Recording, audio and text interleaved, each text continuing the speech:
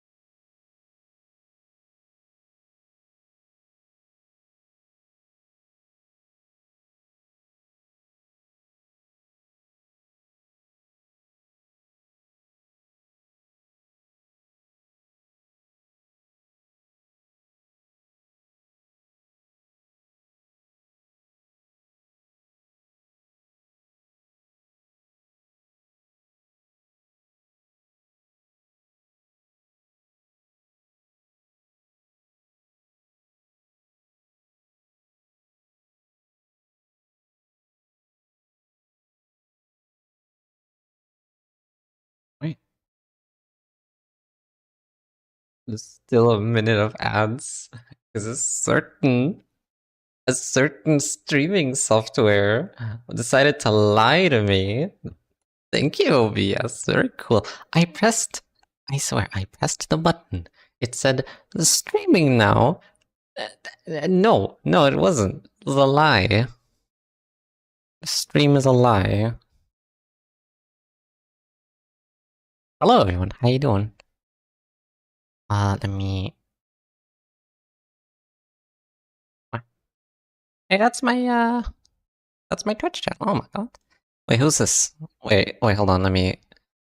Wait, where do I... There. Alright, let's see. What do we got? Reading Distortion Detective. Oh wow.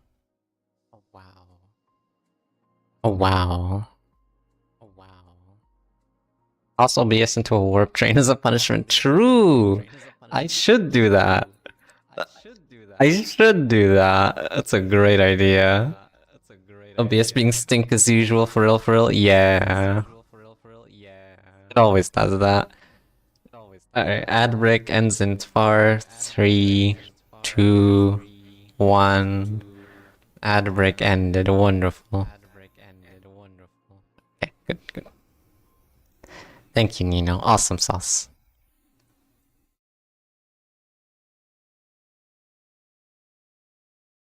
Anyway. Did I say hello?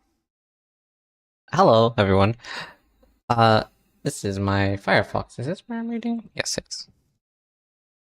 No, I don't want to go to full screen. Please. There. Chatter. 26. Good. Alright. Distortion Detective. Why are you doing mitosis? Why shouldn't I do mitosis? Hmm? Hmm? Why, is there something wrong with doing mitosis? He's multiplying both right like the avatars. Please, you're right. He didn't even notice that. I was trying to recreate the JoJo thing. The Avolo looking behind him. But no, that's just Avatar thing. Looking back on my Nin ancestors. Nin ancestors.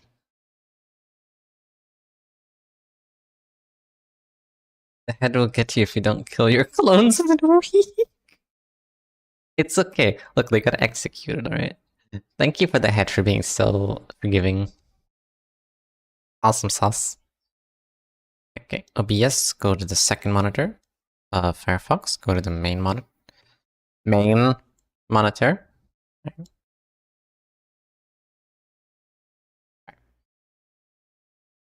See, thank you, Tunic, for your services. Where's my favorite Hollow Knight Pomodoro playlist? There it is. A playlist that goes with literally any mood.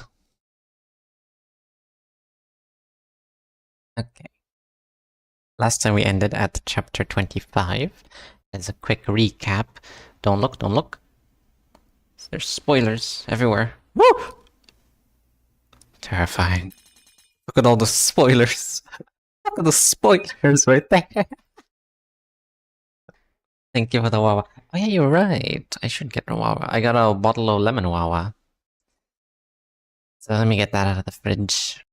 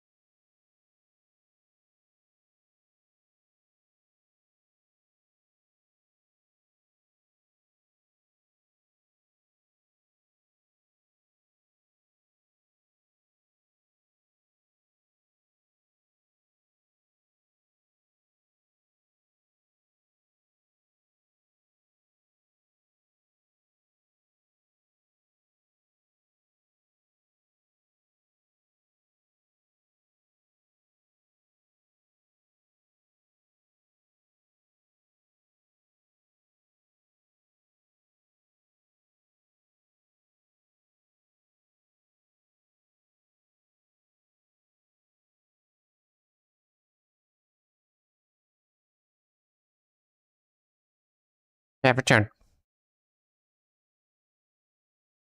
Had to feed my cat as well. Speaking of cats, I forgot about this.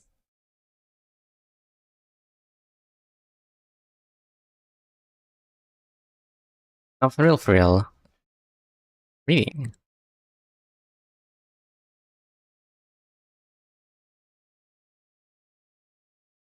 Whoops. There.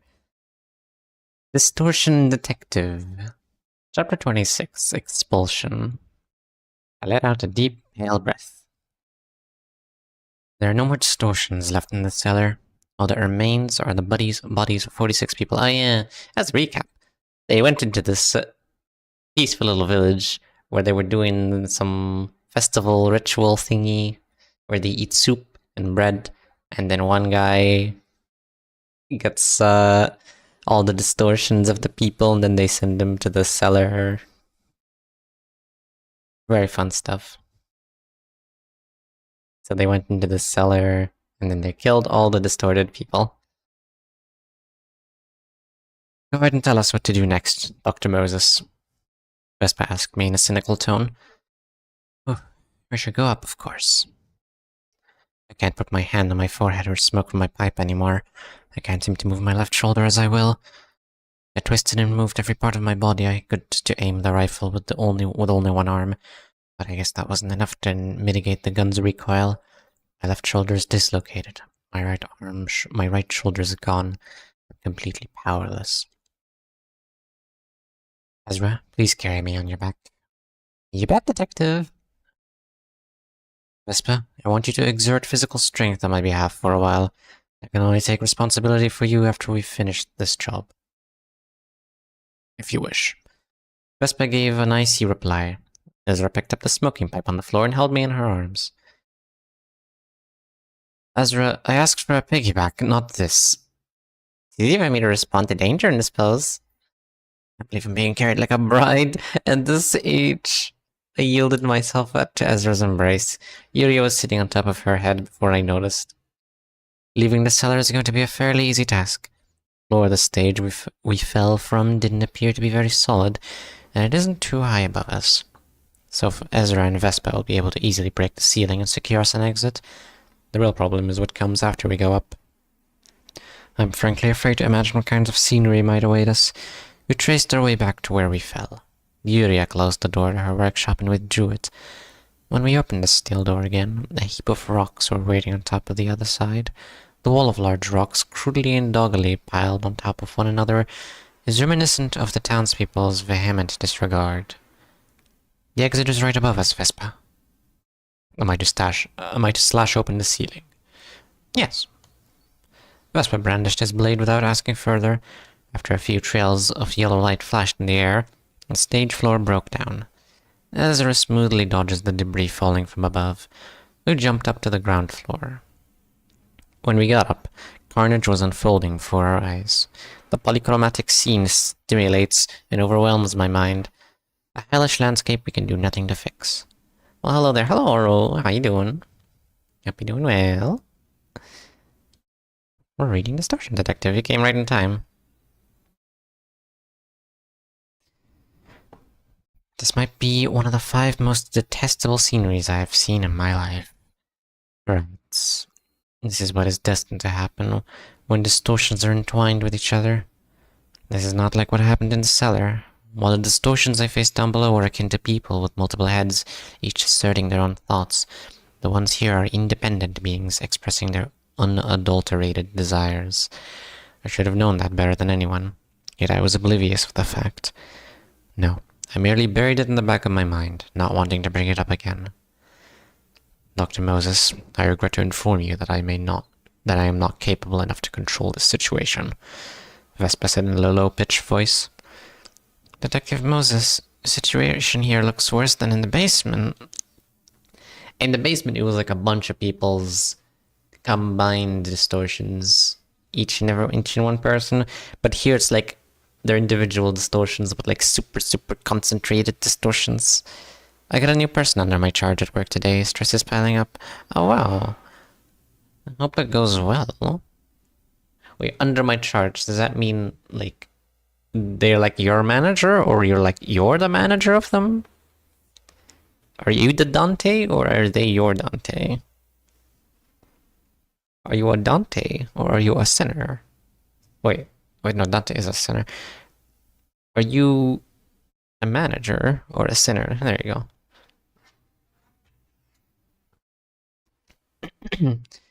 Yuria said, hiding on the back of Ezra's head.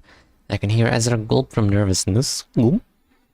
The distortions, each different from the rest, are killing each other in their own unique ways. The strong harass and tear into the weak. Maybe I don't know how to talk. I am the manager. Oh my god. Good luck then. No, I think it's less if you don't know how to talk, and more just my brain just didn't work. Congratulations. I hope they learn much from you.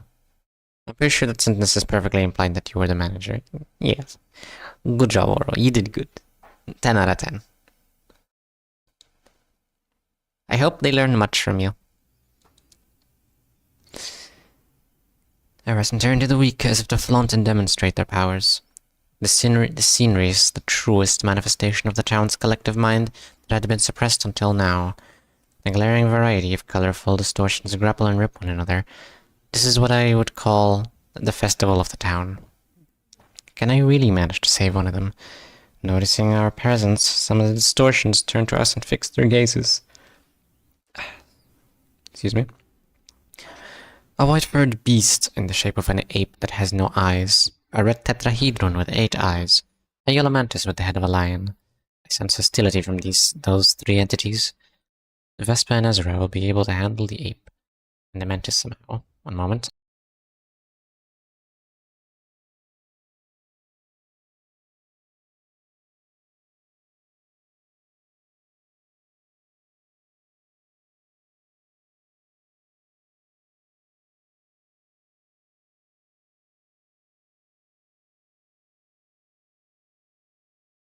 There was a red tetrahedron with 8 eyes. This just sounds like flesh prison. That's the only thing I can imagine when I hear that. It's just flesh prison.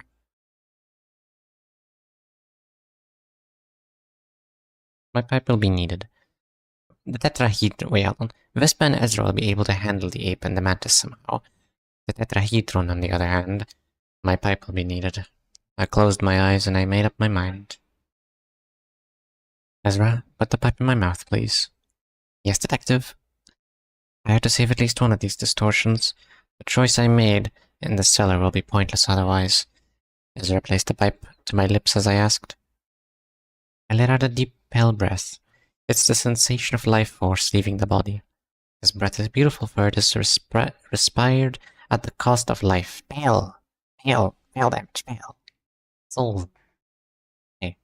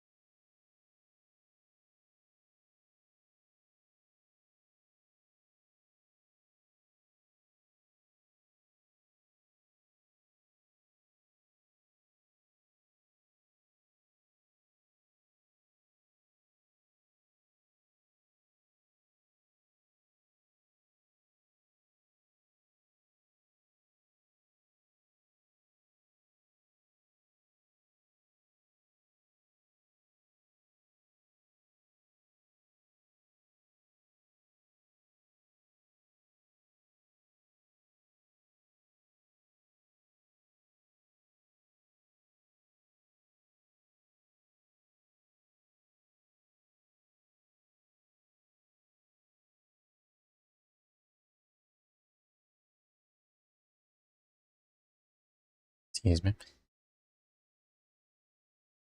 My cat was fighting to get my food. I got fish. Really a death sentence. I need to quickly eat all the fish. So there's nothing left.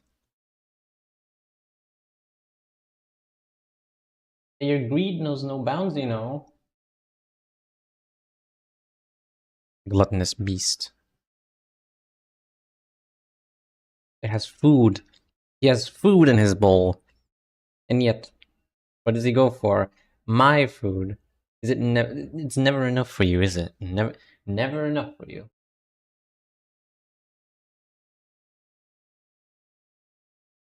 Unbelievable. No, you.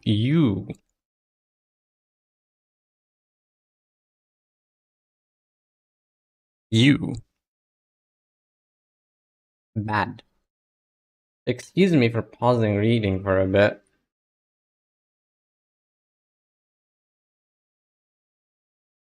Mm.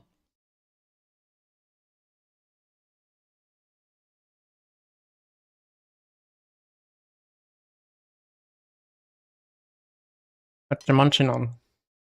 Fish and rice. Which is why my cat wants it so badly.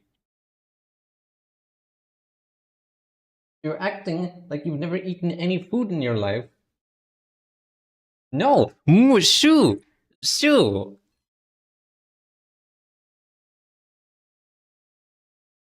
Pinky! Okay, fine, here, have a little.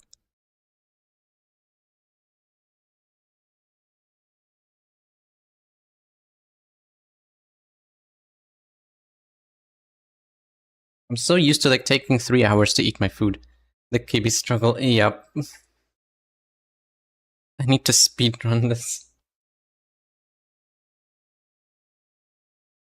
Yes, sit there politely and look in jealousy at me. Yummy, yummy.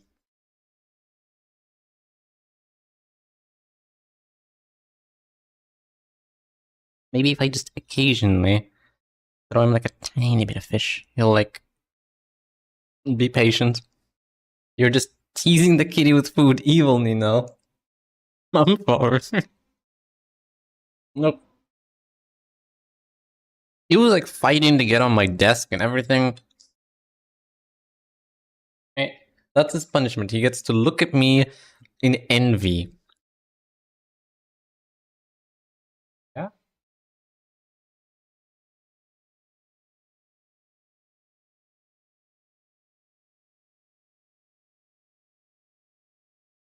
Okay, I'm gonna throw him another tiny bit of fish.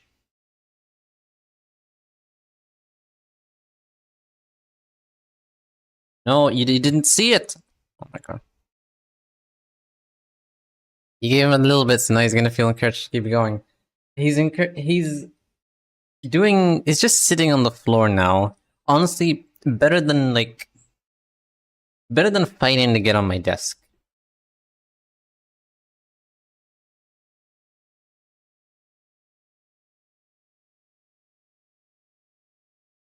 I'll just continue giving him like a tiny bit every like minute or so. At least gives me time.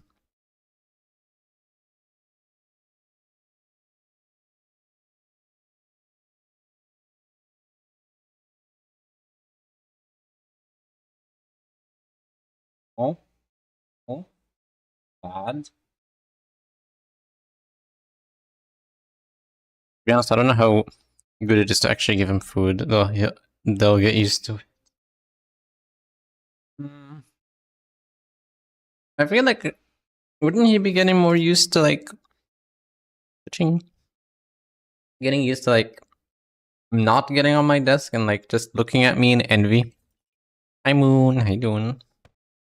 Well done on checking in.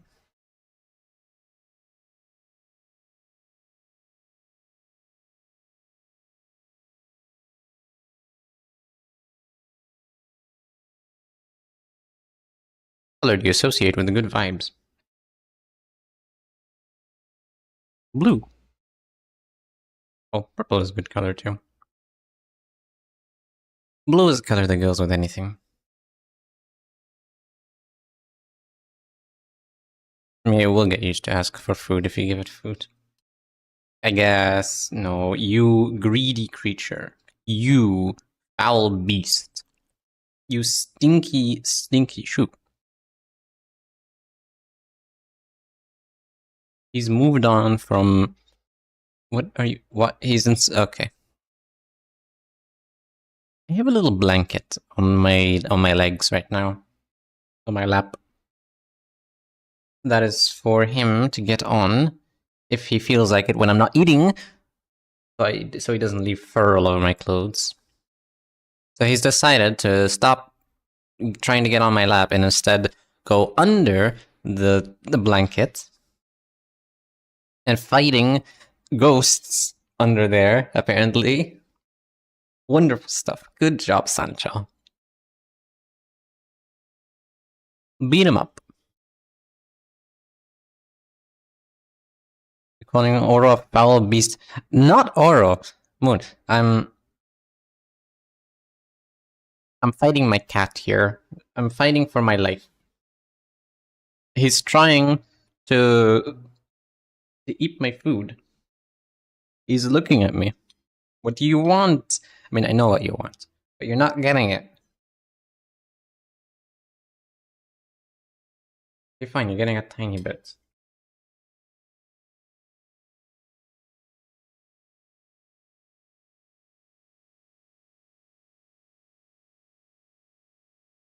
And he didn't even see it. Oh, that's a skill issue on your part.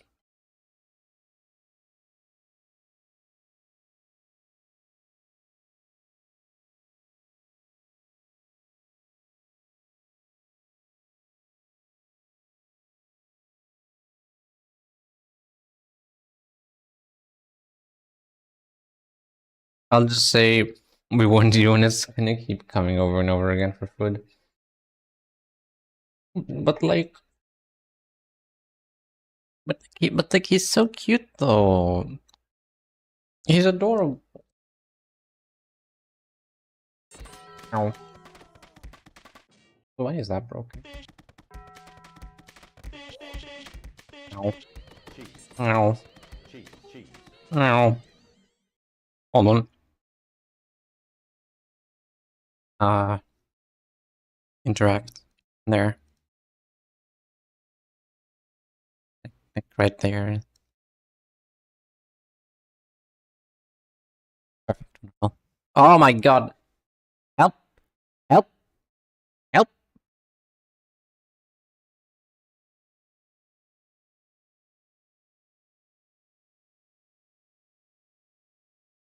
Wonderful. Long time so hard he despawned and now he's big. No. The universe began with the big... They think it began with like the Big Bang. But no, it was actually the Big Nino. At first there was nothing, and then there was Big Nino, and then Big Nino started streaming. And that's how I started streaming. That's the order.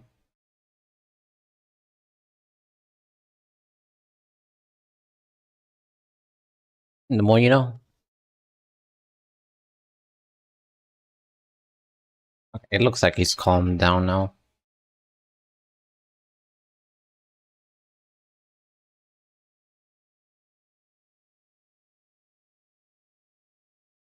In reality, it was Big Bonk. The Big Bonk theory.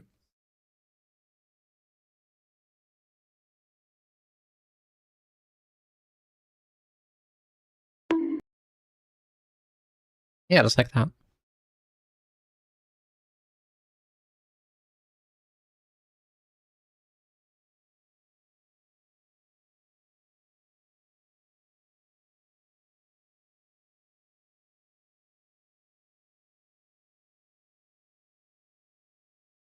It was a perfect time for me to read Discord messages. It's Sybil. I mean, Sybil. I mean, what are those cats called? The troop cats.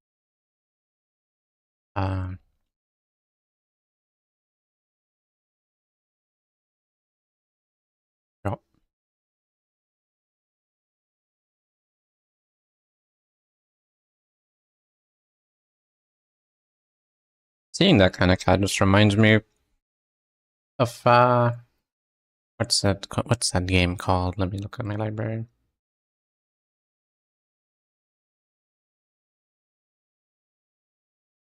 Bingus, My Beloved. Love that game. Love that love that it's never getting finished. I need to know what happens. Thank you, Elf. I need to know, what does Bingus do afterwards? What does Floppa do? Well, for those who don't know, it's a visual novel about Bingus and Floppa going on their first day of college, and they meet up with all these funky characters. Uh, and you can date them. You can date them. And there's a bar that tells you which one of them you're closer to. And it's really cool. And I miss it. I want, please, developer, finish the game. I'm so invested in the story, even though it's like 2 chapters. And you can't even get the achievements for the chapters. I think they were broken. I finished both chapters, but I didn't get the achievements for them.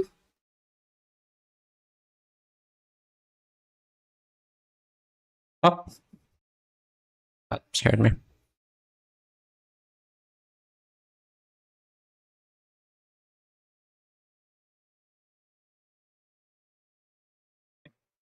The foul beast has retreated into his foul cave. By that I mean Sunshine went to sleep. I want to finish my food, I'm almost done.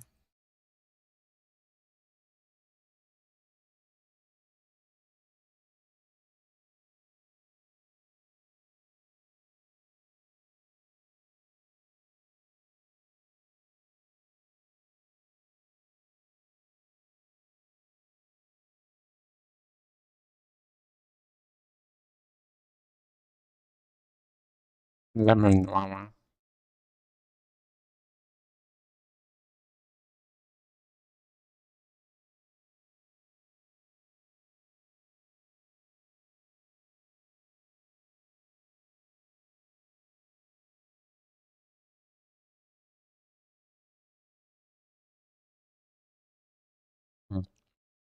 Random thought.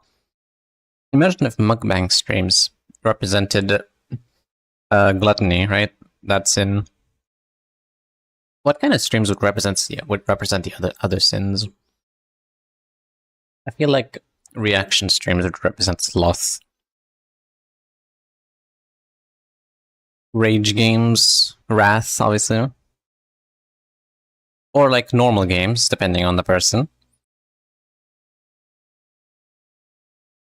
I don't know what envy would be.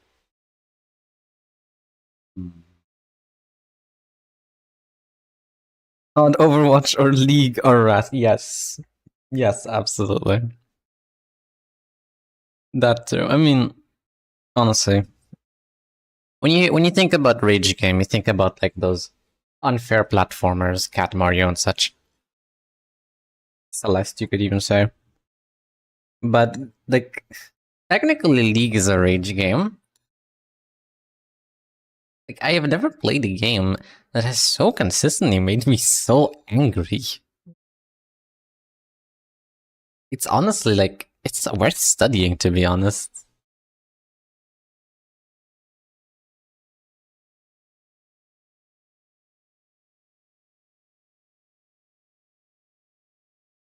Oh, I'm done with food now.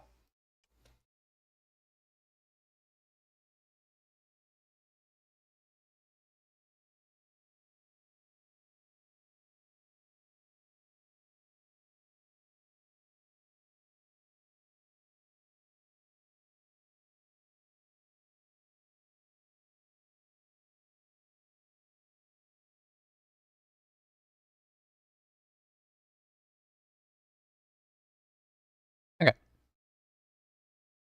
Hope you enjoyed the mukbang section of the stream.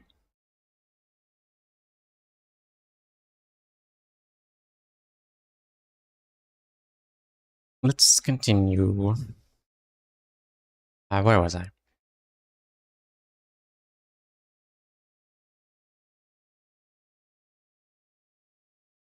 Oh yeah. What? I think like oh, it's some other mystery cat entered our house probably. I'm hearing my mother shout, "Shoo, shoo!" Very cool stuff. Right. Let out a deep, pale breath. It's the sensation of life force leaving the body. His breath is beautiful, for it is respired at the cost of life. Translucent turquoise powder, taking on the hue of appetite, scattered over the town hall. Casting a blue glow, the powder adheres to the distortions. They begin to slow down not long after. This is a powder of death. It brings the living closer to mortality. Death signifies silence and cessation. All living beings are brought to a stop. My lungs aren't big enough to exhale a breath that could stall this many distortions at once. Still, it'll earn me some time to confront at least one distortion. Even if I can only save one of them, I must do what I can. This might very well be my last breath.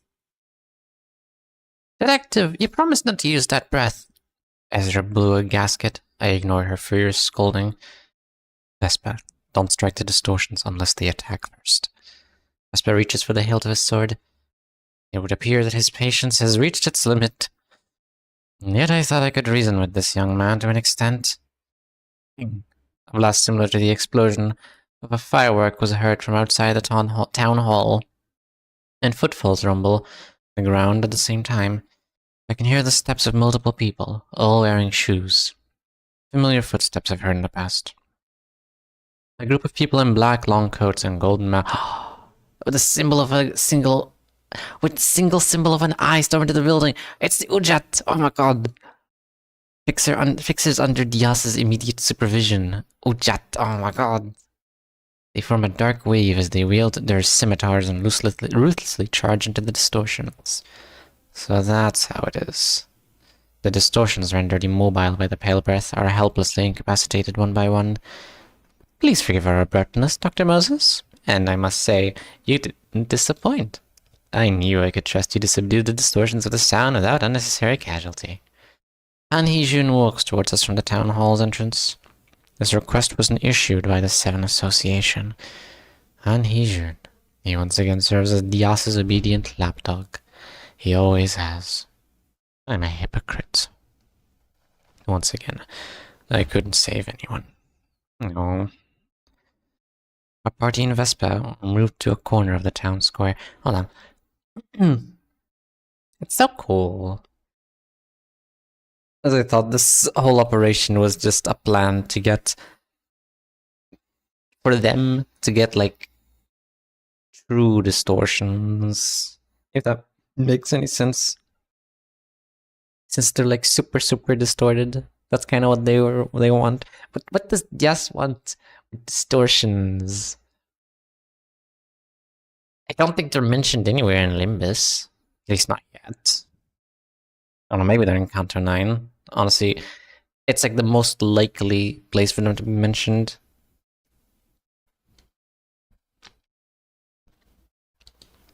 I don't know. Our party and Vespa were moved to a corner of the town square where we sat down to lick our wounds. Ujat, the private military force under Diaz's command, cleanly sorted out the town's situation. They cage the distortions and make assiduous preparations to transport them, as well as treating our injuries with great care.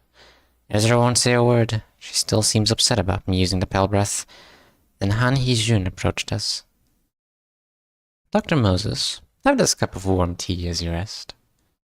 How can I possibly grasp what's on her mind? Anyway, I didn't quite expect you to be with Vespa Crabro, the taboo hunter of Encore. Is he that famous?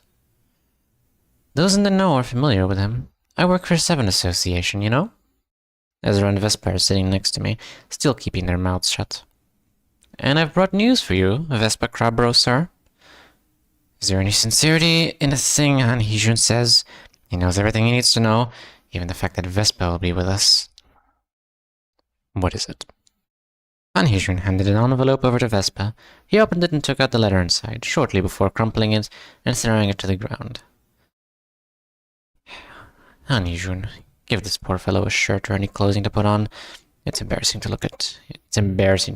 You know. The jacket and shirt Vespa was wearing had been torn to rags after repeated battle. As you wish, Dr. Moses. Anhijun beckoned his finger to an Ujat who brought him a white dress shirt. I'll invite you and your company to Lady Diaz's place once this has been tidied up. Let me ask you something, Haijun. What is it, Dr. Moses? Is it fun to mess around sitting on top of my head? It's not very pleasant, to be honest. After saying goodbye, Han left us and walked off to the site of apprehension for the distortions. I hear that you can see the distortion for people. Looking at me, Vespa asked. Yes, I answered, smoking a cigarette with my patched up left hand. Then tell me, Dr. Moses, what do you see from me right now? I see the tattered wings of a bee on your back. Vespa has been expelled from Encore. Damn! Expulsion! Imagine they just sent him this picture. Like, in the envelope. No, like, official thing or anything, just a picture of himself with a big red expulsion. That's amazing. I have to check promo art. He looks like Mersault with Yi-Sung hair and depression. I know, he's so Mersault coded.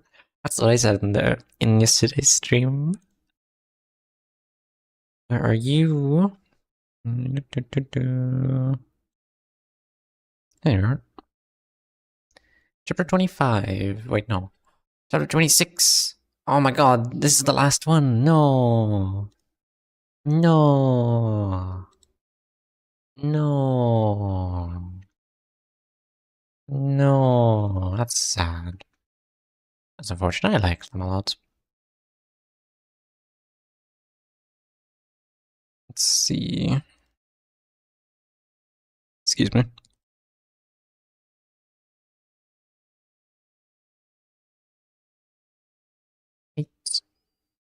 This one is of the Ujat beating up the distortions. Oh god.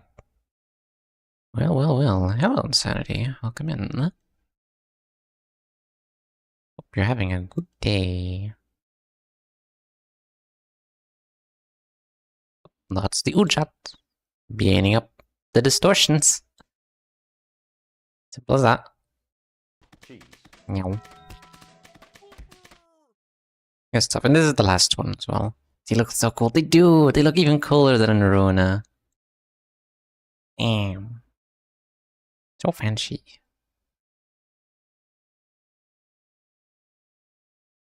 Well then. That's the last one, unfortunately. Also, rip... well, not really rip, but... Down. Vespa got kicked from Encore. Are they, like, not allowed to leave Encore? The Taboo Hunter's not allowed to leave? I'm guessing they can. Like, what if someone just breaks a taboo and then leaves the nest? Surely they'd have to let him. I guess since he failed once... They're like, okay, screw you. Get out. They give off Arbiter vibes. They do! Like, the first thing... Hold on. Bring it back. The first thing I thought was like, is that Bina or something? Is that Garion? Obviously it's not, but like the hair, like the black and yellow, the color scheme especially.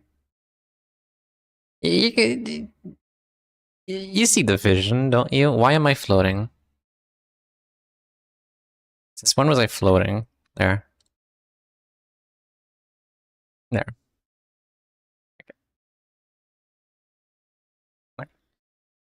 Chapter 27, The Mansion. The original, please. Chapter 27, The Mansion. Once again, I set out for a fallen nest. Oh, are they going to Elcor? Or District?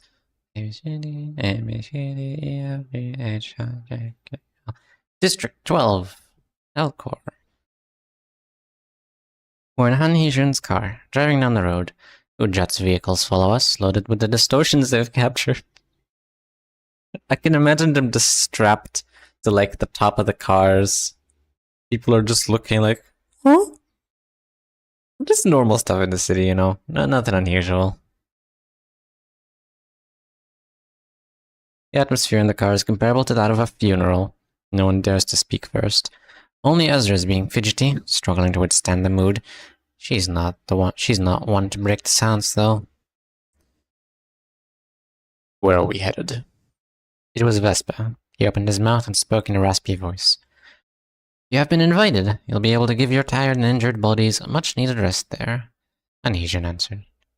We're headed to Diaz's place, I bet. This is awful. I can already picture what will happen once we arrive in my head. Right now, I have no choice but to play into her hands. So have we passed her little test? Yes. My personal impression is that your way of handling matters and the result it produces are excellent, as I thought, Dr. Moses. I'm certain Milady will think likewise. Sure she will.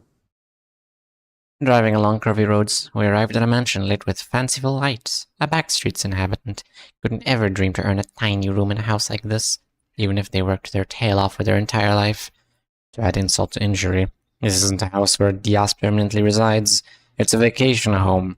A place as significant to her as a pair of shoes stored in the corner of a closet that may or may not be worn someday. She probably owns at least one mansion like this in every nest. Damn. How rich can one be? How can one be as rich as this? She must be like the head of a nest or something. Or like of a wing. That's the only way I can imagine having this much money. After we step out of that car, and here, oh yeah, another thing I saw in Diaz's picture, she had red eyes. Okay, you can never trust anyone with red eyes. I'm so sorry, Dahlia. Like, they could be blood fiends. Like, anyone with red eyes could be blood fiends. Virgilius could be blood fiend. This person, honestly, but how long blood fiends live? Like, I feel like that's one of the ways one can become so wealthy, just like by living for hundreds of years. That's my theory. Sorry, Nadia. Chris Deltarune cannot be trusted. After we step out of the car, Anhesian leads the way for us. Before long, Diaz came running to me with open arms and hugged me. Oh, wonderful. It's a sweetheart. You must have taken great pains to get your job done. Good work, darling. I see you're still having fun playing with me like a puppet on a string. Don't be so cold about it. I knew you could do a wonderful job handling it. Right, he's in? Yes, indeed. A sudden growl interrupts the conversation. Ezra's belly is such an honest alarm. Sorry. Oh, Ezra, I knew you were starving, you poor baby girl. I prepared a ton of rare dishes for you. Come on, let's eat together. Can this sassy boy clad in yellow dine as well? I asked, pointing at Vespa. Diaz answered in a completely apathetic tone. More than 100 kinds of dishes are placed on the long dinner table, and only 6 people sit around this table. That means most of the food will go to waste. Each plate of food on this table probably costs as much as a house in a residential area of the back streets. In that sense, could this meal be considered extravagant? Such a description only applies to consumption beyond one's means. Truly gluttony. Diaz can easily afford this and more. To her, this meal will be the equivalent of purchasing a sandwich at your local ham. I'm sure you set up that scheme because there's something you want me to do. Cut to the chase, will you? Can you go to Elcor's nest? I was right. Diaz says with a merry smile. Are you referring to Lobotomy Corporation, a wing that recently fell? I said impassively. So does this mean it's during the events of the library then? Diaz replied to him with so much as giving a glance in his direction. Amazing. She do not care. She does not care about Vespa whatsoever. You still haven't done away with that dream, huh? Of course not. I'm a girl with many dreams, you know. Isn't that right, Ezra? Yeah. Elcor. Girl with many dreams. Does she want to become the next Elcor? I feel like this is the only reasonable explanation. Someone with that amount of power trying to go to Elcor. Elcor. Once again, I set out for a fallen nest. This is the first time I'm making a journey to such a place since the Smoke War. Smoke War brings back several memories. Moses participated in the war. She's a war veteran, I see. So good they made 2 games and this book about it for real. True. Absolutely. Can't believe they made Elcor, Runa, Limbus Company, and Distortion Detective as an ad. Excuse me. It brings back several memories. The night is long, Moses. Let me tell you all about the favors I want to ask of you, taking all the time we need. Oh, for wing's sake. Amazing. Translation notes. No, we are not sneaking bang product placements into the English text. Mr. Ji-hoon has included them in the original dialogue. Wonderful. I expect them not to sneak bang in there. That would be a bad translation then, as funny as it is. Chapter 28, our mission. Sadly, no more pictures. Diaz never lies. She won't tell the truth either. The full truth. Excuse me. Are you proposing that I work for you like I used to? I won't ask you to be an Ujat, no. I'd like to hire Miss Moses and as the Distortion Detective. Oh my god, she said the thing! Distortion Detective. The fallen nest of Elcor is now likely become a battlefield for numerous syndicates and fixers. What can be the Distortion Detective? What can the Distortion Detective do in the midst of such strife fought with cold weapons? Oh, Ezra, it's so nice to see you enjoy your meal, Diaz said with a smile in her eyes. Ezra is conscious of Diaz's attention, but she still hastily fills her stomach with the food on the table. What's more astonishing was the speed at which Vespa consumed his share. It almost looks like if he were inhaling food, rather than dining like one normally would. Perhaps my prediction was incorrect. Maybe there won't be any food left to go to waste. Leaving the two to their meal, I continued the conversation with Diaz. Diaz, you seem to be interested in capturing distortions alive. That's right. I try to fulfill your dreams by using them. Half right, half wrong. Diaz never lies. She won't tell the truth, the full truth either. That's the kind of fellow she was. She set a clear limit on how much she's willing to share. Will we ever find larger numbers of distortions to capture in Elcor's nest? Or is there a particular distortion you're keeping an eye on in this place? Do you have any idea what's going on in Nest L right now, sweetheart? Diaz gives me a poignant stare, pulling her eyebrows together. What an abominable look. Lady Diaz, may I have the pleasure of explaining this part to her? And Adrian butts in. Okay, I'll leave it to you, Adrian. Amateur klutz at exposition. And Adrian looked into my eyes as if to seek my non-verbal agreement before giving me the brief. Elcor's nest is currently under a shroud of fog. It is of unknown origin. It is during the library events. A shroud of fog, another resemblance to the Smoke War. The situation isn't quite like the Smoke War. This fog simply hinders any attempts to observe by obstructing vision. Anyone who enters ends up getting lost. Still, I imagine quite the bloodshed is going on in the nest. And as you suspect, syndicates and fixers are murdering one another in that place. Because it's a tempting opportunity to make a fortune. You would be correct. Have the fingers stuck into the metaphorical pie as well. The thumb and the index have made a move. Yo, let's go. The index of all things. That's a bugger. Doesn't like the index. So what is the reason you're sending me into that war zone? I'm not seeing how any of this is relevant to the distortion.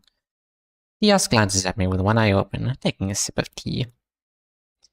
There have been an extraordinary number of reports that are thought to be the cases of the distortion in the nest. No doubt, probably related to the reverberation ensemble.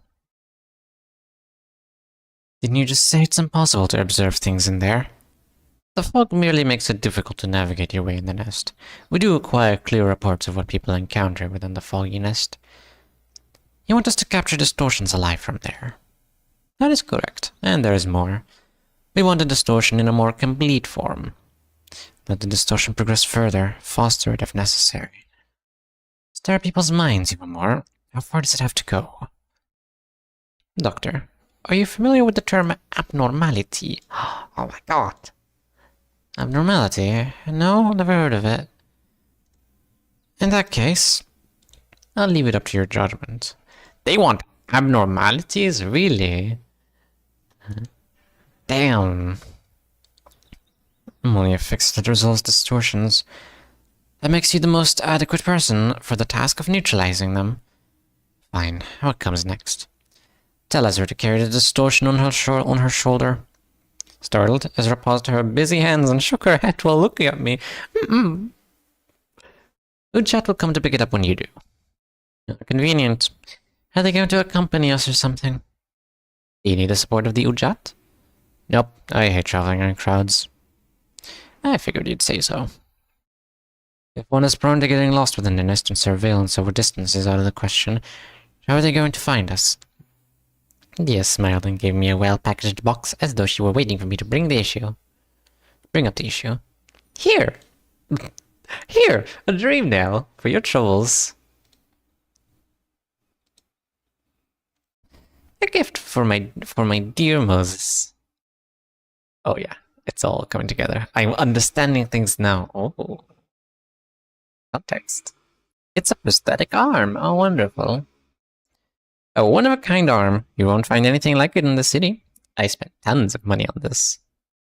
It's extremely unusual for Dios to consider any expenditure large. Whatever this thing is, it must be a work of insanity. With this arm equipped, Ujat will be able to locate you. You can also communicate with me. Oh, great. It's a GPS and a microphone. It's a perfect spying device. That means I'll have to listen to your soddy voice wherever I am.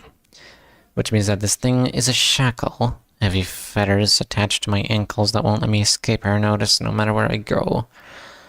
How many distortions do you want captured? Until I'm satisfied. I'm holding back my boiling urge to punch that face. Yes, you are to secure distortions until Lady Diaz is satisfied by the amount and... Do you remember the black box you saw in Taeyong Produce Co? Yes. That box was produced from Elcor's nest. Oh, really? You're telling me to find and bring more of those boxes as well. The black box that generated distortions. Diaz collects distortions and plans to create them herself. So that's how it is. With that technology in her hands, she might be able to achieve whatever filthy dreams she has. And why should I take this job? Because this might be your chance to atone for your past, Doctor. I took out my smoking pipe and bit it in my mouth. Please remain calm. I'm saying this sincerely. I puffed out smoke. Dr. Moses, please refrain from smoking at the dinner table. Sorry, Dr. Moses, please refrain from smoking at the dinner table. Vespa scowled at me and grunched in a deep voice. I don't mind it. Don't give him any attention and smoke all you want, Moses dear. Diaz retorted right away. I internally let out a deep sigh and put the pipe back in my pocket. We'd like you to lend a hand as well, Vespa, sir. Why is that?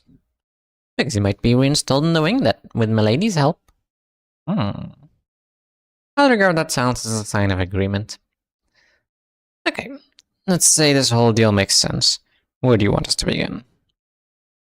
We have multiple candidates. Laundry of Dreams, the Human Thunderbolt, the Library, Yesterday's Promise, the 8 o'clock Circus, the Church of Gears, Man-Eating Sand... That's enough. Oh my god. That's like 50 references, no way. That's enough. All ungraceful names. That's how the association usually designates names for cases. That's fan service at its finest. Yep, just all the things.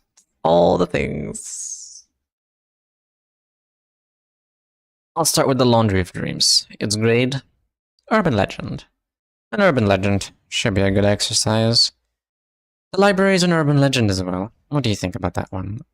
Well, there's the exact point of time the story takes place. What was the ordering of the grades again? Canar, urban something, urban something, urban something, urban something. I forgot. Not too far though. It's not Stardust City. I don't get good vibes out of it. Good Moses. Good job, Moses. Good job. Well done.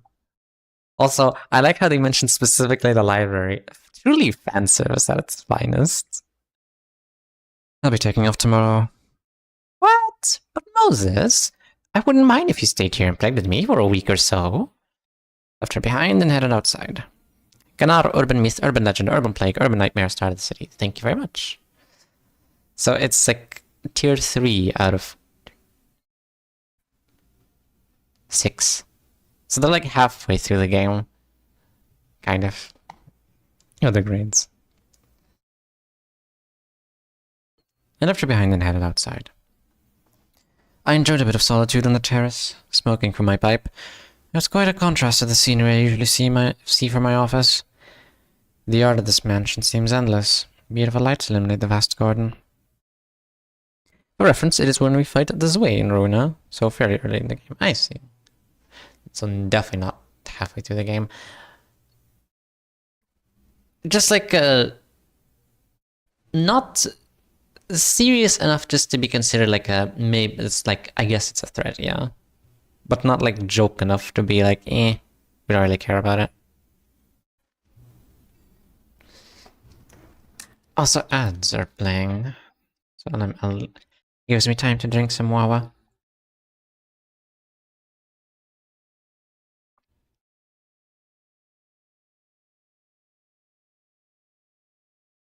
Right then. My voice was very sore yesterday. I didn't even notice until a friend pointed it out. He thought I was tired, but no, I just was reading for like 4 hours.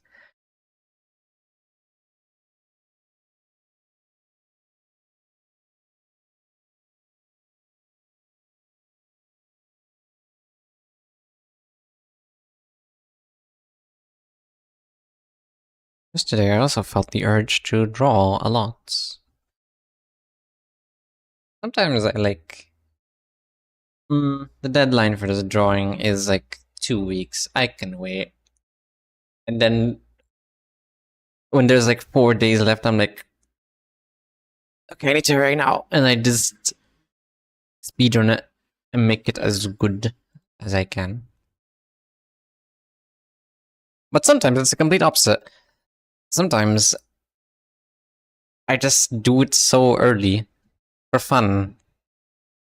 Like yesterday, I did the whole sketch and almost finished the line art in like 2 hours or so, when it usually takes me days.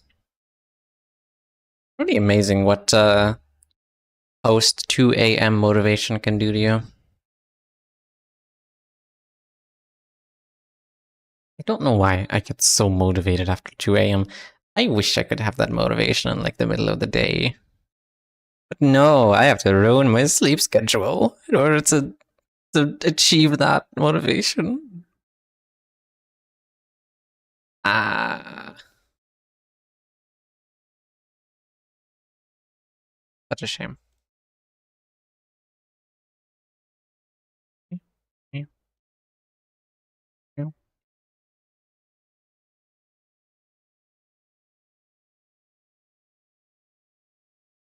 Excuse me.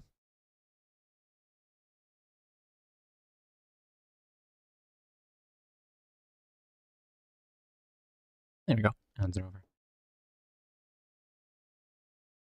I enjoyed a bit of solitude on the terrace, smoking from my pipe. It's quite a contrast to the scenery I usually see from my office.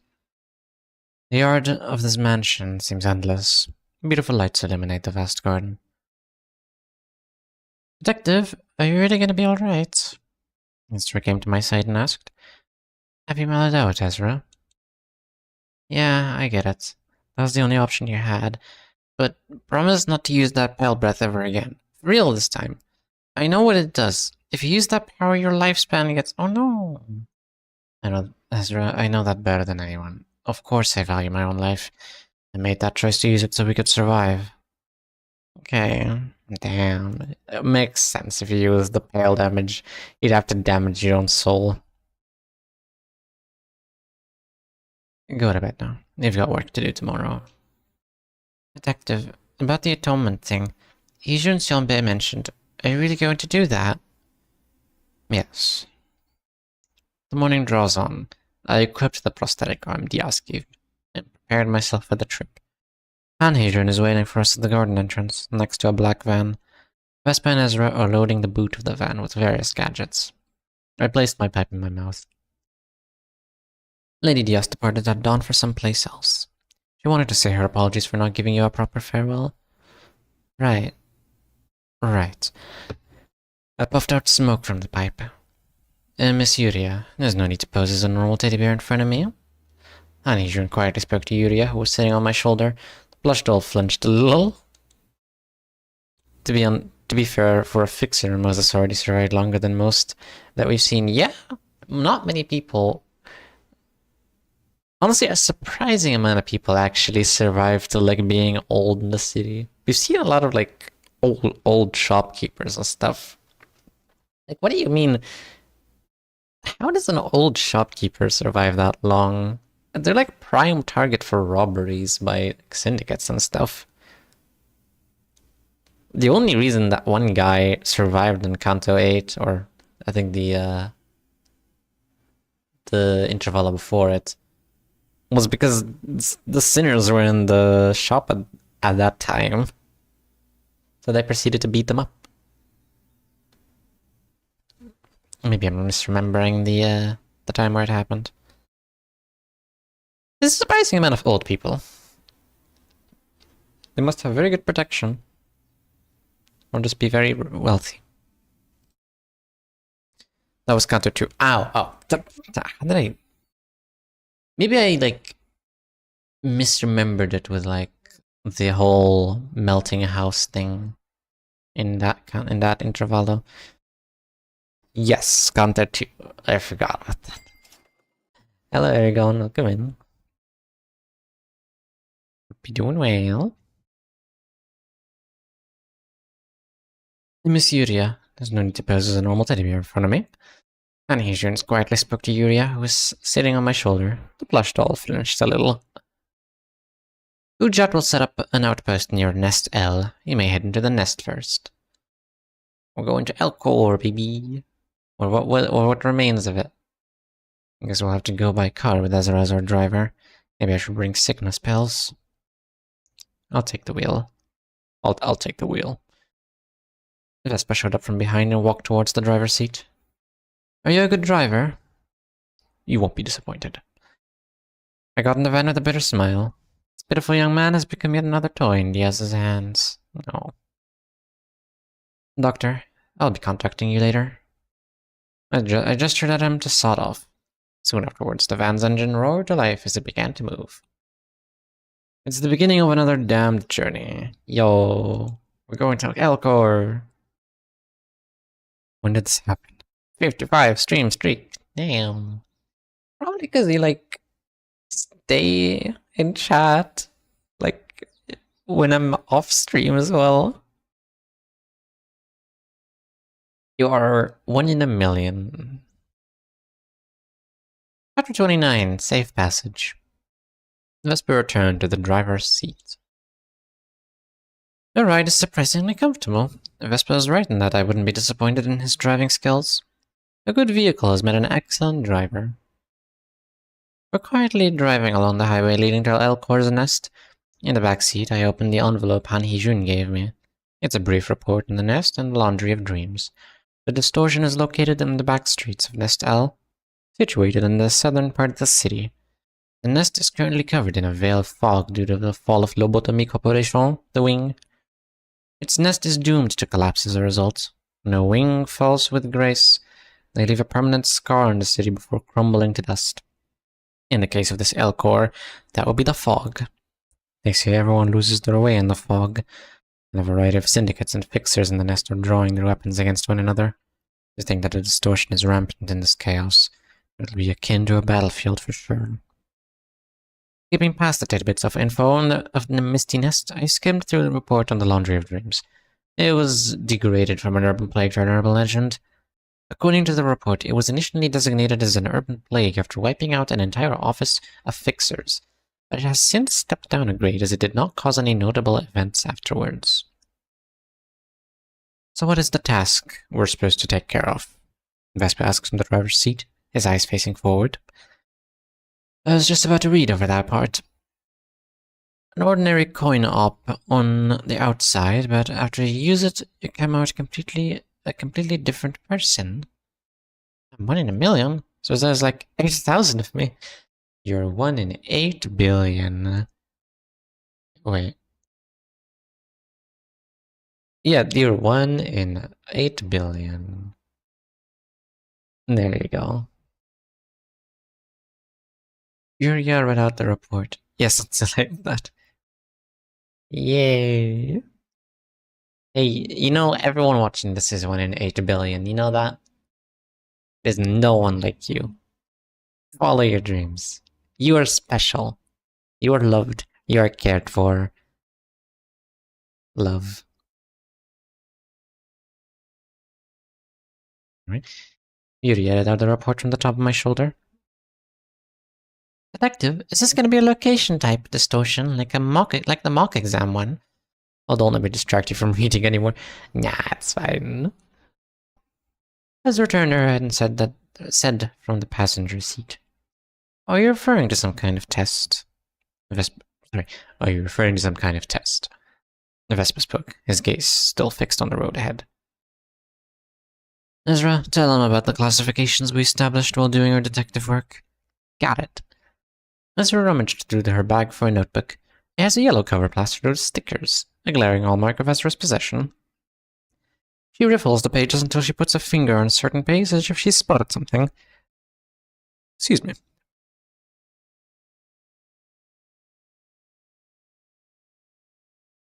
Blah blah. Let the senior give Yuria the protege and Vespa the baby bee of the team a lecture on the distortion. Wait. Oh, wait, who said this? Let the senior give Yuria. Oh, this is Yuria. Let the senior give Yuria the protege and Vespa the baby bee of the team a lecture on the distortion. I could see a vein pop out between Vespa's brows right as she said that. Ezra studies his face for a moment, then continues her lesson. Or wait, no, that was Ezra. I don't know. It's some high-quality intel organized by Detective Moses and her capable sidekick Ezra, all based on the experience of working as the Distortion Detective. As you all know, our mentor Moses can see the distortion. Distortion is the name given to this phenomenon by the HANA Association, according to the data registered to the Association database. It's a phenomenon where people would suddenly transform and take monstrous shapes. I heard about the phenomenon in relation to the pianist case of District 9. Yep, you two are on the right track. Before I knew it, the drive turned into a little class. However, our mentor in Detective Moses thinks there's more to the distortion than just people turning into monsters. She sees the distortions as a person's mind bursting forth into something tangible. And the detective can see the distortion before it actually manifests. That's how our office can solve cases before the distortion fully manifests. Is it up to Moses to determine whether a case of the distortion has fully manifested? It's Detective Moses, little junior Vespa. Vespa pops another vein on his forehead. You're gonna give him an aneurysm. Is it up to Detective Moses to determine the severity? Yep. She's classified different types of distortions and the stages of progression. Every distortion has a cause behind it. From that, we connect the dots to explain how that cause was responsible for the person distorting. Next, we give the explanation to the subject in a way that they can accept. If they do, we can resolve the case before the distortion manifests. Can the same be done to cases of the distortion that already have manifested? Vesper turned his head towards me and asked that. To that, I quietly answered, depends on the progress and category. I updated my knowledge on the distortion of the recent series of events. I want you to pay attention to this one, EZRA. Yes, Detective. EZRA turned to a new page and picked up a pen. Until recently, I only categorized distortions by type, but I've included severity in my newest classification system. Incubation period, early stage, middle stage, and terminal stage. It's like the staging of a disease. Yuri made a snarky remark. He's not wrong, however, to me the distortion is a disease. Most people's distortions are in the incubation period, as you're all aware. I can see the distortion before it manifests, thus I decided to title the earliest stage, but the distortion becomes visible to me as the incubation period. I'd like to know the severity of the bee's wings you can see from me. Wait, this is Vespa. I'd like to know the severity of the bee's wings you see from me. In my opinion, your distortion is at an early stage.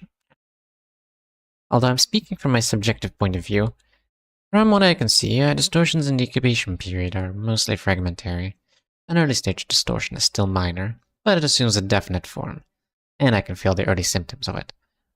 An example is the fact that I can feel the breeze generated by the beats of your wings, Vespa. No one else here will be able to sense it. Only I can see and perceive it. That is what I classify as an early symptom. If it's something only you can feel, it must have been a useful ability for you to find and resolve distortions. I think so too, but sometimes it makes me feel unwanted sensations and pain no one else could feel. Rumble. Car shook a little. We came off the highway and entered a narrow road toward Elcor's nest. A thin veil of mist obscures the view out of the window. The time is 1 p.m. Sunlight scatters and shimmers in the mist. We'll listen to the rest of the explanation later. A group of 12 or 2 people are blocking the way. Are they fixers or syndicate members that seized hold of this area? I want to avoid unnecessary conflict if possible. This is not Limbus Company, we're not just gonna kill him and shove him in the grinder. Vespa stopped the car. The group approaches us. Knock knock. One of them raps the car window. Vespa lowered it in response. Going on a little family trip, are ya? A woman puts her arm on the windowsill and asks in a serious manner. She has Irizumi tattooed on her arms. In her other hand is a cigarette. The Irizumi on her arms is no doubt an augmentation tattoo. People carrying katanas at the griddle stand in front of the car. Ah, it's a Kurokumo clan, isn't it? What's your business? Vespa inquired with his eyes closed, not even giving a second glance at the woman. EZRA has her hand over her dimensional bag, preparing for combat. It seems we're dealing with the syndicate. You're about to enter Kurokumo clan's territory, you see? You're gonna have to pay a small toll to pass. Kurokumo clan, I'm unfamiliar with the name. Anyhow, it's interesting to note how syndicates in the southern side of the city tend to be dressed in composed clothes, unlike those in the north. Detective? EZRA, just give them what they want. We're giving money-hungry scoundrels what they ask for. No matter how high they set the bid, it'll still be well within the budget Diaz gave us. How much do you need? EZRA's face puckered as she asked the syndicate member, reluctant to give away our money. Well... Bewildered by your generous attitude, the syndicate members looked us up and down. 2 million on. Yeah! It seems EZRA begrudges our money going to them. However, I don't mind the loss as long as it is the only thing we have to give up. There is no need to take a gamble against a syndicate with a known power and affiliation just to save money. EZRA took a bundle of cash out of her bag and started counting it. Changed my mind. 10 million. The goon said with a chuckle. Staring down the pile of money must have made them cuckoo. Detective! Give it to them. Okay. EZRA passed the 10 million on through the driver's side window. 10 million on is around $7,100. Sheesh! That's a lot of money. Oh my god. So greedy. Meanwhile, Vesper remains perfectly still, his eyes shut. I can see that the Syndicate has some experience, considering they don't go as far as demanding every coin from us. Rookies tend to keep raising the stakes until it bites them in the ankle. On the other hand, the more experienced ones assess the opponent's capacity and stop at an acceptable price. Alright, be on your way. And cutie, you can have this. Ezra was handed a black plastic plate. It's a pass. Nothing should let you freely get through any area under Kurokumo clan's rule. I'm Yuri. Yo, it's Yuri. One of the vice captains of the Kurokumo clan. You know, I like you gals. Why don't you tell me my name? Why don't you tell my name when you drop by a bar for a drink? I'll pay the tab for you. That was resolved smoothly. Have a happy, sappy little family trip. Vice Captain Yuri ground her cigarette on the side mirror of her vehicle. Her head was gone in the blink of an eye. Oh, Vespa! Vespa's fist cleanly removed the Vice Captain's head from her body with a single thrust. I thought it was like that, Captain, but no, it's not. He calmly steps out of the car and cleans the cigarette ash off the side mirror. The unexpected event left everyone quiet. Vesper proceeded to grab his Huando from the side of the driver's seat and charged into the group of thugs. Amidst the thin fog, flashes of yellow shined, following by spurts of blood. That's the second Yuri who was beheaded. No, what's with Yuri's being decapitated? Also, I like how being extorted for 10 million an, yeah, totally fine. But cigarette ash on my car window? Absolutely not. Decapitated. Get him out of there.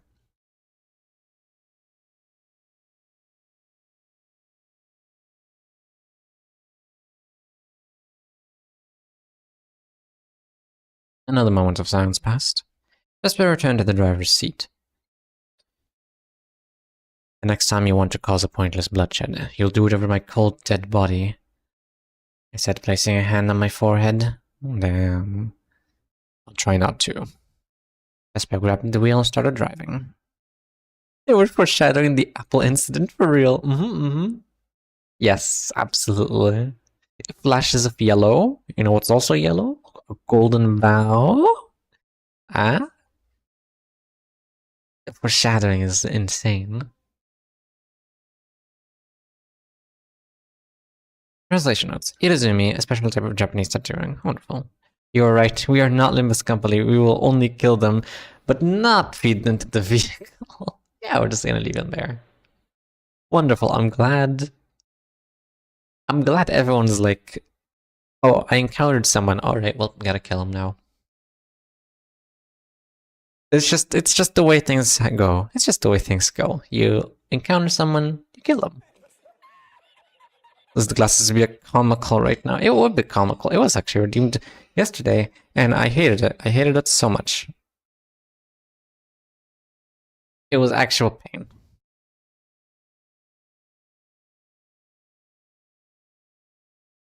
Chapter 30, Chatter. Distortion Detective.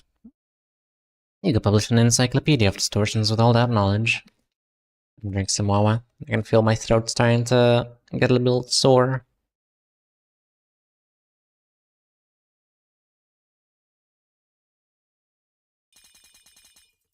Thank you, Energon.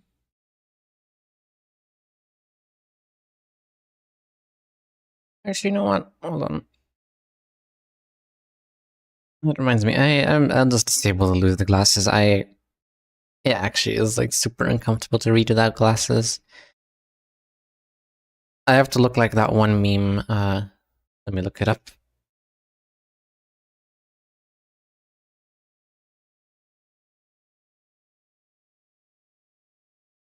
Who could have guessed? Who could have guessed? That's just bad for your health, yeah. I don't know if I can show this.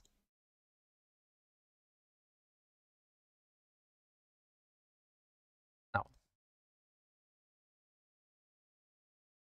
Also, what do you mean the audio The audio stream's current bitrate 0 is lower than recommended. What do you mean 0? Excuse me?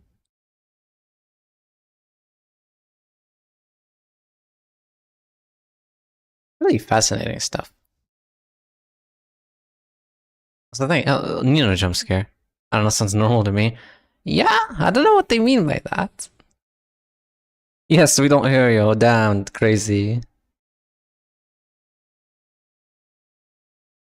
Crazy stuff. Yeah.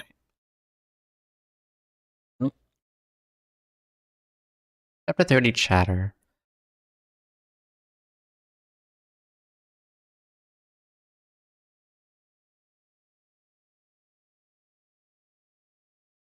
Okay. Exactly. I hear you normally the same way as always when I mute the stream. So true. So true. Alright. Said you weren't a fan of killing. Yet now you've got blood on your blade. Didn't kill them because I wanted to. It was simply retribution for what they had done. And that gives you the right to decide who gets to live or die. There was a mound of severed heads behind them. I suspect those belonged to the people who couldn't afford the toll. What a hero you've become. You'll have to follow every order I make if you want to receive Diaz's aid to get your job back. If your mission ends in failure because of your imprudent behavior, Vespa, you'd better forget about returning to Encore, because Diaz will sink you to rock bottom and ensure that you spend the rest of your life in misery. I will keep that in mind. Vespa replied as he slowly closed his eyes. EZRA sits next to him, seemingly lost in thought and fiddling with the plate Vice Captain Yuri gave her. Beneath her feet are bundles of cash that amount to 10 million an. Hurriedly collected back from the dead syndicate member, the bills have smidgens of blood on them, but there should be no problem using it. Detective, maybe we can still use this plate? EZRA turned to me and asked. There won't be any problem using it to pass through turf under the Kurokuma clan, of course.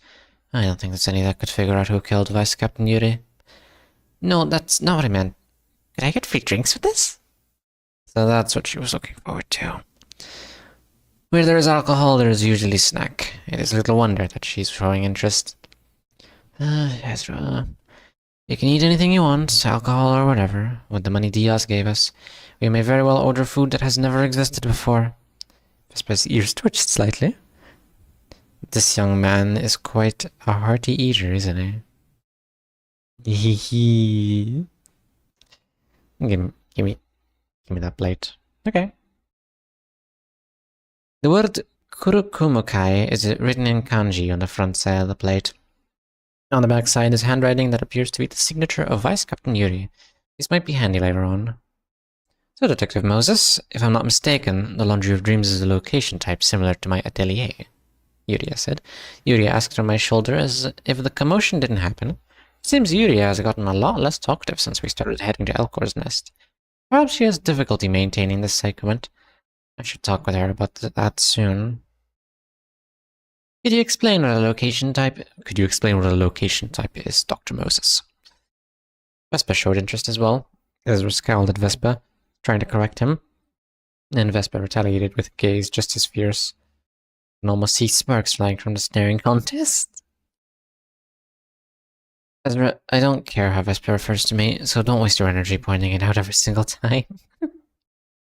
How dare he disrespect the great Detective Moses.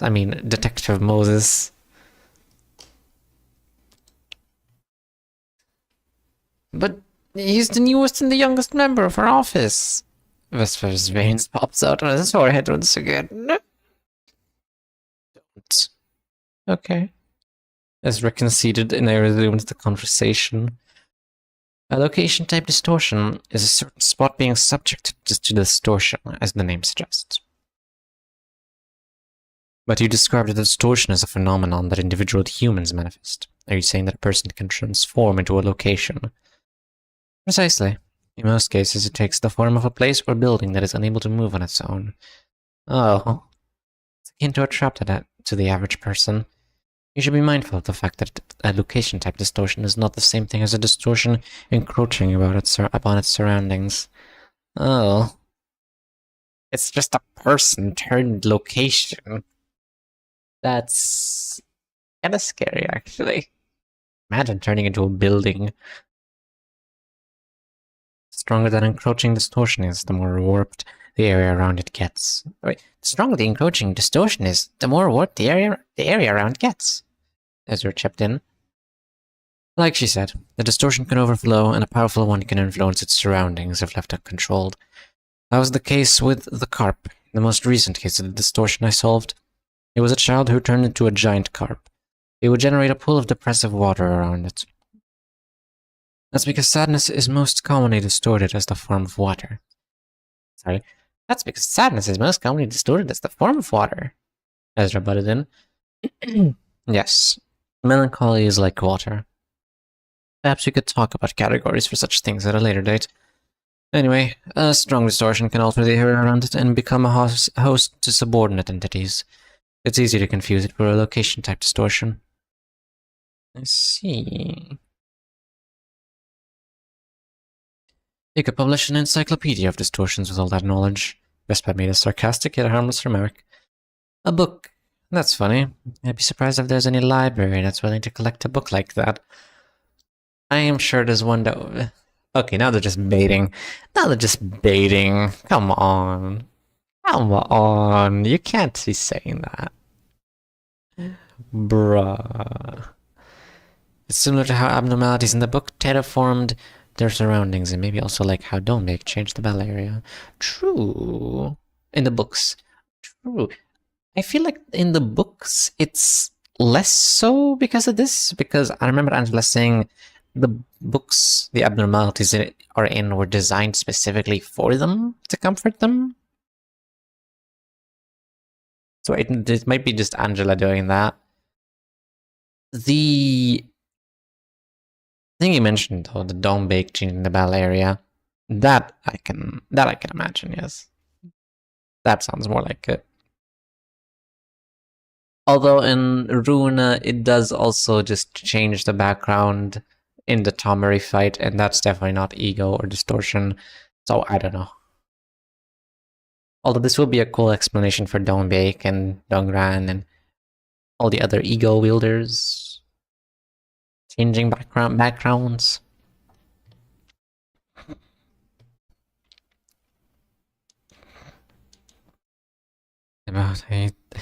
I'd be surprised if there's any library that's willing to collect a book like that. Yep. Yeah, detective, that sounds so educational and fun. Just as Ezra spoke, the car was slowly brought to a stop. Dr. Moses, I need you to tell me the directions from here on out. It looks like we fully entered Elcor's nest. Glimpses of buildings can be seen in the mist. This nest might have shone brightly once, but now it is sunken in fog. This fog feels quite different from the fume that covered the city during the smoke war. Unlike the smoke that rose into the sky, this mist sinks to the floor like a pool of stagnant water. It's similar to the properties of sorrow we just talked about. Could this be a manifestation of someone's serious melancholy? Oh. Damn, really? Oh, wait, that makes sense, actually. Wait, that's cool. So at the start of the library, because Angela is so sad and vengeful for what Ayan did, there's more mist covering it. But the more you progress, the more Angela becomes human and, like, becomes attached to the people in the library. So it, like... So that's, like, why the mist goes away slowly. That's cool! That's sick! What an amazing way to explain that mechanic in lore. All in the novel as well. I wonder, is that why the library becomes blue in the ending where Angela kills Roland? And also for some reason Angela becomes big. I don't know why that's the case.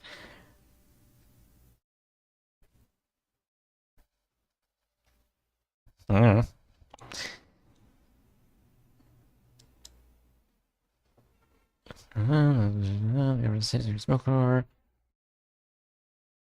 Regardless, I'm the only one who can find a way anywhere in the thick veil of mist. Or rather, the prosthetic arm Diaz gave me will figure out a way for us. I scanned the barcode printed on the report of the Laundry of Dreams as instructed. Urban legend case, Laundry of Dreams, guiding to the most recent observed site. Turn right, 300 meters ahead. The voice came out of the arm. A vocal guide in this day and age. Come to think of it, this may be a more effective method than hologram-based navigations in a fog as thick as this. Vespa, follow the instructions of this voice. The car slowly began moving again. Then Vespa opened his mouth. The man named Han Hee-jun said our work is to capture the distortion. How are we going to seize the location, if I may ask? We'll shrink it. As I said moments ago, the distortion will expand and warp its surroundings as it becomes more powerful. In other words, its influence will shrink as we neutralize its power. We will have to weaken it enough to fit in our hand, or at least the trunk of our van. Damn. This van is no ordinary vehicle. The entire cargo compartment is a massive dimensional bag. Really? Oh, it's like the one Limbus Company uses. It should have no problem carrying absurdly large objects. However, distortions are ultimately people. It's not a good idea to store people in a dimensional bag. I have no choice but to hope that DS kept that in mind. Thank you, Elf. And that we can load the trunk with distortions anyway.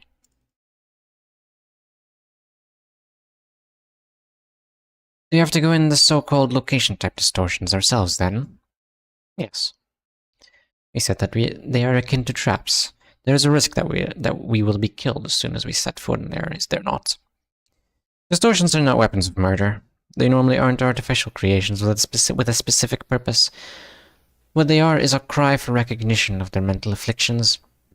As you suggested, the distortions that harbor a murderous intent may try to kill us, but I can tell if a distortion has such designs. That means our lives lie in the hands of your judgment, Dr. Moses. Of course he should. All we gotta do is trust Detective, beady baby bee. Vespa popped her vein once again. Ezra seems to be enjoying it at this point. The conversation halted there. Only the mechanical voice of my arm would break the silence. Yuri is being strangely quiet. When I looked to my left, the red teddy bear was lolling on my shoulder. Her synchronization with my sacrament appears to be unstable, as I suspected. Even if the teddy bear were to stop moving, that wouldn't mean the death of her. Her real body is under the protection of Doogie office, after all. The teddy bear suddenly flinched. Detective Moses? I see you're having trouble maintaining your sacrament right now. Yeah, my consciousness is fading the deeper we go into this nest, and the thicker the mist gets. Rest up for a while. I'll keep the teddy bear with me. Thank you. I'll take a short nap. Have to work like a dog. The teddy bear's voice trailed off as its head was lowered. You have arrived at your destination. Wonderful.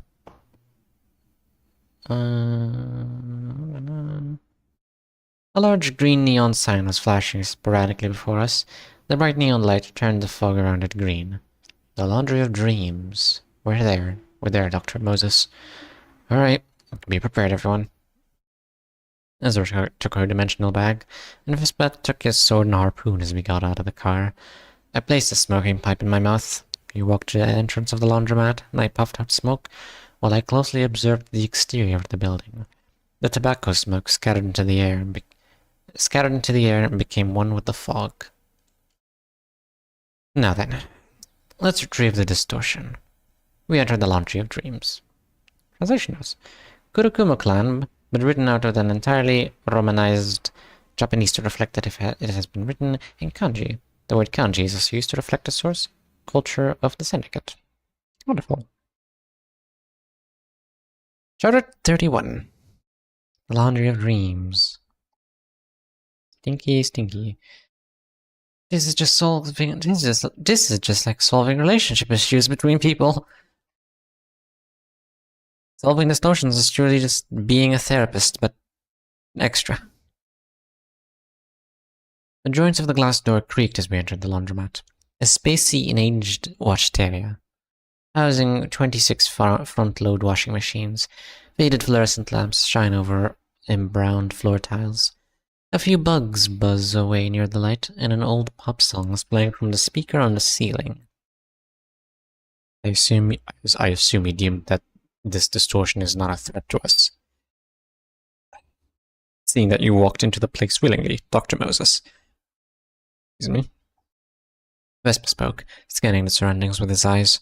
Ezra is watching something in front of one of the washing machines. A grade 3 fixer and their colleagues fell victim here.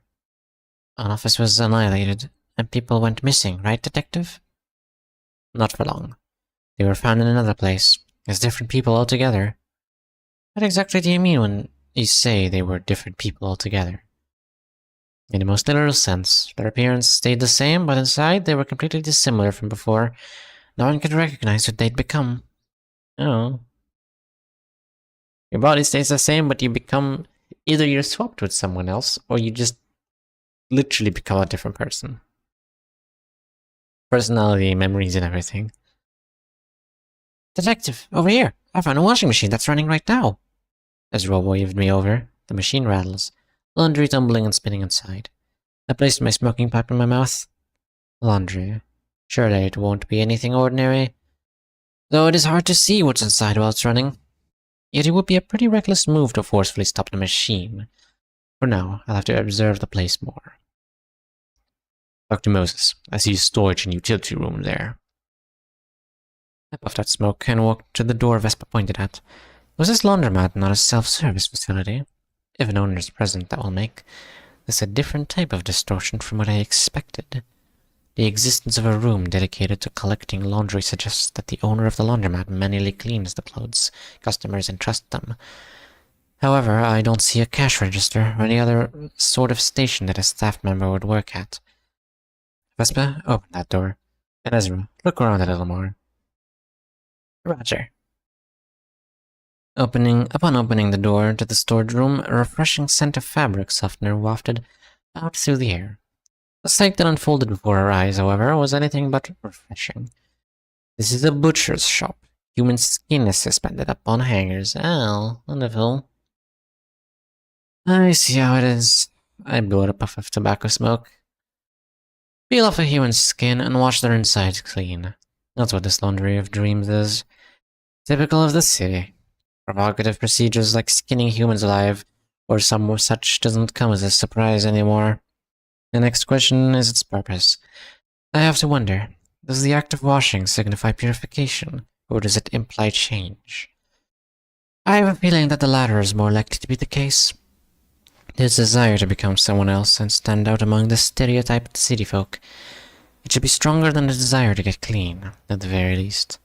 In a coin-op such as this, the act of washing it is as simple as putting clothes in the washing machine and inserting a coin. Looking at the hue and hide that's hung here, it seems like people who visited this place took off their own skin and left it here. When did it happen? Right after entering the laundromat? After inserting the coin? Or wouldn't the laundry have to be inside the machine first? It's still a hazy mystery. If this place was deceiving people's perception, my eyes would have caught the process. I don't see a sign of such illusion yet. I guess I should investigate the washing machines once again. Let's go back out. Detective, I can't get the washing machines to work using ordinary coins. Ezra, you dimwit. Who told you to fiddle with the washing machine? Don't mess with the distortion while I'm not around. Okay. Ezra answered in a dispirited voice. There are several problems when a person who can't see the distortion is involved in solving cases of the distortion. For instance, they might walk into a gaping mouth full of teeth that I can vividly see, or be enticed into doing something not knowing that they're being pulled away by shadowy hands. Thus it takes a person who can see the various sides of the distortion to aptly handle it. Detective, would it matter if I got a coin from the exchange machine here? I put my hand on my forehead. Ezra's the type to leap into action before putting any thought into it. I gather my thoughts while Ezra acts. Just to solve the distortion, someone has to be a guinea pig. Still, the curiosity and boldness of this child is quite a challenge to handle now, even for me. Give that to me. Okay. Rumble. With a loud noise, the room trembled up and down. Coin slipped from Ezra's hands while she was trying to pass it over to me. Ezra, drop that. Before I could finish that sentence, Ezra swiftly moved her palm below the coin. And invited me to grind some Eldivers too, so I'll be mostly lurking now. Alrighty. Enjoy the game. The thing seemed to land on Ezra's hand, but it won't stop falling. It makes a hole in her hand and reaches the floor as if it has to. The coin rolls around the floor before it falls down the drain. Like, ow! Ezra groaned, holding her punctured right hand. Oh. Dr. Moses, look behind you. Following Vespa's words, I turned around. The door to the storage room vanished. A loud mechanical noise came into the distance. Something's already happening. The coin as required couldn't have dispensed from a vending machine for no reason. A coin exchange machine. Something was traded away for the coin.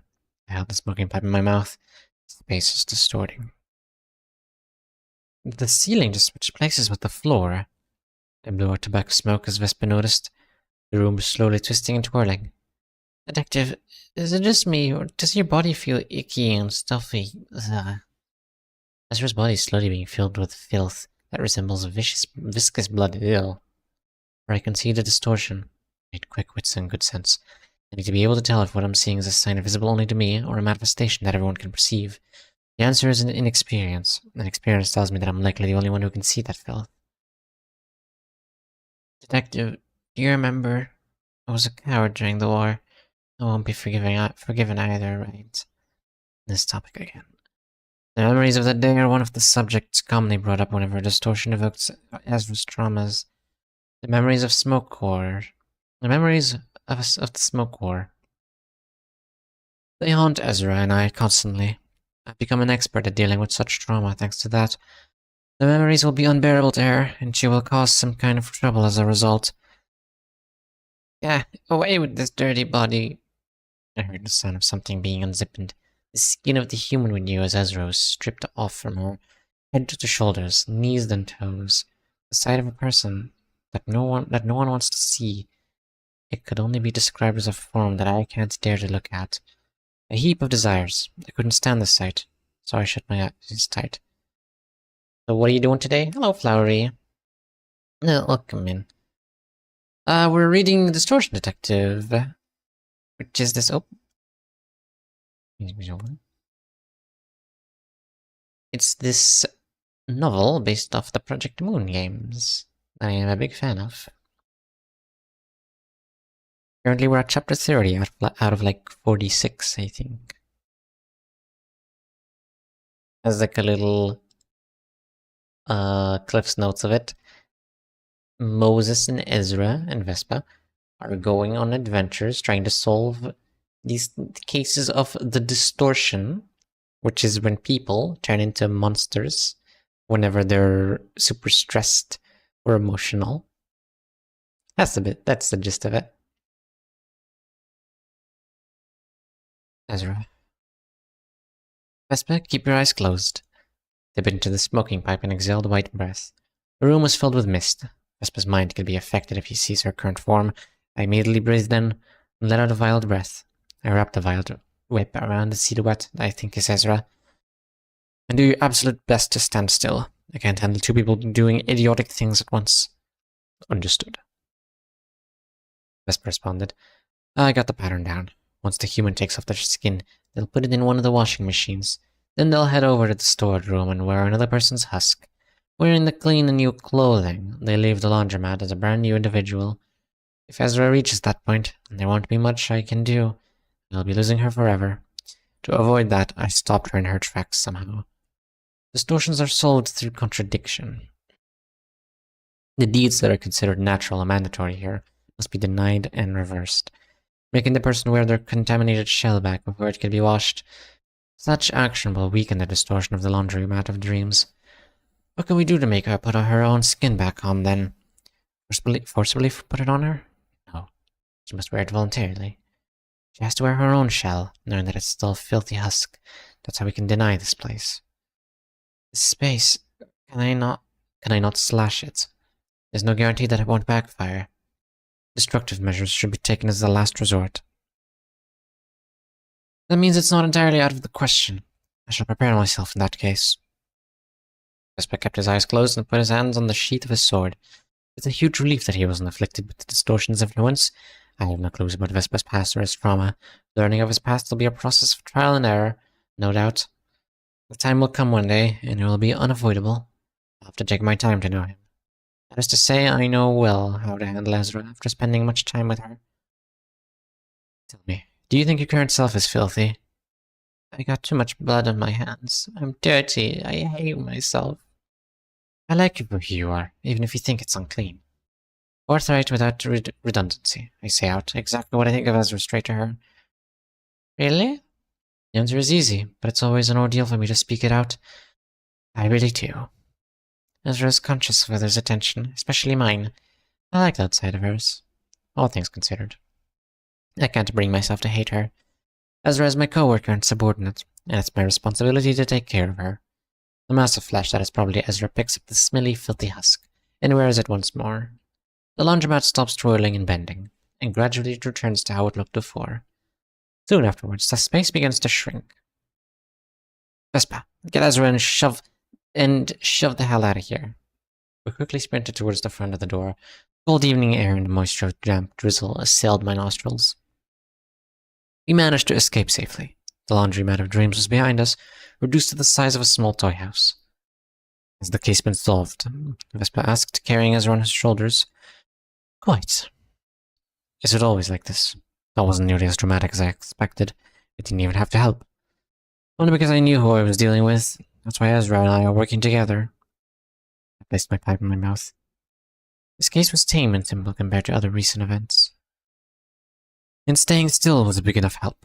It was big enough help. If you were in Ezra's shoes, I might not have been able to do anything. Besides, the distortion is ultimately a human affair. Oftentimes things are covered up and details are glossed over. That sounds like how human relationships go. Puffed out smoke. He's dead on the nail. It's just like solving relationship issues between people. If I try to ignore the root of the issue and turn away from it, it can be ended on an ambiguous note. In this case, I didn't bother to understand the case or process of distortion, nor did I try to make the subject understand it, because it's not my business. Because it wasn't necessary. Dr. Moses, if our objective was to solve the distortions rather than capture them, would it be possible to revert that laundromat to a human? It should be. The steps will be more complicated than what we just did now. Are you curious? The distortion is also similar to a human relationship in that the problem gets harder to solve if I try to face it directly and bring it to the definite conclusion. Never mind. It's something I must know. You will elucidate me at some point. Elucidate it at some point. I picked up the laundromat of dreams and stored it in the trunk. At this size, there's no need to call Ujat to help retrieve it.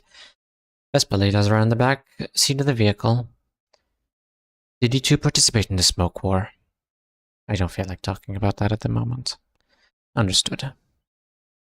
Vespa took the driver's seat. I shook ash off my smoking pipe and sat in the passenger seat. Then I manipulated my prosthetic arm. Beep beep. Adrian. Yes, doctor. A detestable, solid voice comes out of the arm. We've taken care of the laundry of dreams. We're moving on to the case of the human thunderbolt. Looks like you've solved the case safe and sound. I'm ending the call. Hold on, Doctor. Did you meddle with the Kurokuma clan by any chance? We did. So he somehow found it out. He sure is a competent informant, and he's most certainly going to give me a chewing out for this. The Kurokuma clan is a thumb subsidiary. I suggest avoiding conflict with the finger if you wish to complete the mission, and as if I'm some kind of kid that needs his nagging. Beep beep. The thumb is decent compared to the index. At least I won't be talking to a wall. Dr. Moses. Are you scared that we might have to face a finger? If we ever happen to confront the thumb, please let me lend my strength. This child has his stories, I see. That's up to me to decide, depending on the situation. Vespa seemed to think for a moment with his eyes closed. All right. The car slowly trudged through the mist. Wonderful. Now the case of distortion, quote-unquote, solved. More like reduced. Excuse me, I'm stretching. Okay.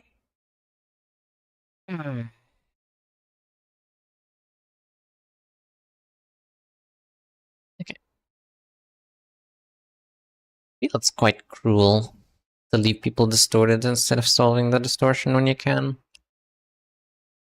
I understand that they want distortions to study or do whatever they want with, but Well,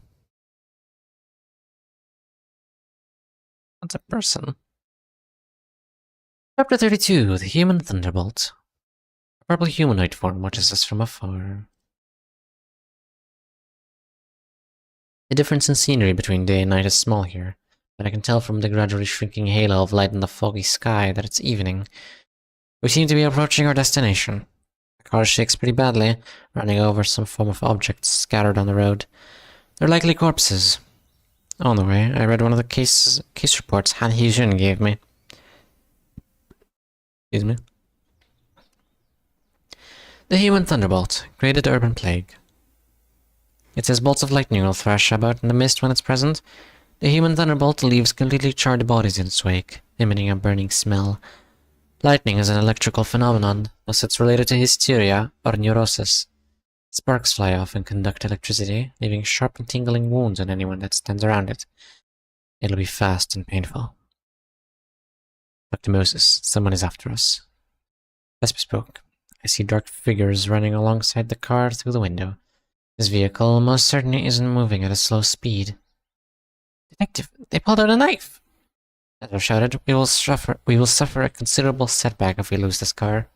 Diaz gave us this van, so it won't break easily. However, we won't know what the unidentified group is capable of. We have to make a careful choice here. Vespa, can you give the slip without damaging the car? It won't be an easy feat, I'm afraid. Then we'll stop it right away. The car lurched to a sudden halt, creating a loud noise. The group surrounded the van in an instant. Is it another syndicate like the Kurokuma clan? Whatever they are, they probably won't stand a chance against Ezra and Vespa. And we're less hesitant to get violent after spilling blood here once. Ezra, Vespa, get out of the car. This is different from the Kurokuma clan situation. We are in the middle of Elcor's nest, where there are many variables. We have to promptly prepare ourselves for battle. As soon as I got out of the car, a burning stench struck my nose. Might be the supposed trace of the human thunderbolt. According to the report, another particular scent stung my nose. It's the acidic smell of tobacco. This smell. Those in the know are familiar with it. Vespa drew his huando right away. Ezra slipped on Alice workshop gauntlets and cracked her knuckles. The figures in the mist revealed themselves. Smiling faces! Oh my god! No way! They're wearing masks of the RAHHHHH village. The syndicate is characterized by their steel masks grinning from ear to ear. They smoke performance-enhancing narcotics from the gigantic pipes they're carrying. We're running into an urban nightmare-class syndicate while trying to solve an urban plague case. It's not an unlikely occasion. The syndicate started out in the east of the city, but their influence has grown over time, and now they're all over. We're here to eat us. I placed my pipe in my mouth. They can be conversed with at the very least. A moment of silence passed. Detective, why won't those chatty guys speak at all? Keeping her eyes to the front, Ezra asked me in a tiny voice. I'm wondering the same thing. They're strangely quiet for how talkative they usually are.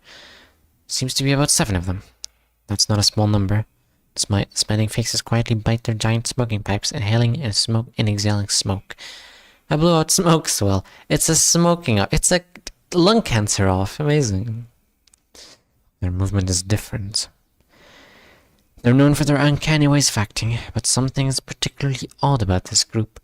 They twitch their bodies as if they were wooden puppets, and there are faint sparks of electricity flowing through them. They're coming, Vespa said, puffing out smoke in the mist. The smiling faces commenced running at us. Their massive smoking pipes double as a blunt weapon. It also contains the hidden blades sheathed in the bowl of the pipe, sort of like a sword stick. Ezra faced 2 of them, charging at us. One of them swung a smoking pipe in a large arc, and she struck the bowl of the pipe with her fist. It made a small dent in the pipe, throwing the attacker off balance. Oh, detective, my fist hurts so bad. Whining, she accelerated her other hand with the Alice workshop gauntlet and struck her fist into the chest. The blow sent the opponent flying into a wall. The other one swung a blade at Ezra's arm. I let out a purple breath to slow the blade down. Ezra took out a Nestro hammer in the meantime and hit the aggressor on the forehead. Bang! The metallic objects rang as they clashed. The hammer got crumpled from the impact. The mask, on the other hand, is intact. Vespa takes the rest of them on the other side. Yellow traces dance in the air like lightning bugs. Just then, Vesper turned to us and pitched the harpoon he'd been carrying at his waist, without hesitation. The harpoon tore through the air and hit the left shoulder of the smiling face standing before Ezra, making them drop the weapon. Ezra immediately took out the Stigma Workshop blade and stabbed into her opponent. The Stigma blade makes a sizzling sound in their chest. Let's go, Stigma Workshop. Those bizarre gestures. Wait, hold on. Paying no attention to that piercing injury, the opponent hit her lower jaw with their knee. Oh no, they're piercing resistant. These bizarre gestures, the smiling faces, are being controlled by something, and the human thunderbolt has to be the culprit, judging from the purple electric discharges flowing through their bodies. Ezra and Vespa aren't overwhelmed by the smiling faces, but they can't seem to gain the upper hand on them either. It's really fascinating how in the games electricity is almost always purple. The most electric thing I can think of is the electric screaming sheep in Limbus, which is also purple. Ezra and Vespa aren't overwhelmed by the smiling faces, but they can't seem to gain the upper hand on them either. I drew a deep breath, seeing how strong and agile they are. The violent whip I usually wield won't even reach them, let alone keep them in place. I let out a deep, violent breath. The pipe morphed into thick chains. Ezra, throw that harpoon at me. Ezra pulled the harpoon from the smiling face's shoulder. In that brief moment of vulnerability, one of the smiling faces smacked her in the cheek with the smoking pipe. Ow! Ezra's head was knocked upward, but she managed to stay upright and tossed the harpoon. It buzzed in the air before landing at my feet. I tied the vile chain around the tip of the harpoon. Vespa! Ads. Ads. Okay. 3 minutes of break before I continue reading. Didn't know Distortion Detective had so much content from Rona. Yeah, I know, right?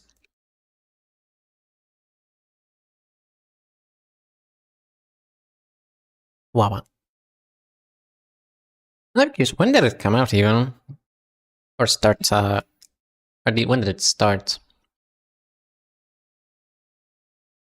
I imagine, like, at least before, after Ruina. Actually, look it up. When was Distortion Detective released? February 28th, 2020 in Korean, and one day after in English, I see.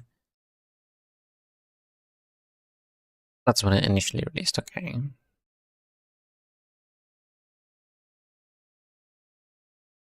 And when did Ruina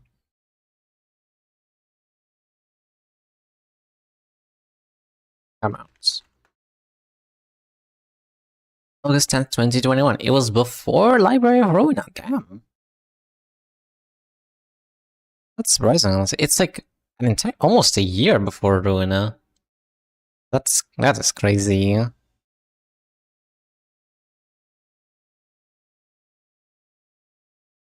That's crazy. Does it count as spoilers for the life for Ruina? It mentions names, like factions from that game, or that appear in it, but it's not really a spoiler, since you don't know which ones will appear and which ones won't. Like, I wonder if the library will appear in Library of Ruina. I wonder. But like, other than that, I don't know what any of those factions are. I don't know what a Circus of 8 o'clock, what a... I don't know what else did they mention? Oh, I don't remember actually, but I don't know any of those factions. 30 seconds, let me stand up a little and do some stretches. It's not good to sit down for so long.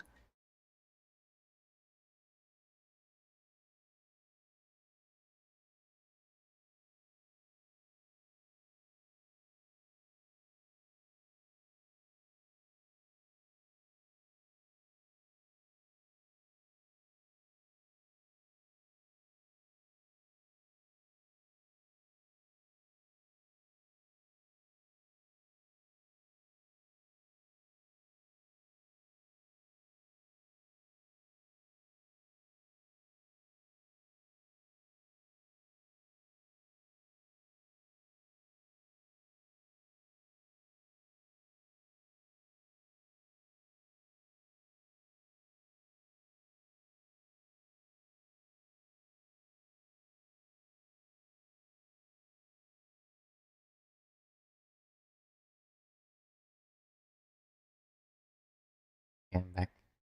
You want to do some exercise? I'm gonna help. Choice is yours. You have no opinion on the matter. Totally. Totally.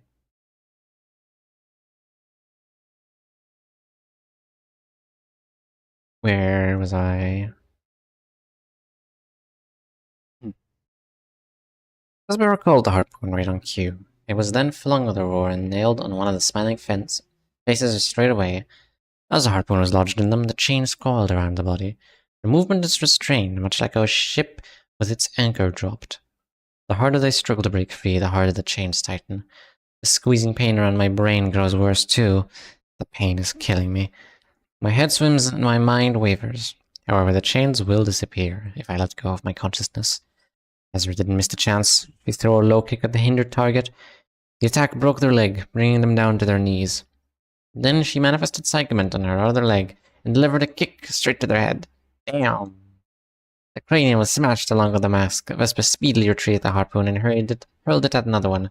Vespa earns time with that harpoon, and EZRA lands the finishing blow. At a stable pace, the smiling faces are defeated one after another. Before long, Vespa took the head off the last of them. Yahoo! You somehow made it out alive, Detective. I nodded, putting my pounding head in my hands. Dr. Moses, these were not like the ones I knew. Something seemed to be manipulating them. I walked to one of the decapitated heads of the smiling faces on the ground and removed the mask. A grinning face and a burned head was all there was underneath it. Light flashed from afar. A crack of thunder followed it shortly afterward. Suddenly, a stroke of light zipped past us. The light burned the fog in its path. Cleared off mist within a radius of 10 meters. Damn. Around 500 corpses were revealed before us. That's a bit. All burnt to a crisp. Detective! EZRA isn't surprised at the sight of the bodies, but rather by what they're doing. Every burnt corpse began to move at the same time, twitching and twisting. Could it be moving the bodies through electric stimuli? This thing is no urban plague. A purple humanoid form watches us from afar. Purple certainly isn't a pretty color. Vespa, does the human thunderbolt appear to be frozen in place right now? Vespa carefully squinted at it. It's moving. It's not stationary. The human thunderbolt is moving from place to place to send electrical currents, controlling the corpses with the stimuli. Plan is the same. Stop it in its tracks, and you cut it down. How much time will you need until then? 10 minutes. Vespa nodded. Let me ask you back. How much time will it take for you to do it? A second is all I ask. That's dependable. Vespa will handle the smiling faces in front of us. Meanwhile, the living, swarming corpses appear to be regular citizens. EZRA should be able to fend them off on her own. EZRA, protect me, but don't get yourself killed doing it. Got it. You can count on me, Detective. Yeah. Chapter 33. Neurosis. It actively moves around, gnawing at those nearby, steering them. Oh, wonderful. Neurosis. A spear of stress, harmful radiation, a prison that constricts oneself at the same time. A symptom that exacerbates the more one hurts others. The temperamental, cerebral stimuli and irritation are given the physical form of electricity. When that electricity flows through the body, it burns with an uncontrollable wrath. It's not quite explosive, it's sharp, rather. From light proddings to thrusts that create cavities in the mind, neurosis flows through nearby conductors. It changes the atmosphere of one's surroundings. One's hysteria is poured on others. It gives a false impression that it will make things better. However, it only causes one's own mind to smolder and invoke impatience, all the while burning others more severely. This property must be understood, an endless release of irritation and anger, megalomania and victim mentality. It actively moves around, gnawing at those nearby and steering them, and it moves fast. 500 corpses are coming at us. The mere remainings of the deceased, electrical stimuli injected into their brains by the human thunderbolt command them to move in a purely mechanical sense. The speed of light. The human thunderbolt drifts between those 500 people at the greatest possible velocity. They're in essence biological machines that feel no pain or fear. They can't be considered subordinate entities of the distortion either. We have to capture the moment. We have to capture the moment when it jumps from a scorched body to another. The easiest method would be to let out a pale blue breath, the smoke of death and cessation. But this should be the absolute last resort. A vile breath for a vile being. It's standard methodology to me. How much can I bind? How much with the heavy guilt given to me? The vile memory that strangles my heart and drags my mind to the bottom. This memory must be dredged up. Not gonna lie, I love that name. The Human Thunderbolt is pretty aura. Pretty aura. I led my coworkers to death that day. Yo, backstory? I led my coworkers to death that day. The human being named Moses participated in the smoke war as captain of Ujat. Completing the mission was all I had to do. There was no room for interpretation or mercy in the process. To obey Dias's orders, to obey for her dream. I've stained my hands with so much blood in this life, even the blood of those whom I worked with. What I am bearing are the burdens of others, not mine. The smoking pipe isn't mine. It belongs to them. I hold the pipe and I draw in smoke. I close my eyes as I draw in smoke. As I close my eyes, they appear. I have to inhale their memories in agony. I need to find a violet memory among the faint yet intense mass. Memories akin to dark thorns. The eyes and gestures that grudge me. My sense of guilt. My guilt manifests as neurosis. I dislike noise. I dislike talkative people. The sound reminds me of the voices that resent me. The sound reminds me of the battery of the war, and it makes my mind bleed. Small grievances I scorn, and scornful remarks. Exchanges of words full of ire. Dream nail. Thank you all, Night of Awesome. Actually, hold on.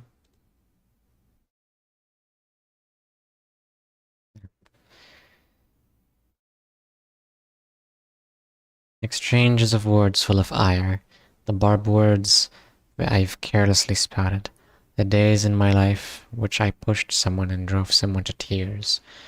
Had I been kinder, had I been more understanding. I didn't look after my subordinates. My eyes were fixed on Diaz. Everything that happened in the process were trivial matters to me. In the city where there is no good or evil, I made a distinction. What Diaz wishes for and what she does not. That was the only criterion which severs the good from the bad. So what made me so desperate? I can hear the cries and screams of all my subordinates. I ignored them and went on my way. I shouldn't have turned around that time. Once I looked back, the path of blood I'd been taking was so candidly visible. I couldn't help but cry. Why did I change my mind at that last moment? Why did a sense of altruism for my colleagues bloom so suddenly?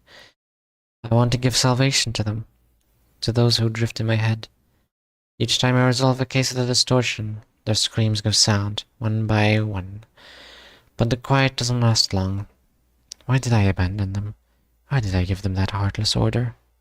Lacking even a speck of what could be thought of as a heart, and then come trying to save them. Why did I push them into the maw of hell? I have been resolving distortions because I couldn't bear to hear those voices blaming me. This is like a narcotic that I cannot quit. As soon as I stop talking, the drug that is resolving distortions, the pain begins to constrict around my head again. This is not voluntary service or charity work. It's only a drug I take to ease my guilt. And yet I have the audacity to call myself detective and ask for payment. The requests and clients I declined. All of this becomes a cumbersome and hurtful chain that stifles my heart once again. This is the chain I wanted to find. I tighten the grip around my mind. The chain can be brought out if I choke my heart until blood and pus are utterly wrung out of it. This heavy constriction of mine, the grudges of the 2,142 people I brought to death. However fast and sharp the neurosis of the human thunderbolt may be, it won't be greater than the weight and anguish of the chains I feel deep in my heart. I faced the reality that everything I believed to be right was simply a childish attempt of self-satisfaction to get out my neurosis. Humiliation and self-loathing, vexation and anger for myself, I squeeze out all of it. I exhale the vile breath. Damn. Damn. Just damn. That's sick. That's so sad.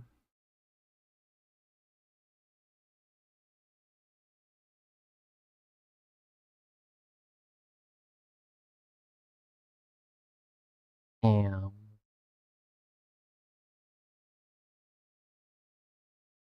Was Moses part of the Ojat as well? Or was Moses also like a higher up in the Ojat? Probably. Just since he commanded people and the smoke horns led 2,000. How many? 2,142 people to death. Yeah, that's. I can imagine why he'd probably be pretty guilty about that. Damn. The smoking pipe turned into a hair-thin and pointed needle. A strand of thread which is held on the eye of the needle links to my chest, as though the thread were reeled from my heart. This is not just a thread, it's a chain, a shackle. We have 30 seconds. EZRA whispers, straining every nerve to hold back the horde of burnt corpses. An abundance of bits and pieces of charred bodies are at my feet. One of those bits crawls towards me with the last traces of electrical stimuli remaining in it.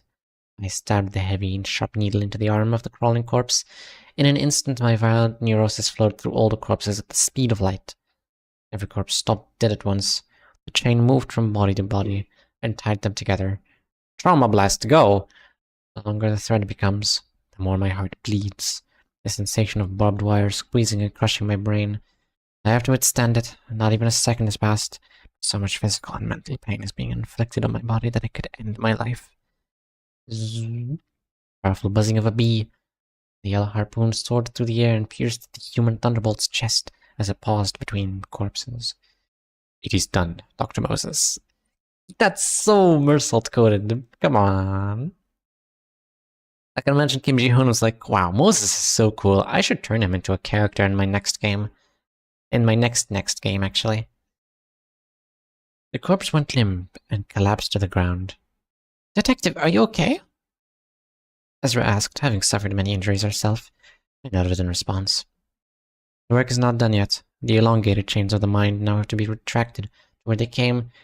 Brooding over the memories in agony, I slowly pulled the chains back into my heart. EZRA's looking at me with worrisome eyes. But it can't be helped. No one can help me with this. I have to deal with this on my own. This is a lonely, heart-wrenching task. Just as I pulled the final link of the chain into my chest, I fell unconscious. When are we getting the next D&D campaign? That's a good question. I haven't decided on when. I'd have to probably prepare more, and I haven't done any preparing. I'd also have to come up with an idea for a sequel. Would it be something... Would it be an actual sequel, or would it be something completely unrelated? Maybe I can... Maybe I can actually give the choice of classes this time, instead of giving everyone a class. Although it was kind of funny to see everyone do what they can with however much they had. We should have recorded that. The ending was so peak. I'm glad you liked it. I was honestly very nervous a lot during it because there was so much I didn't think about, or I just had to come up with my mind, or that I forgot. So I apologize if I had to pause a lot during it. But I don't think there's anything wrong with pausing every now and then if you don't know. DMing is hard.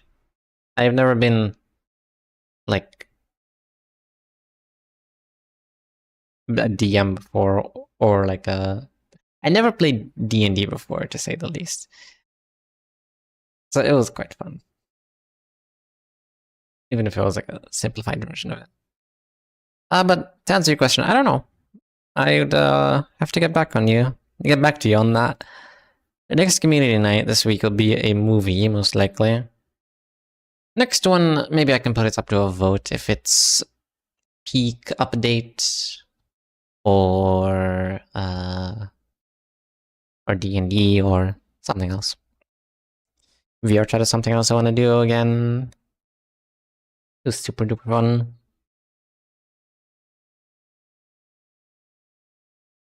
Yes, I definitely should have recorded that. Alright.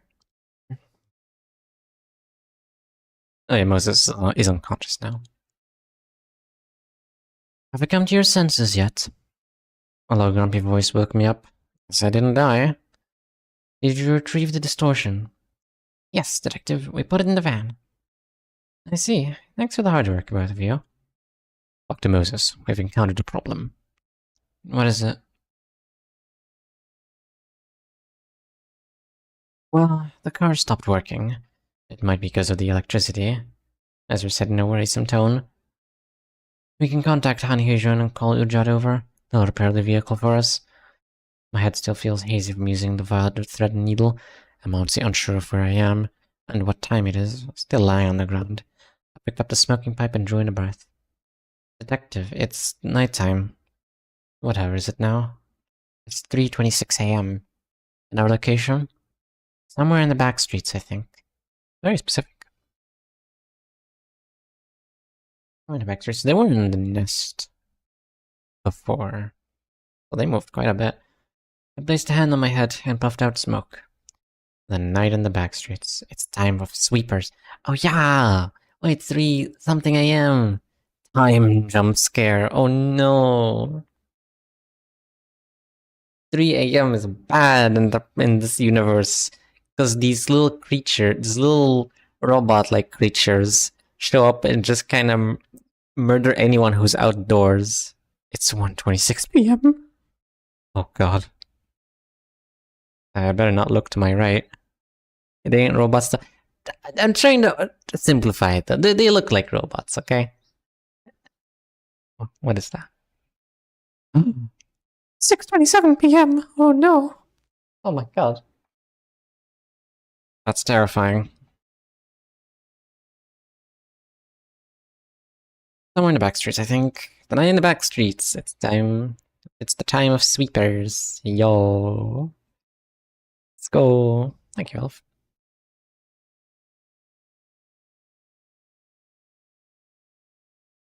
Number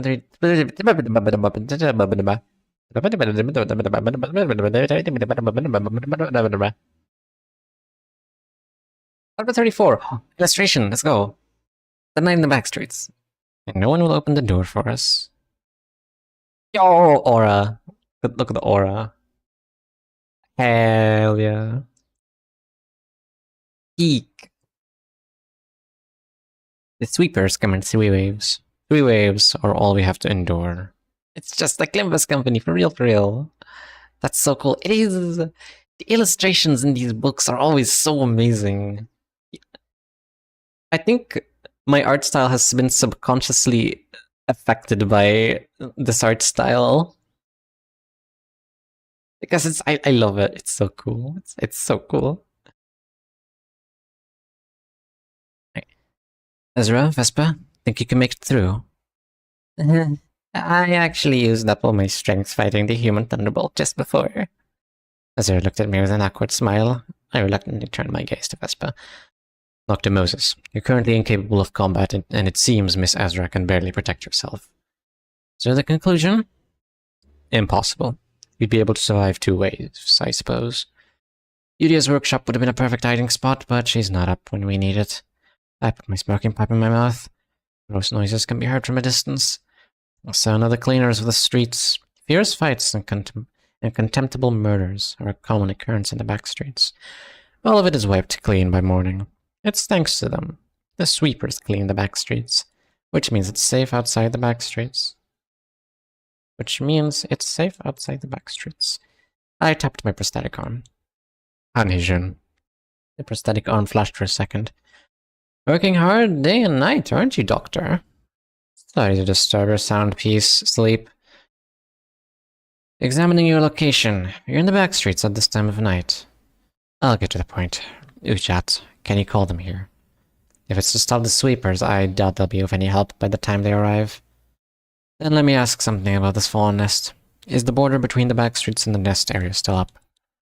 I'm sure a war veteran such as yourself knows better than I do. What's the shortest route? 5 kilometers to the west as the crow flies. End the call. The way out of the situation is simple.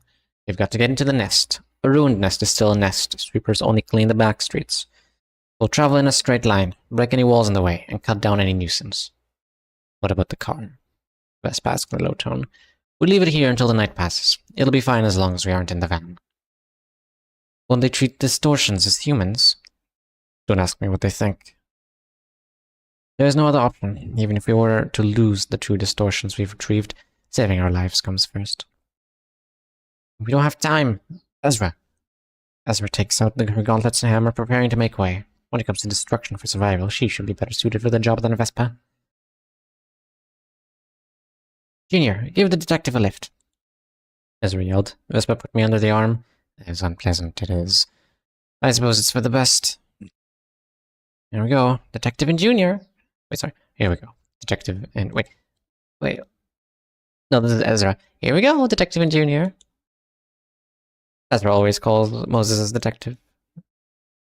Vespa draws a sword in his other arm. To the west, a brick wall stands in the way. We'll breach this first.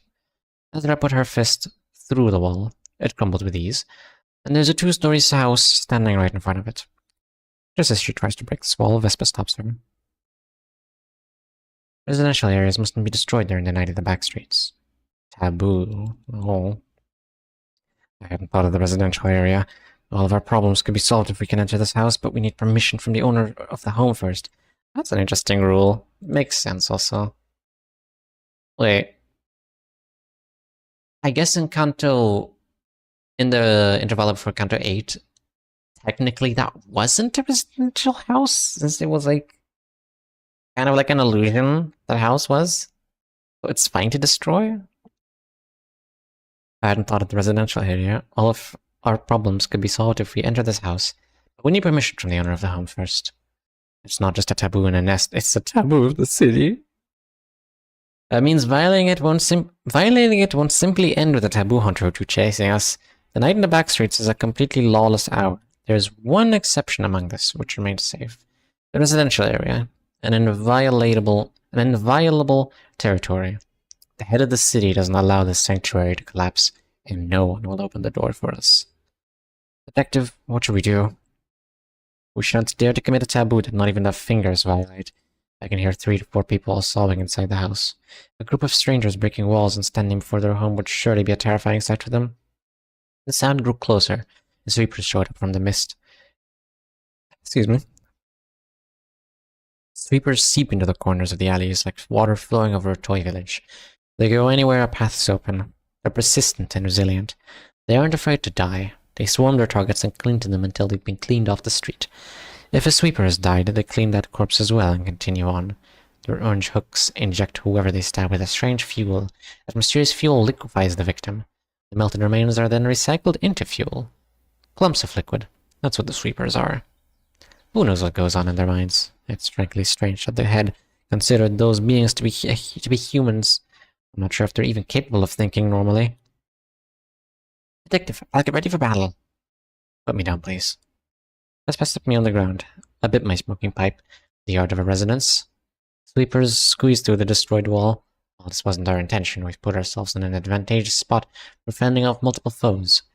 Vespa cuts down the sweepers, creeping in on us one by one. EZRA uses her fists and hammer. Her accelerated fist strikes a sweeper in the head, and liquid spouts from the smashed noggin.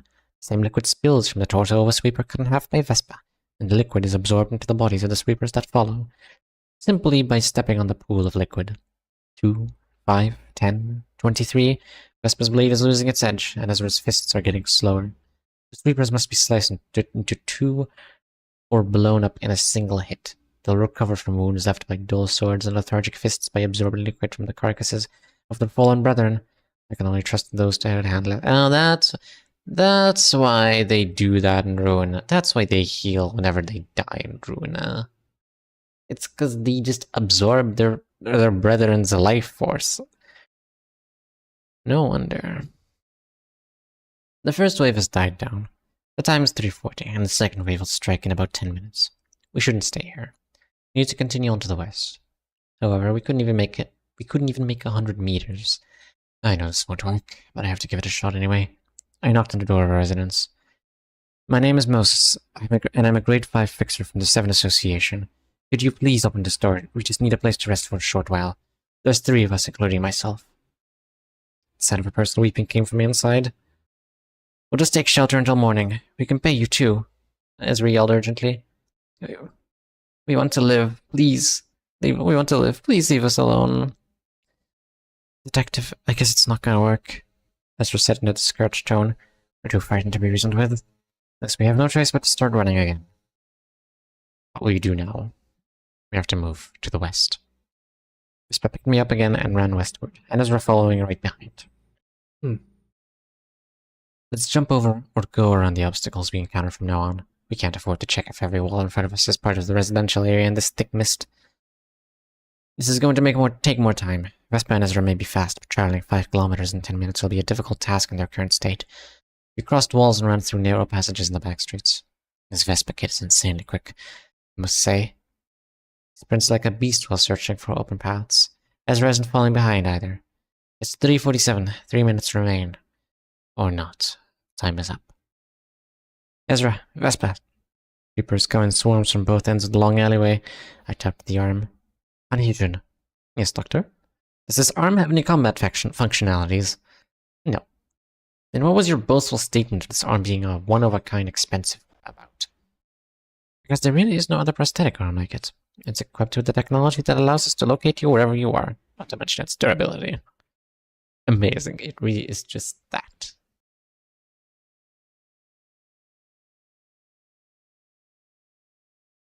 Really is just a GPS and, like, indestructible as well. Wonderful.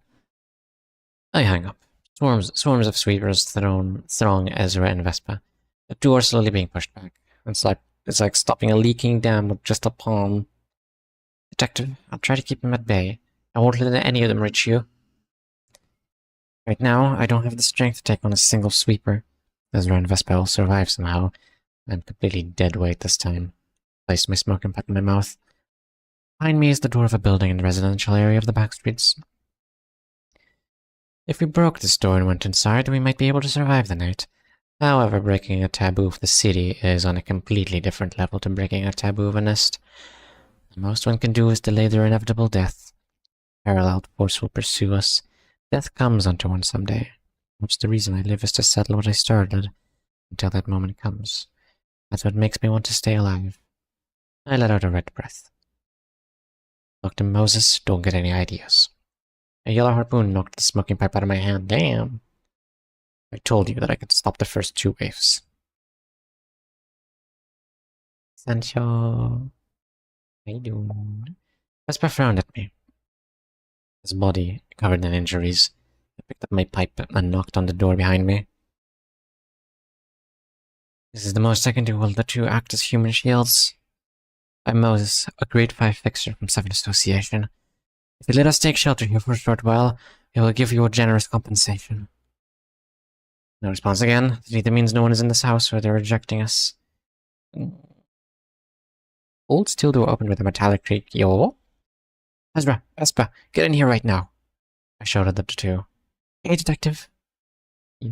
Sancho can stop the last wave for sure. Absolutely. Sancho is powerful.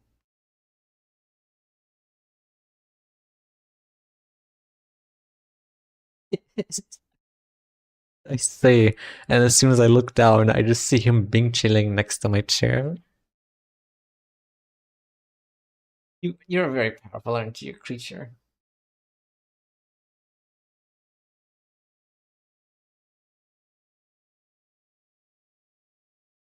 He's just doing some BS now.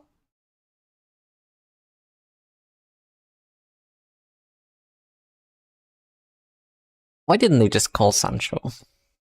That could have solved the whole issue. Ezra and Vespa slowly retreat. What do you want?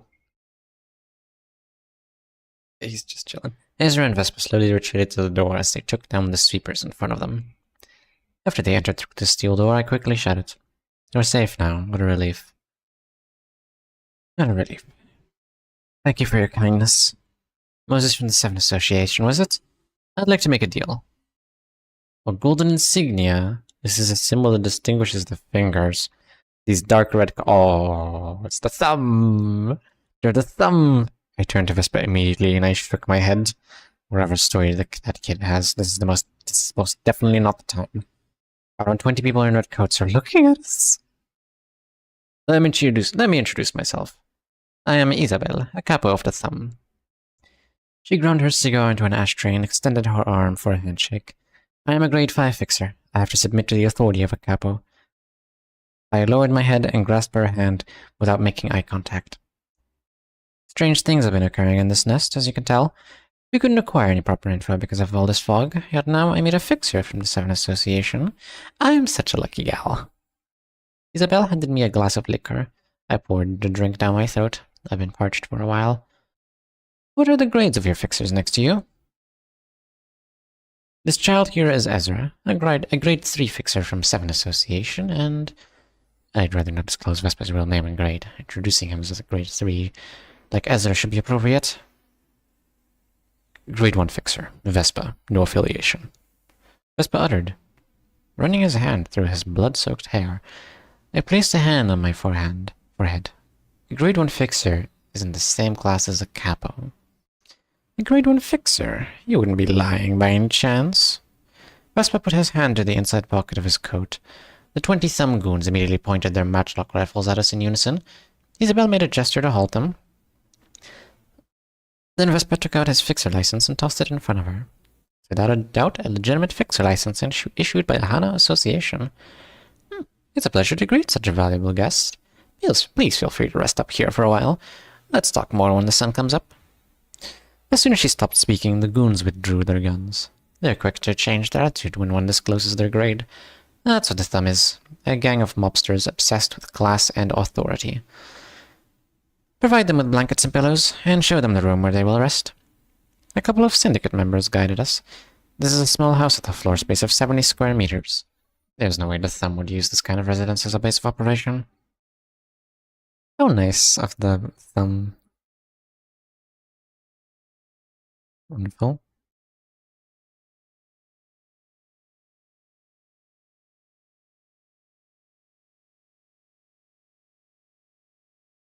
Some soldatos stopped at the door and turned around to give Vespa a courteous nod. That's a gesture of asking permission from a superior to speak. Vespa returned a nod apathetically. The room is a bit messy right now, so we'll clean it up for you. Syndicate members opened the door. Ezra frowned when she saw what was in the room. 3 bodies of varying sizes were on the floor. They didn't even fire the guns. They merely used the buttstocks to snuff them out. They occupied the Backstreet's residence before the night came. Some can get away with it. Oh. Vespa put his hand on the handle of his sword. How'd they get in, though? Unless they entered before the night. Probably they entered before the night. And then they could definitely break the doors. Vespa put his hand on the handle of his sword. I glared at Vespa. Larry said before, oh, I have dementia, okay? Did you know, whenever we were reading a story or any text in college, I would read it, not understand anything, read it again. My mind is completely blank. Read it again, then I would be able to understand. I glared at Vespa, shaking my head. Vespa glared back at me with sharp eyes. And then he took his hand off the blade. Wonderful. He do not like the thumb. He do not like the thumb at all. Chapter 35, this territory. The thought I had this day became one of my wishes. The respite of the room didn't quite feel like a true respite. Waking up in a room that feels like an average living space is almost reminiscent of my ordinary life. Though the smell of blood permeating about reminds me of where I am now. Ezra is still sound asleep next to me, snoring away. On the other hand, Vespa is sitting on the floor and gazing at the door, clutching his blade in his arms. I'm not sure if he slept at all. Have you gotten any sleep? I had enough rest that you won't have to worry about my condition. That's good to hear. Knock knock. Someone thumped on the door. Their silence suggests that they're a soldato, a class below the capo. Speak. This is Rami, a thumb soldato. I'm here to check if you have woken up. I turned to Vespa. A grade 5 fixer such as myself is not allowed to mention a capo's name. Is Capo Isabel asking to see us? Vespa spoke on my behalf. Yes, she wishes to talk with you over a simple breakfast. We'll be there soon. It's fortunate to have Vespa with me. It'll make our negotiation with the thumb smoother. I shook Ezra to wake her up. I can go for you to help me. What a silly thing to say in one's sleep. Oh. When I went out of the living room, plates of bacon and eggs sunny side up were set on a round table for 4, and the thumb capo Isabel sits at it. Please take a seat. Vespa and company. Isabel said to him, paying no attention to Ezra or I. We sat as we were told. Vespa, the grade 1 fixer, and a couple of 7 association fixers. What is your business here? Could you be participating in the struggle to take over Elcor's nest like many others? Vespa grimaced as he speared a strip of bacon with a fork, seemingly annoyed. Probably imagining that that bacon was, Isabella. Then he looked right at Isabel, excuse me. Now I can only imagine the mayor dog from Animal Crossing in the thumb. Imagine that. I work for Dr. Moses, the person here next to me. I devote all of my authority and power to Dr. Moses as of this moment. He isn't even trying to hide his irritation. As you wish. I must say, it's interesting that you know about the transfer of authority the thumb uses internally. Grade 1 fixers are truly another league. It makes sense. He used to work in the thumb. It's like Queequeg, who used to belong to the middle. I guess the thumb is not so different. Either they don't let go of you as easily. The middle probably does not ever let go of you. Maybe the thumb is more forgiving if you're a higher rank. Maybe they did something he really didn't appreciate.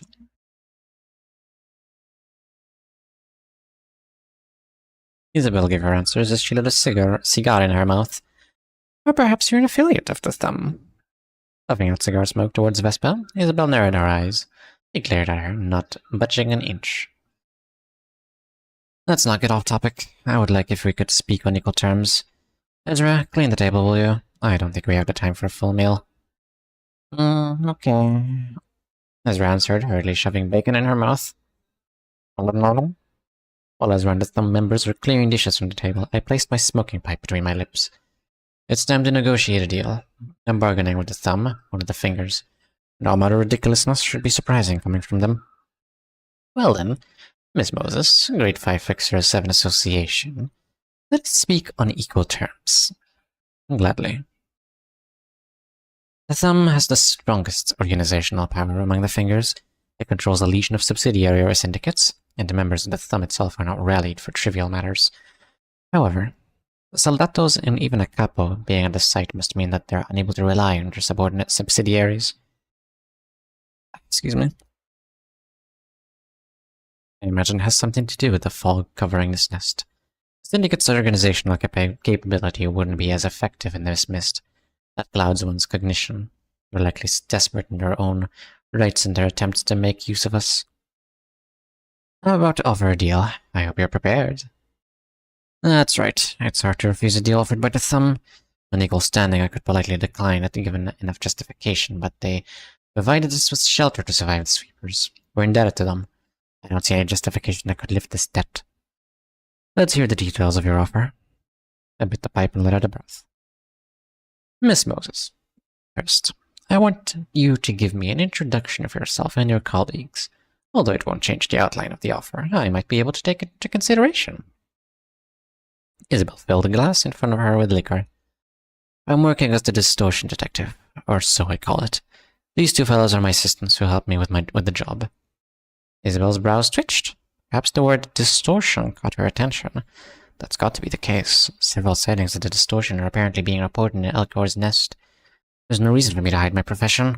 Rather, they'll be motivated to hand over information about the cases of distortion that have emerged here. If this prediction misses the mark, though, that would mean they're only interested in using us as another pawn for their strife.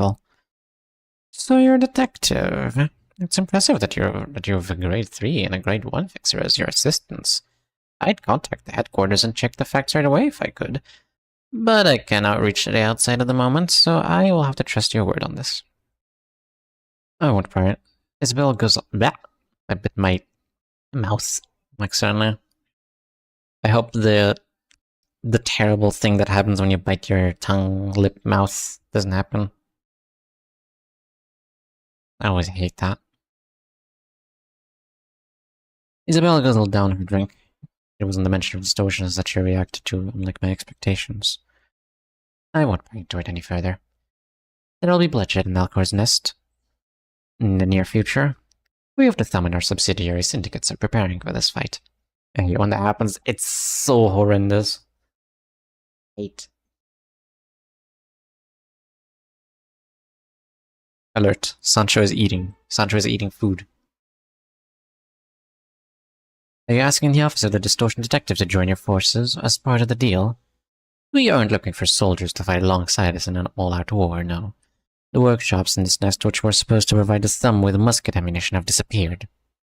There was a spark in Ezra's eyes. It's only natural that bringing up workshops would draw her interest. The workshops that supply their goods throughout the Thumb must be especially intriguing, since it's difficult to normally get in touch with them. And you want us to find their whereabouts? I held my pipe between my lips. Isabel nodded. If this is your offer, what do you promise to give us in return? Is there anything you want? I need information. Information regarding the distortions. The Thumb will serve as a reliable network. We'll need information on the distortion phenomenon occurring in this nest, and we need lots of it. You want us to regularly update you on the news concerning them, is that correct? Isabel scanned me, Vespa and Ezra with her eyes. Sadly, we're isolated at the moment. It's not an easy job to get our comms to work or specify our location in this fog. That means you have no intel you could give us at the moment. For now, no. However, I'll ask the other capos when I can't contact the headquarters later. I can collect the intel and hand it over to you then. How does that sound? I blew out smoke. Our dialogue was resolved smoothly thanks to Vespa's presence, and she didn't ask too much for us, for saving our lives. Isabel offered her hand to shake on it. Tell me more about the case of lost ammunition and the location of the workshop. Detective, you're distorting. You could say you're a distortion detective. Oh my god. That's crazy. That's crazy. Hello, Joel Elden Ring, excuse me. Hope you're having a wonderful day. Indeed, the detective is, well, the distortion is detectiving, and detectiving is distorting. The Index Lexi Community Tuesday at 2:34 p.m. with one leg behind them. Wonderful. Sayonara. Very well. Rest in peace. The street is brighter than it was at night, although the scenery is still rather dim and blurred thanks to the fog. We're heading in the general direction of the workshop Isabel told us about.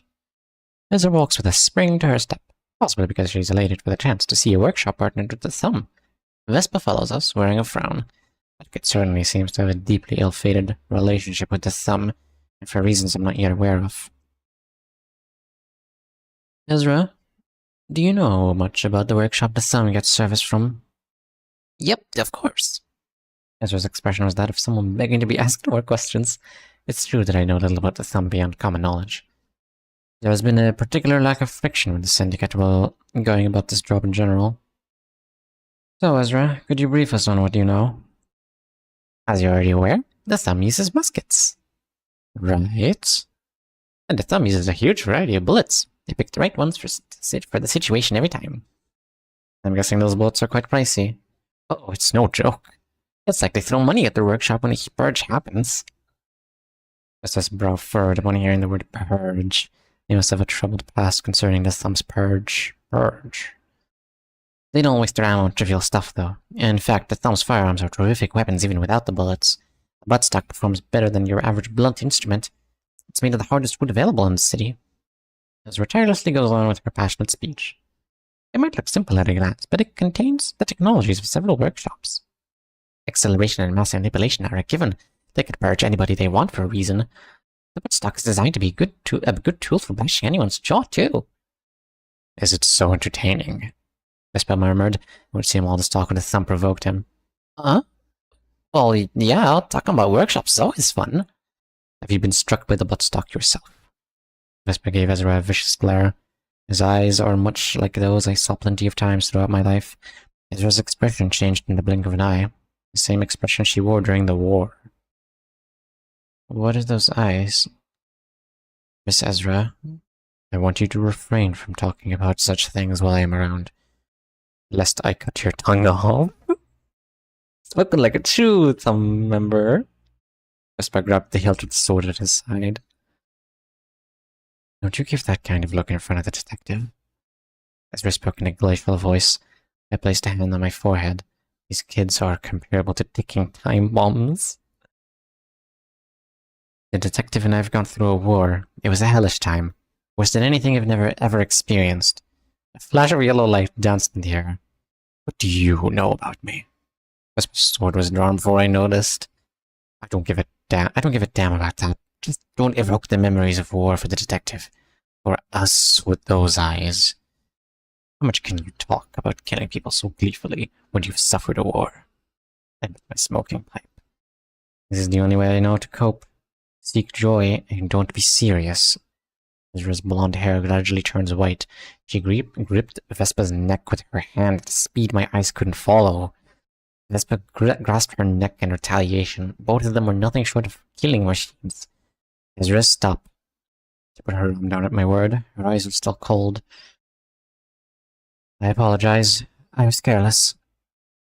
Puffed out a curl of smoke. Vespa released his grip on Ezra's neck. Vespa, we're in the process of overcoming our past events in our own ways. I'm sure you are overcoming something of your own as well. We're co-workers who have to band together, whether you like it or not. So I want us to all be more considerate of each other. Understood? Got it. Ezra returned to her usual self and gave a cheerful reply. Sorry, Junior, my bad. You're insane. Whisper closed his eyes and sheathed his blade. Damn, what a conversation. What a conversation. Ezra just kind of coping by being happy, not serious. Damn. Perhaps Vespa is right. Maybe we have gone insane from what went through during that time. We react sensitively to small things. We're prone to labor under delusions, and completely nonchalant towards the cruelty. I committed a sin, and they must be punished for it, as did Ezra, as did this city. I don't want Vespa to set foot in this territory. He has a good heart. He has a sense of justice in his mind. The thought I had this day became one of my few wishes. I shook off the stray thoughts shortly after. We walked in the mist for a short while without speaking, and we then arrived at the site where the workshop in question should be. What a mess. A scene littered the corpses, where the corpses came into our sight. It's hard to tell if they're fixers or syndicate members. I placed my smoking pipe in my mouth. Among them, dark blue coats and yellow garments attracted my eyes. It's the ZWAY, the association that specializes in public security and protection, unidentified bodies accompanied by those of ZWAY fixers. I should investigate this scene further. My lips firmly held the pipe. Yo, ZWAY are here. Interesting.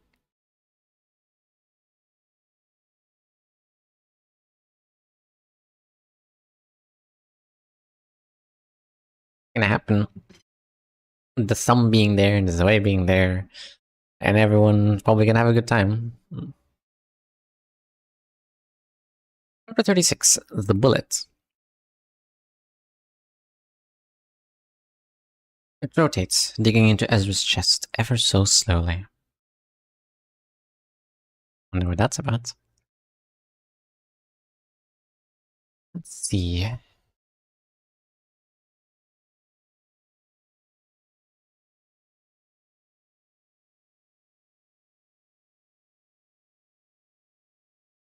Is that a stretch real quick?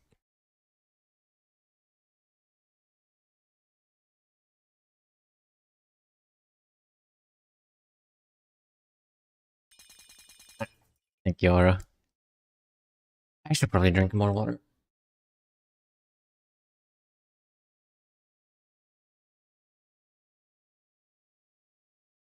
Hi, Sancho. Why you don't like water? Oh, you're attacking me now? More like attacking my blanket. Just kind of lying on it.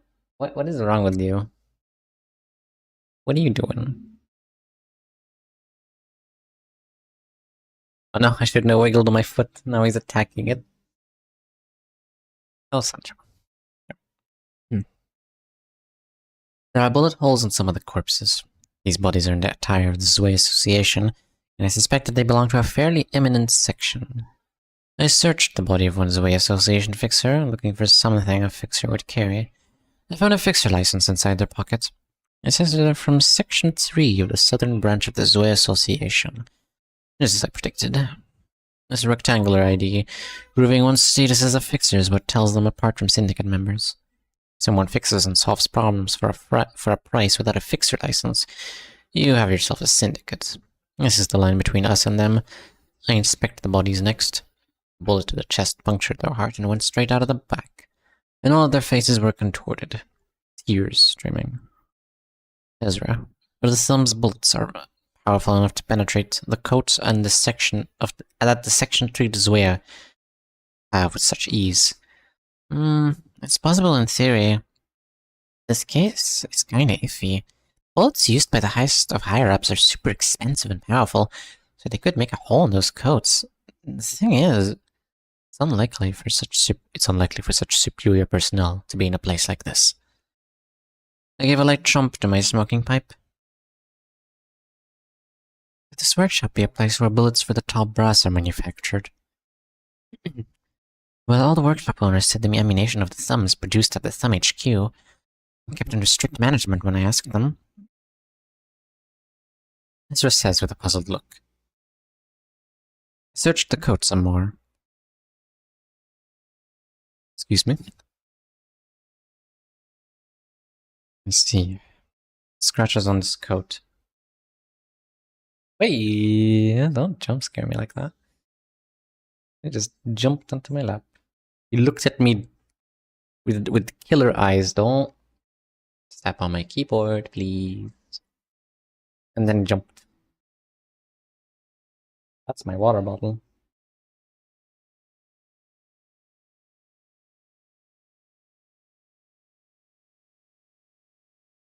Wanna say something?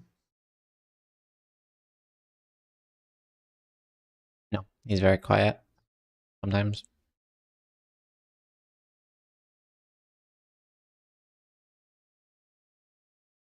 Alright then.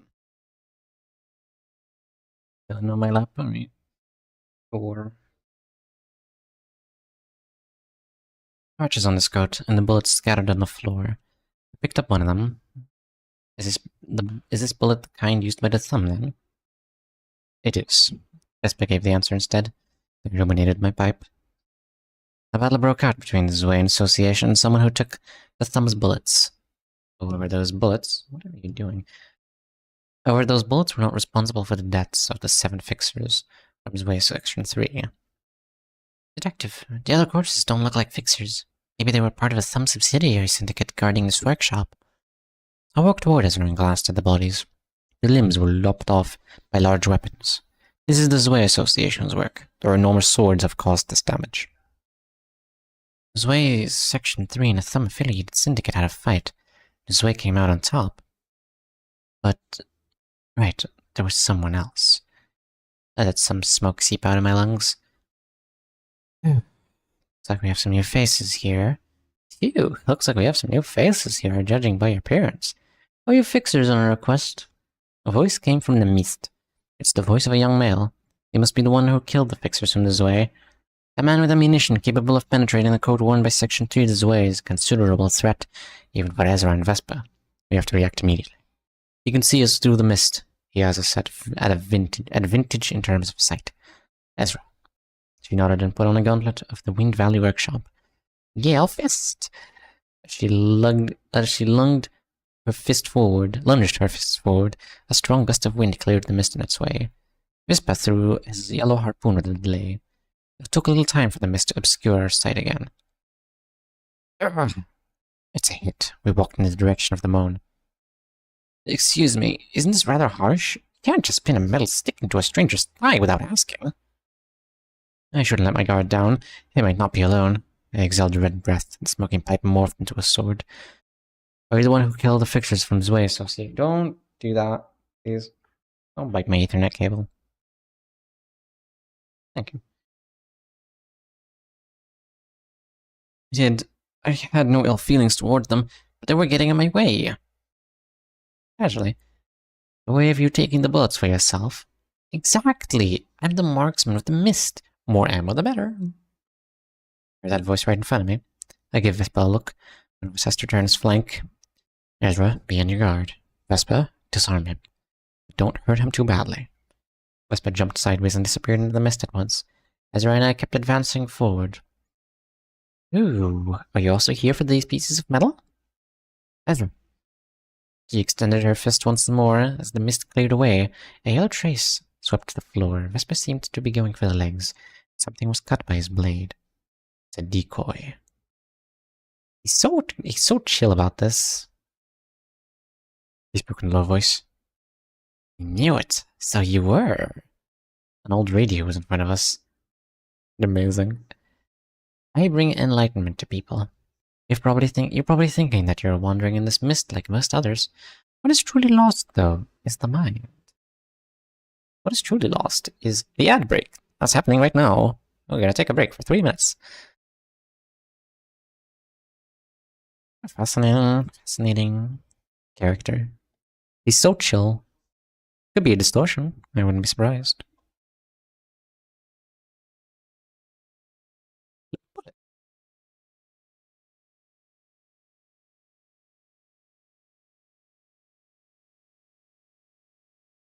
Right. Usually at this time I would eat my food. But because of the Sancho incident, I kinda had to eat entirely of it early.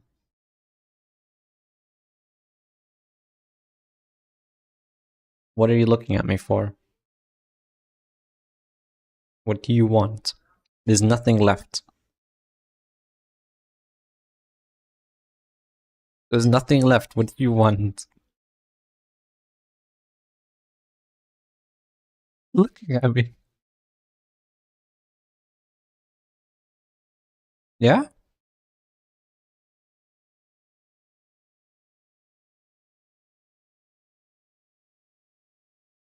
Okay.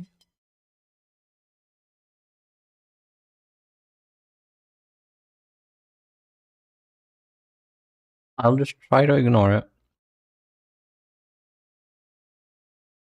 You want? Okay, it's starting to scare me now. Do I look like prey to you, creature?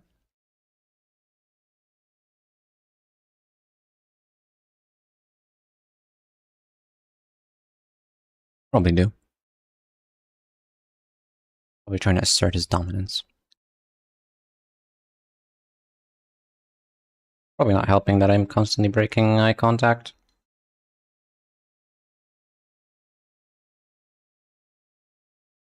Oh wait, it's just looking at the demons on your shoulder. Oh. Wonderful. You know, I actually used to... When I was younger, I used to always imagine I had an angel and a devil on my shoulder that were my imaginary friends. I did not have many friends. So they did. Until I said bye to them one day.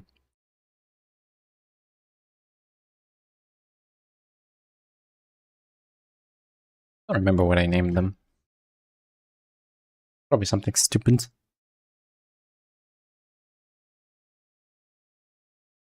Alright. Let's be damned. Fun fact, my imaginary friend was a ninja, if I remember right. Yo! Hell yeah.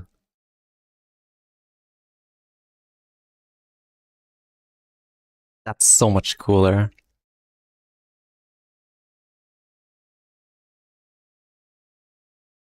Man, that was such a hard day at school. Oh! Do not worry, Oro. Ways of the ninja. Are ones of patience. You must endure so that you come out on top and defeat your enemies. So wise. And then he throws a smoke bomb and disappears. Till next time. Alright then. We drink some more water.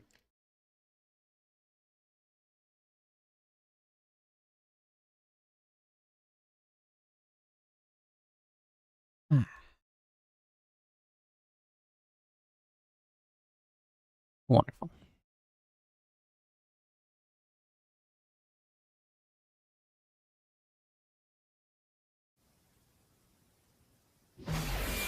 Oh my. It was really fun to imagine him running across the fields and buildings while I was on the bus. Yo, yes. You know, I think we all did that. I didn't have a ninja imaginary friend, but whenever I saw like a field or a street outside, I'd imagine like a person running and jumping. Why is that like such a universal experience? This is something to be studied. What is the little guy that's always running on electric poles? How does he do it? How does he not get zapped? I wish to know the method. Yeah. Oh, your radio. Just been in the middle sticking to a stranger's thigh without asking. Oh, there it is. It's a decoy, he spoke in a low voice. I knew it, so you were. An old radio was in front of us. I bring enlightenment to people. You're probably thinking that you're wandering in the mist like most others. What is truly lost, though, is the mind. A voice came from a distance. Ezra shoved me aside forcefully. Ezra's movement stopped right as she pushed me. It's not that she got knocked unconscious or anything. She ceased motion in a literal sense. Woohoo! I'm the marksman of the mist. Hold still there, please. The voice is coming from multiple directions. He probably has more loudspeaker devices, like the radio placed here and there. We can't specify his location. I'd at least try to estimate his position from the trace of his bullet, but our view is too badly obscured for even that. He has a complete advantage over us. I don't see enough discussion going on in this day and age. The epoch lacks deep conversation. Nobody likes that kind of stuff. Because they've lost way. And you can see us through the fog. I shouted in no specific direction. Yep, I can see you as clear as day. This mist is merciful to those who haven't lost their way. Way, he says. He's the type that talks a load of nonsense philosophy. Tears are falling from Ezra's eyes, who is otherwise perfectly motionless. On closer inspection, I see a long bullet spinning in front of Ezra's heart. It rotates, digging into Ezra's chest ever so slowly. Oh. I guess it's too much for the big yellow-haired fellow to endure. I'm sure it's tough for anyone to endure. We are fixers. We're investigating this place because we were requested to bring back bullets that belong to our client. That's all. What kind of windmill tilting to fetch bullets involves harpooning people and trying to chop off their ankles? What happened to the good old way of the fixer? Aren't you people supposed to recite some fancy creed, a la chivalry or bushido? Dawn style. Will you let us go unharmed if we forfeit our search? Nada. What do you want? First off, tell your other pal on the prowl for me to cut it out. It's so terrifying. I can't move a muscle. Vespa, stop. I shouted at the air. I presume he's speedily scouring every corner of the area right now. What do you want next? I won't make it long. You will accept this bullet instead. I'll put a break on the one that's digging into the heart of that yellow-haired lass if you do. I'll accept it. Are you going to be okay with that? Are you going to be okay with that? Spy appeared next to me and asked. I nodded in response. Standing attitude. You have managed to withstand my bullets so far. Tears are still flowing down Ezra's face. The Section 2 fixers died, shedding tears. These signs make it evident that the attack is of a psychological nature, whether it's distortion or a psychoment user. Meaning this won't be a test of physical endurance. It's going to be a matter of willpower. Look like a smart cookie? You know that intelligence and strength of will are two different things, right? The words echo from all over the place. I hear the sound of a bullet being loaded into a gun. I can hear whistles as well.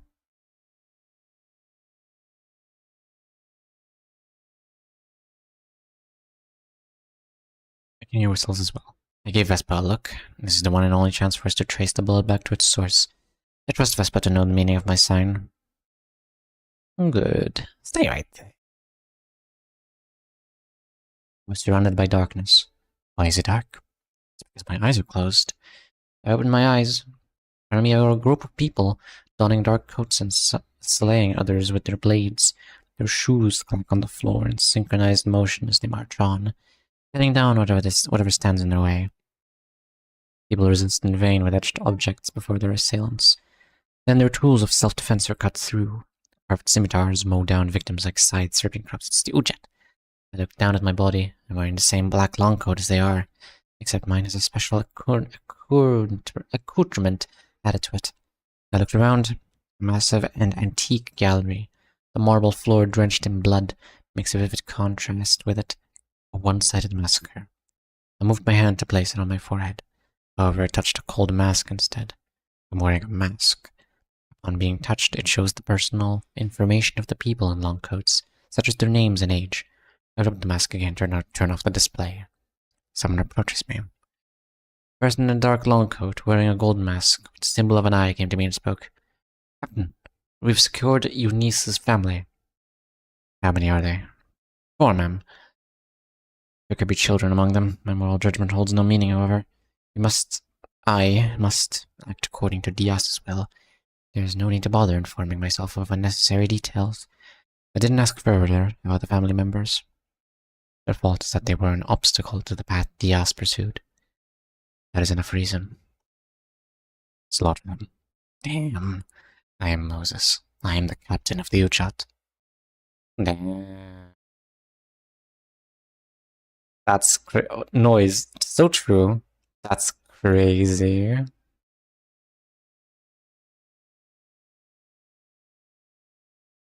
Or Moses. I wonder why the Ujat was so brainwashed to do Diaz's will.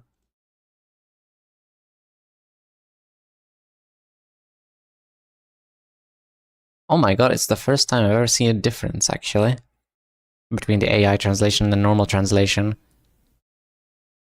The normal translation has a ampersand here. Truly marvelous stuff.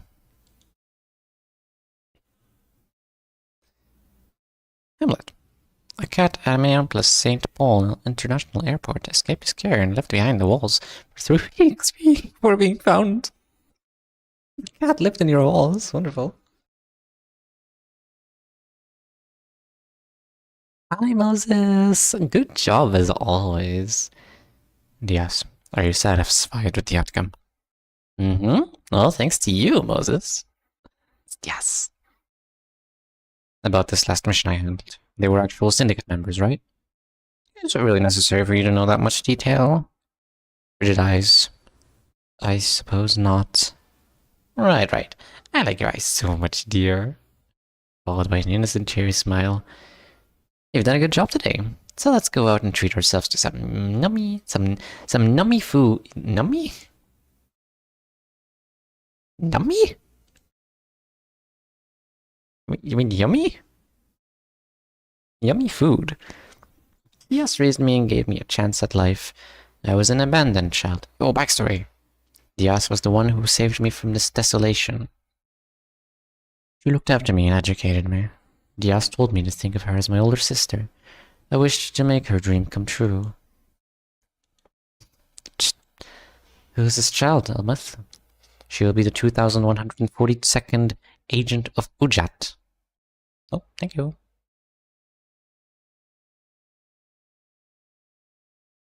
You brought a useless piece of meat. It was by Lady Diaz's recommendation. I suppose the child was pushed here. Fine, I'll teach her. Are you going to train her yourself, Captain? It's what Diaz wants.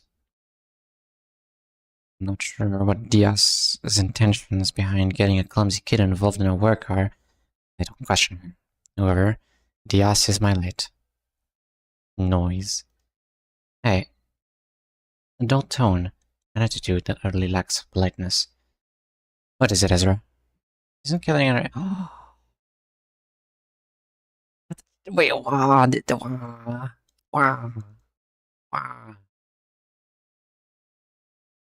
our enemy is all we have to do? You have questions about this job.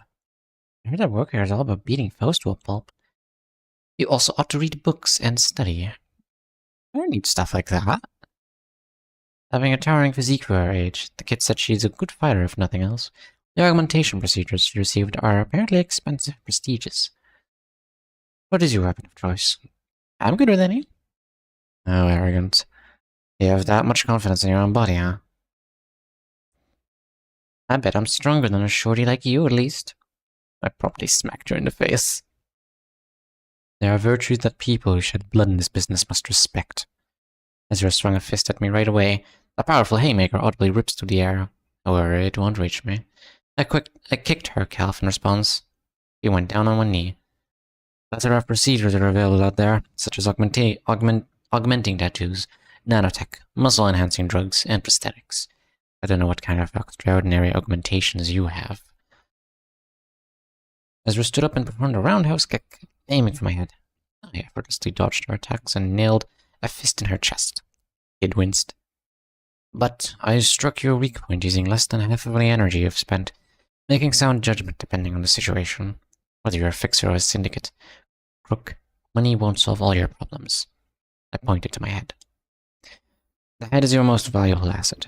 When you think things through, you'll find opportunities to grasp, even in the most perilous of situations. Ezra jumped at me. I chopped her up, and she fell on the floor with a loud noise. And remain calm. The head must stay cool at all times. Unable to contain her rage, the kid began throwing punches at random left and right. Each time I dodge, unsuspecting table or wall ends up taking the blow. Her SP is at minus 45 right now. Besides, she swung her fist at me with all her might.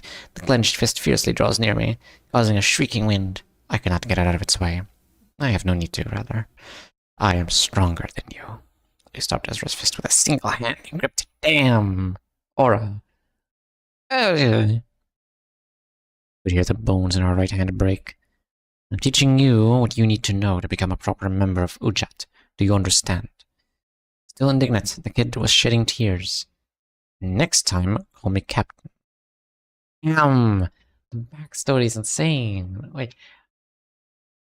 Ezra was also part of the Ujat, and Moses was the captain. Oh my god. Oh, whoa. That's crazy. So that means Ezra was like the only person Moses was able to save.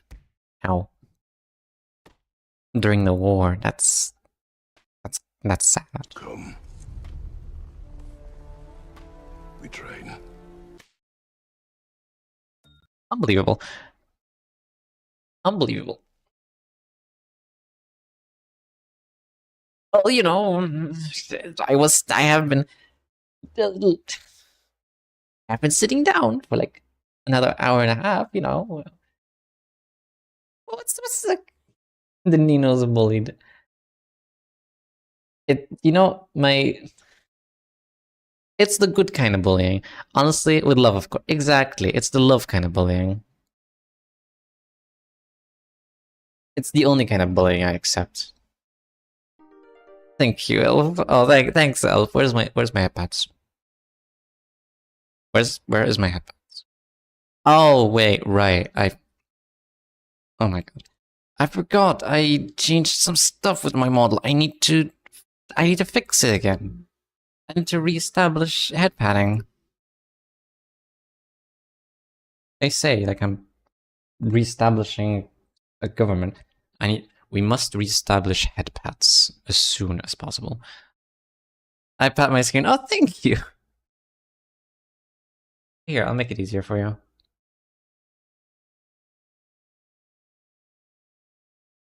There. Now you can headpat me easily. Alright. Yay! Wonderful. Okay. Perfect. It's amazing. It's perfect.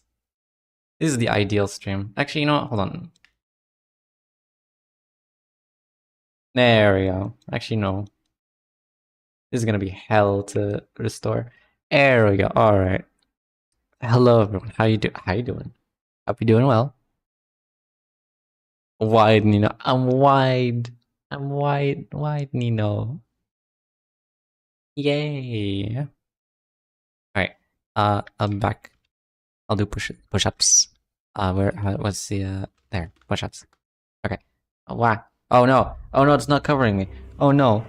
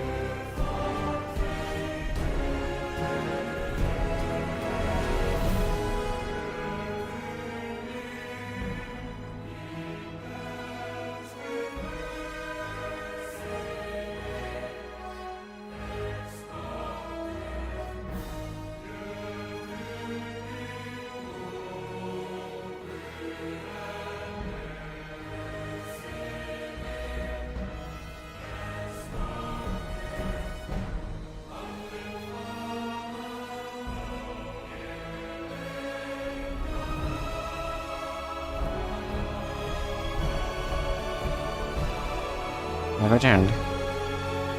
So true, so true. Hello, Panda. Oh, wait, hold on. So true. Hi, Panda. How you doing? Push-ups are done. Wait, this is gonna be how to restore.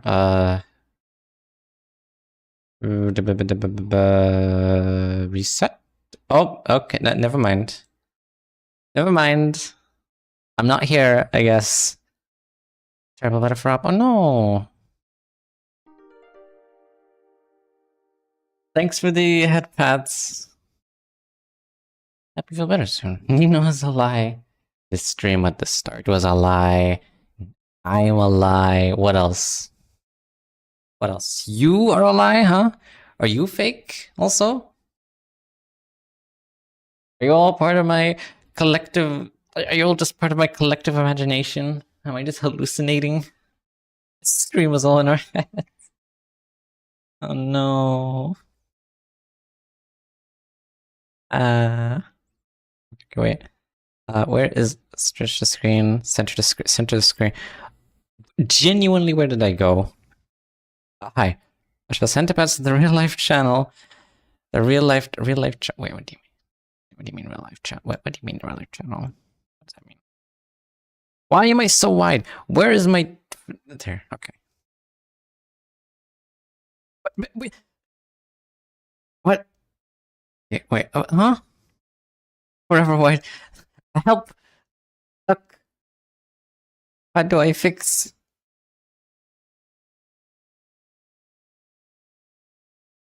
How do I fix? And okay, I'll just keep doing this, and it'll slowly fix itself. Slowly fix myself. Okay, I'm still wide. Wait. Oh god. Oh god, I moved the entire stream. No, I need to control Z, control Z, control Z. Control. Actually, that's the solution. Control Z, control Z, control Z, control Z, control Z, control Z. Control Z, control Z, control Z. Control Z, control Z, control Z, control Z, control Z, control. Yay! Ah! Good job, jump scare. Hello. They look like they're about to beat me up. No, I'm sorry. I won't speak badly about Diaz again. Yay, back to normal. The Control Z hack, yes. Open Twitch does not want you to know about this one simple trick. It's called the Control Z. You might have heard of it. Right. The reading. The music is back good. Noise. Several missions went on. The Ujat agents. No, the fun's going down. The Ujat agents handled their tasks without any one of them falling behind. I do not question a single thing about their work. I remember the name of every single member of the Ujat. To me, they're my new family. Their respect for me and the sense of fellowship may have played a part in their willingness to carry out preposterous and cruel jobs. Of course, money will be the most important motivation that allowed this office to operate in its unorthodox way, with the exception of me and Ezra. Always. Captain, are we fixers? Ezra asked. It seems all the studying gave her a sharp insight. We've all started out as fixers. I looked it up and found out that the Ujat is registered as an office, and I saw that you're listed as its leader instead of Lady Diaz. She acts as a client, giving us requests. A massive office serving one person. That is what Ujat is. Them. But in my opinion, what we do is... Your opinion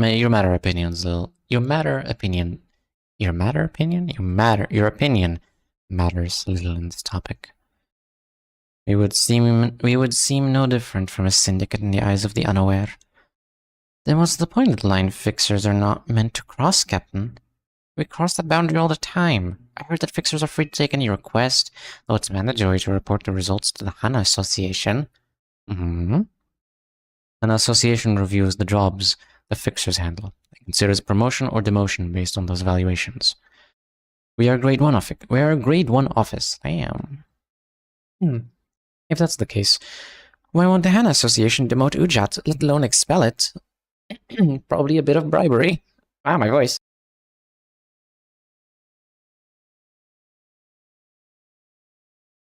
The wealth Diaz possesses, her unctuous way with words, and her connections. Everything revolves around Diaz. Ezra's eyes were opened, same as the doubt I feel. Ezra knows that something is off about her job. A fixer isn't supposed to kill a civilian who is unwilling to fight. Diaz doesn't care about such rules. She exploits and eliminates anyone in her way, civilian or not. I get my hands dirty for her sake, because I believe in Diaz's dream. Diaz's dream?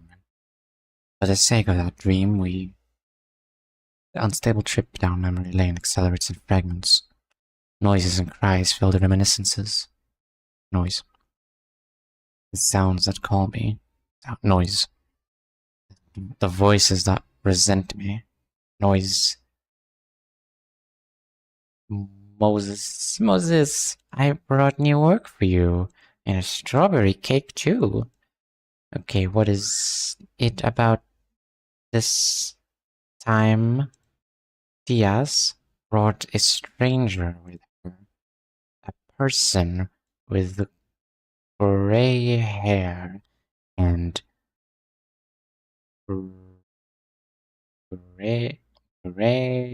green eyes. Hey, why don't we try something huge this time?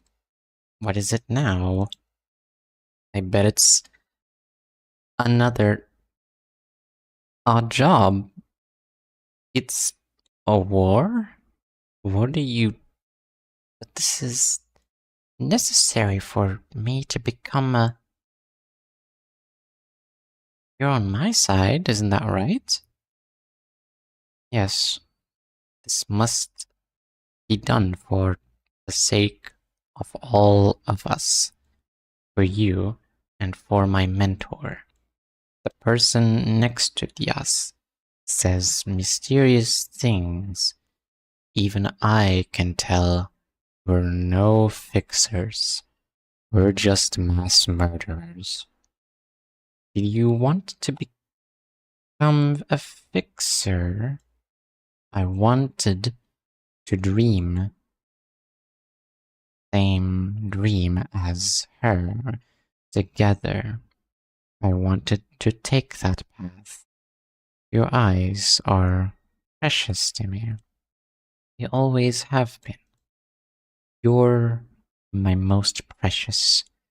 You think of me and us as tools and nothing more, Captain. This diversionary tactic, launched with the help of our core, will be vital for the success of this operation. Excuse me, what happened here? Very, very darkness, noise, lots of noise. I think this is supposed to emulate noise in text form. Noted. Jun, I'll be spilling yet more blood in the outpost amidst the war zone. Set off once again.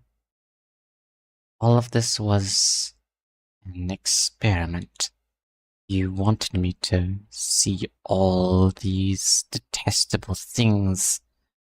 EZRA and Hijun, save you. I'll save you too. If it's the last thing I do. Dreamnail. Captain Moses. You know what, Moses? I aim to be the head. To reach those heights, a pair of wings would be needed. Yes.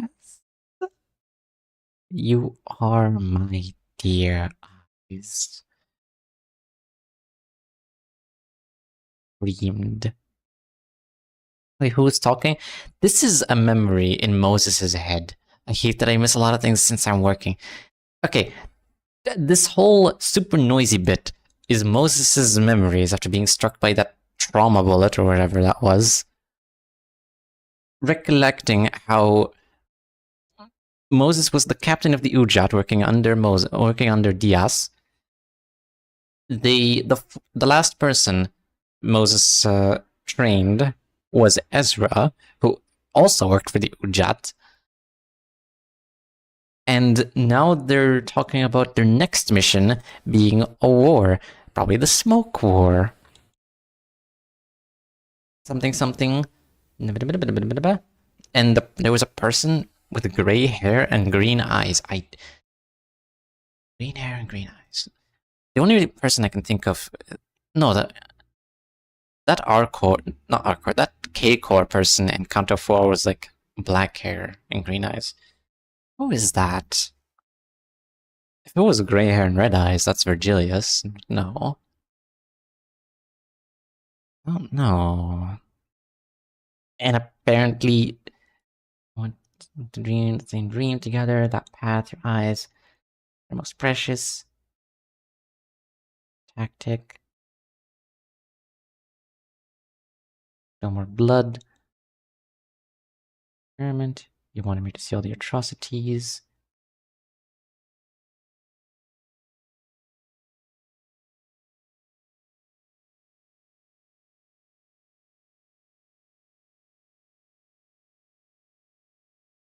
And Diaz wants to become the head? What? B had green eyes. It's the only one with gray hair I remember. But like, by that point, once... No, wait, this was the Smoke War. So this was like before the events of Elcor. Was it really Benjamin that showed up? I guess... They did probe Garion's head after she like invaded their base for information on how to become a wing.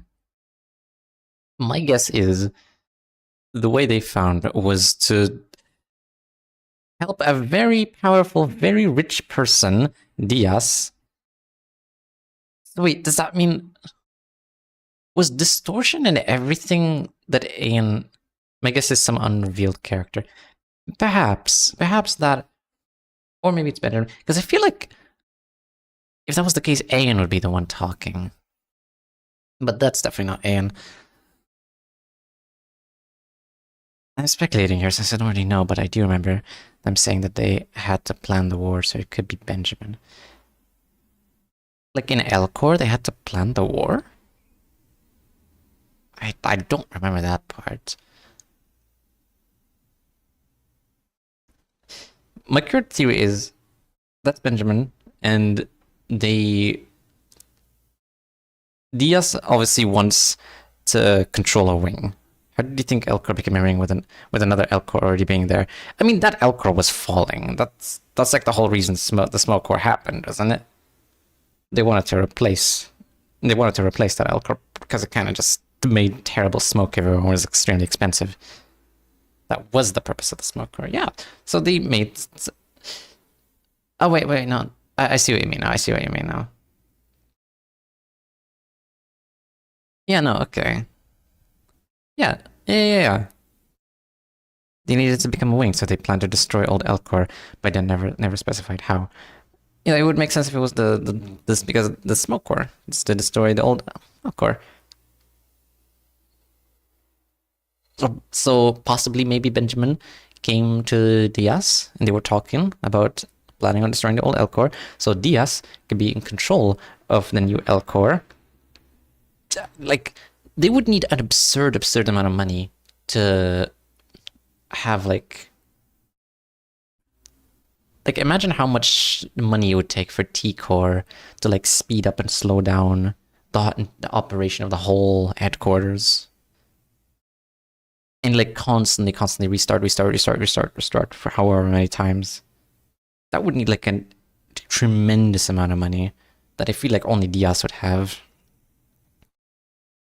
So either Diaz was in direct control of Elcor above. I looked up an image of B.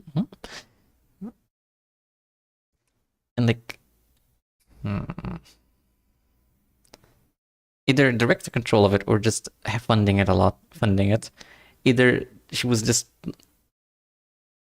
what's she planning the entire thing about like the tree of light and the golden boughs and everything.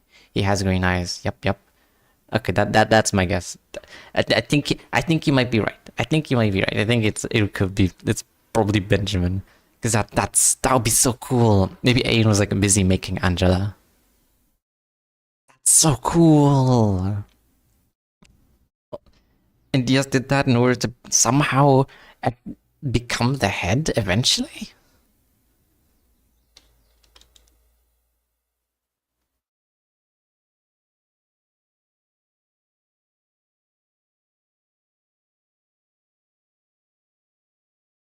You are my dear eyes. Something squiggly. Something. I won't be your eyes. Damn. I opened them. The bullet fell from my forehead and hit the floor.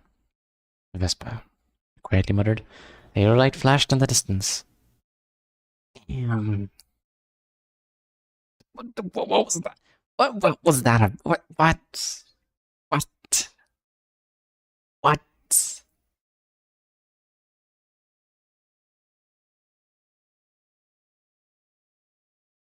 So that's so cool. That's so cool. It's so peak. I need more. The context is so addictive. Oh my god. That's so peak. That's like top 1 chapters. So much lore. Chapter 38, the marksman of the mist. Even though he has no mouth and he must scream, I can almost picture one jabbering away when I listen to his babble. Not bad. You actually withstood the test of my bullet. The marksman groaned as he spoke. Vespa subdued the marksman and made him kneel in front of me. The bullet aimed for EZRA stopped as well. He's lying next to me, unconscious. The steam-powered rifle. It's similar to segment, as Yuria described, but this isn't one. This is a distortion, as I guessed. One that maintains reason. An uncommon type of distortion. Excuse me. Usually, distortions twist to a form suited for claiming and expressing their desires in one-dimensional ways. It's unlikely for a human side to remain. However, on rare occasions, distortions may retain their humanity and possess a capacity to plan a way to sate their desires. The sapience does not make them particularly more lethal or dangerous, but it does become a nuisance to deal with. They keep their desire hidden under layers of facade, similar to humans. Even so, it's still possible to figure out what the cause of the distortions, as their thoughts are warped and linear nonetheless. I believe there's a fine line between segment and distortions of this type. They're at the crossroads between making step forward to manifesting segment and staying as a distortion, if I had to guess. I gave a nod, They're at the crossroads between making a step forward to manifesting segment and staying as a distortion. Interesting. What Moses is saying here is, if you distort, but not like, you distort, like you count as a distortion, but you still keep your reason, at least. You can still escape from that distortion and unlock ego. Possibly. Maybe. That's pretty cool. Where are the bullets of the thumb? The distortion who introduced himself as the marksman of the mist had a bundle of lenses for a head. A combination of a large lens on smaller compound ones. That's familiar. Somewhere in this mist. By the by, you're quite the impressive individual, aren't you? It's not often that someone survives one of my bullets. This man needs bullets. It seems his gun manifested through the distortion imbues any ammunition loaded into it with his unique properties when fired. You have what it takes to stay on the right path. Letting him ramble on and on would be a huge waste of my time. I expired a white breath, and the white smoke covered his head of lenses. What's the meaning of this? This smoke of yours tickles quite a bit. I placed a hand on my forehead. Mental disruption won't work on him. Is this ineffective against sentient distortions in general, or is he the odd one out? Thank you, Boris.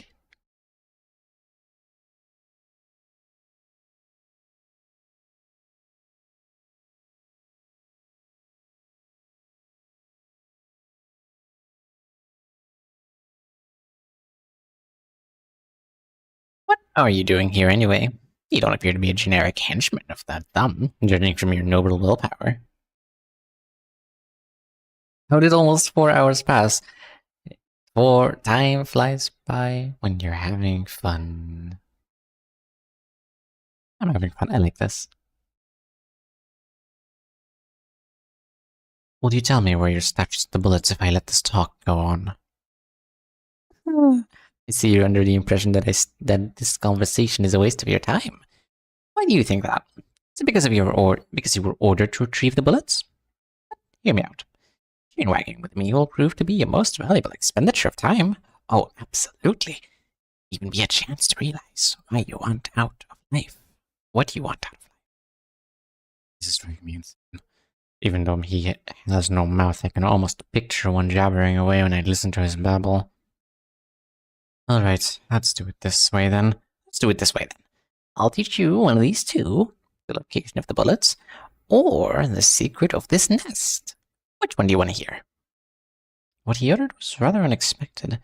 He mentions the secret of this nest. It wouldn't hurt to hear that. Whether or not it's true, there's a sizable possibility that it's not entirely baseless. On the other hand, the whereabouts of the bullets is factual information. It's what I need at the moment. The location of the bullets. Oh, you city folk.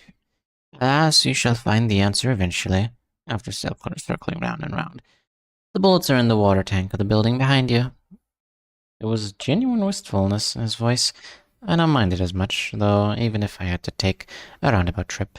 I can start searching for the answer when I need to. Talk to Moses. What is it? Someone is approaching. Two shadowy figures approach from the mist. Vesper reaches for his sword. I slapped Ezra's cheeks a few times to wake her up. Ezra, this is no time to be snoozing. Detective. Ezra threw her arms around me. Oh, the kid must have seen a past too tough to bear. Prepare for combat. Oh. The duo revealed themselves. One of them was a person slightly taller than me, though he is by no means a tall person. He's wearing the coat of his wayfixer. It's worn and wrinkled. The other was a dog made of steel. It's carrying a crude club on its back. That dog could very well be holding a human brain. Is that the one who slaughtered our fixers? He spoke to us. Who are you lot? A short middle-aged man furrowed his brow, apparently baffled by the inquiry. He then took a fixer license out of his coat pocket for us to see. His Way Association Section 1. Thank you, Ines. Edgar, a detective from the Major Crimes Unit of Section 1 of his Way South. Edgar... I don't recognize that. Major Crimes Unit of Sway Section 1. Some high-profile individual we have here. I have masticated my pipe. I want you to hand over that monster and the thumb's ammunition while you're at it. Edgar drew a cigarette from his pocket. Putting that aside, Vespa Crabro, the taboo hunter, is here. Ah, that's a rare sight for the southern parts. Well, isn't the atmosphere rather awkward? The marksman broke the silence. So is that the culprit who killed our fixers? Edgar tilted his chin at the marksman. I maintained silence. I want you to stay out of this from now on. He's oozing with poise. Oh no, it's a poise ID. Poise, okay, wait, hold on. Tremor, rupture, poise. Okay, we got the 3 statuses. I don't know if we got sinking before, but maybe. We just need sinking, burn. Burn. Hell yeah. Ammo, maybe. What were you trying to do with those bullets anyway? If I confess to his way fixer that we accepted a finger's request, the outcome will be thorny to say the least. We just wanted to borrow some of those amazing bullets that Thumb makes. Ezra hurriedly stepped up. Really? So you were a group of scavengers looking for some loot to snatch in its aftermath? An electronic sound rang. What's that rang? You overheard their conversation? What's that rang?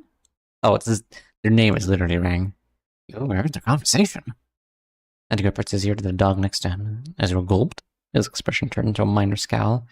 Is that so? Edgar threw a cigarette butt into his portable ashtray. Fixers bribed into doing dirty deeds for the Thumb, eh? That changes the story. Wait, I am Moses, the Distortion Detective, and I belong to the 7 Association. These are my assistants, Ezra and Vespa. Forget that. Is it true that you're working for the Thumb? It is. But our lives were on the line in that deal.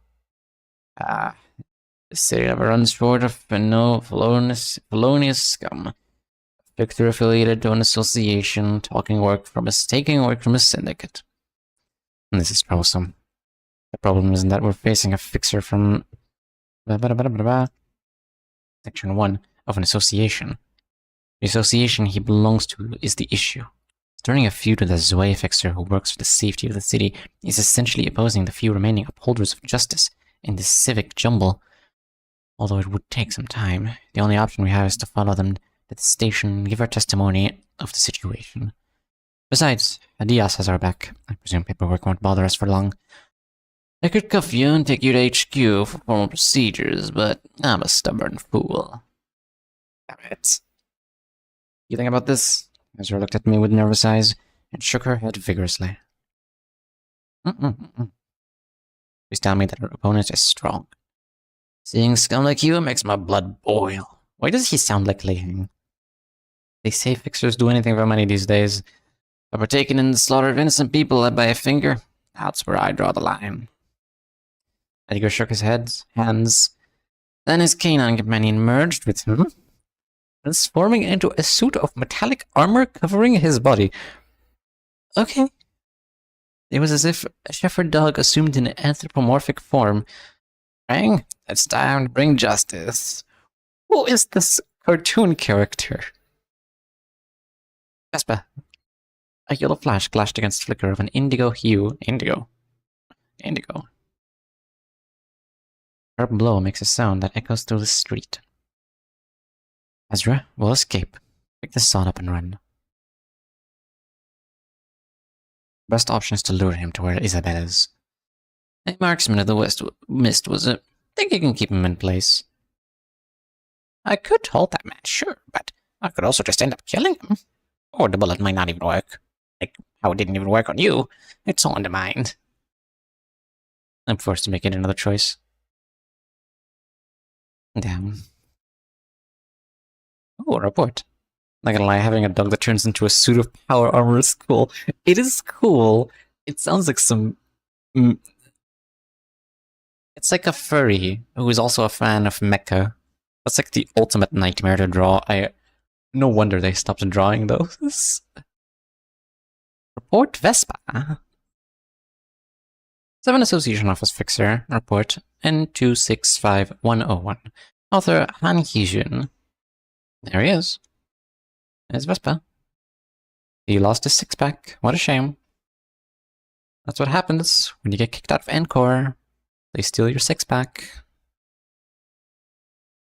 And also, he doesn't have the wasp anymore. Because, alright, those clothes were... Right, those very... what's the word? Tight clothes were burned away in that one fight. Name, Vespa Crabro. Age 24, gender male. Affiliation, former taboo hunter of Encore, expelled. Currently assisting Moses' office. Grade 1 fixer. 192 centimeters, 6'4". Damn. He's a tall boy. Hobbies, vehicle maintenance. Organizing his thoughts while brewing cinnamon tea. Specialities, driving, tracking. Day, January 24th. Likes, foodstuffs, preferably substantial meals. Clothes comfortable for agile activities. Cinnamon, cars. He's a car fan. That's respectable. Dislikes, cacti. Syndicates, the some in particular.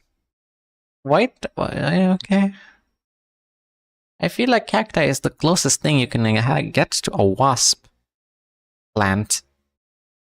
Another report. Diaz. There she is. 7 Association Office Fixer Report N192301. Author Han Hee-jun. Fancy that she has a report as well. I thought she'd be a mysterious character with no knowledge. Never mind. That's precisely what it is. I spoke too soon. Diaz. Age. Oh. Okay, that feeds into my theory of Blood Fiend. Blood Fiend Diaz. Gender, female. Affiliation, grade. 171 centimeters, 5'8". Hobbies, collecting vintage tableware. Making punched cards to play with our prized music box. Specialties, eloquence. Birthday, June 1st. Likes the sound of music boxes. The cover of gold and... mystery. The world may never know. Dislikes, dissonant notes, the sound of antiquated machines. So you don't like machines that are malfunctioning. You like everything in order, huh? Yeah, that sounds about right. We're getting close to the end of the novel, or what is released so far, unfortunately. It's so good, man. Chapter 39, Edgar. 4 chapters left, I think. Damn. No, come on, no, man. It's so peak. Oh well. We'll enjoy it while it lasts. Edgar's determined shout echoed through the basement. Ezra and I were still running. You finishing it today? Honestly, with only 4 chapters left, yeah. You don't have to go anywhere. Ezra and I were still running. The thunderous roar of our pursuer won't get any quieter. So Leviathan or Distortion Detective in years. Wait. Then I was reading Oral's message, and then I got jump scared by Dahlia's and continued reading from there. So Leviathan or Distortion Detective, what's your favorite so far? I can't compare Peak and P. Come on. They haven't updated it in years. I think it's not getting anything. I remember hearing somewhere, don't take my word for it, this could be just hearsay, that it's like, it could be continued eventually. Maybe as a game or something, I don't know. The Distortion Detective game would be pretty sick. Nothing in the near future, unfortunately. I would imagine at least after like Limbus Company is done. So that's like, what, 10 years? With nothing?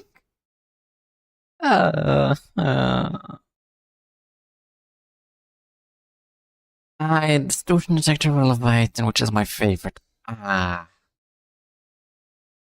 Leviathan was like a comic for a time. So it was sick to see like all the illustrations of moments and being able to semi-easily figure out who was talking. Much easier than this. I mean, they did appear in Counter 7, so it's very likely they will appear again. Indeed. Plus, I'm sure there's many reasons why I was recommended to read this before Counter 9. Alright. This has recency bias. So, temporarily my brain is like, I like this more. I don't know which one I like. Virgilius, it's such a cool character that is in Limbus. Like, a lot in Limbus, a lot more. And like, I don't know, it's so cool having the context of Kanto 6 and stuff happening in that lab, with him just going all out there.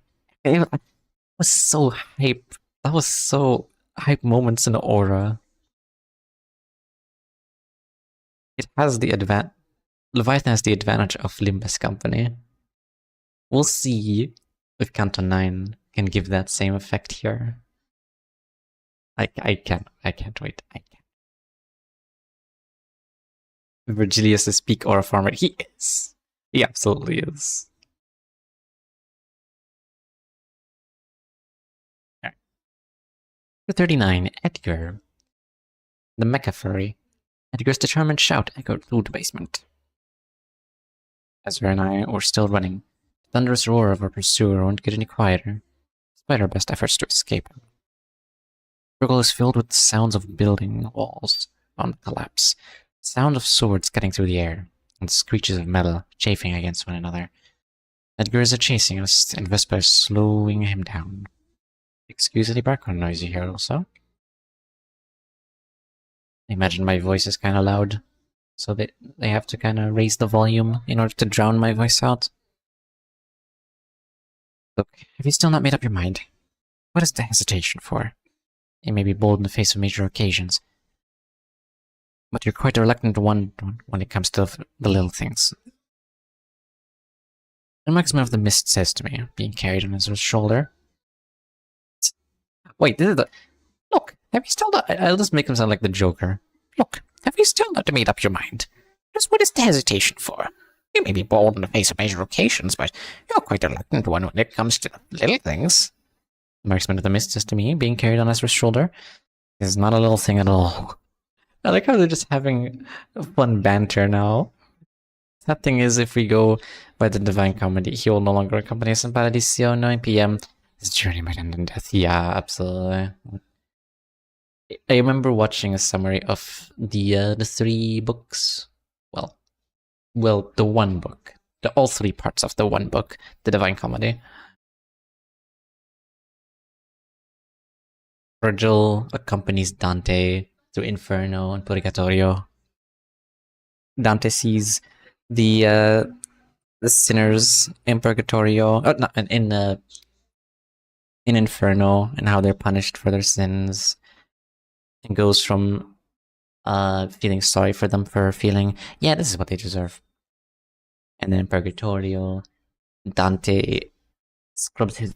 What are you doing, Sancho? Scrubs his own sins away in order to be able to enter Paradiso. Ow, ow, ow! Ah.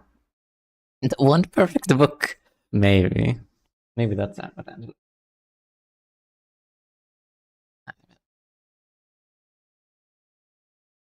And then in Paradiso, Virgil can't escort Dante anymore because, if I remember right, Virgil is one of the dead people. So he can't go to Paradiso. So we get a new escort. What was her name? Beatrice, I think? Who escorts Dante through Paradiso. I don't... And they go and see the different layers of amazing. Beatrice, yeah, Beatrice. I'm literate. Do I get a literate badge after reading this novel now? I mean, I can officially read? Have I beaten the allegation, the illiterate allegations? What are you doing, Sancho? You're biting my headphones. This is not a little thing at all. Edgar comes from the Zwei Association. Anyone with half a brain in this business knows that there are boundaries of exertion crossed. They're what differentiates you from a syndicate crook. Violating those rules will result in demotion, or worse, disqualification from work. However, if we murdered a fixer from Section 1 of the Zwei Association while doing some bidding for the thumb, disqualification would be the least of our concerns. We'd become the target for quests. No, I know better. But despite everything, this can be covered up as long as Diaz has him back. The shallow sense of justice left in me is repulsed by the thought. That's it. That's it. You're getting kidnapped.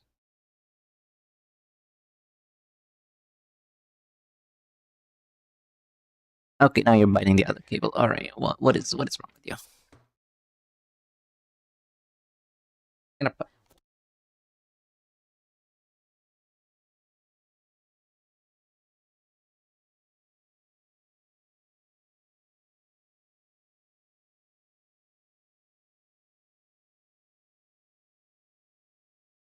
This creature is a monster.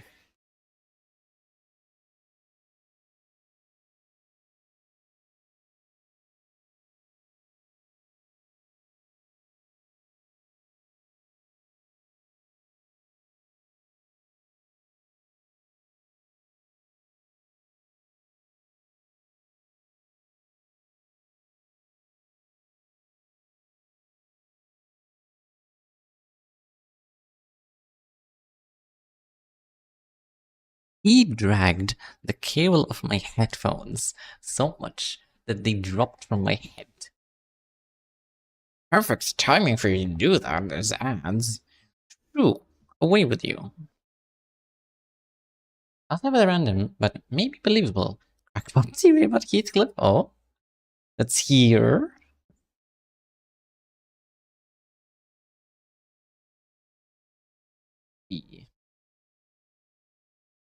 I know better.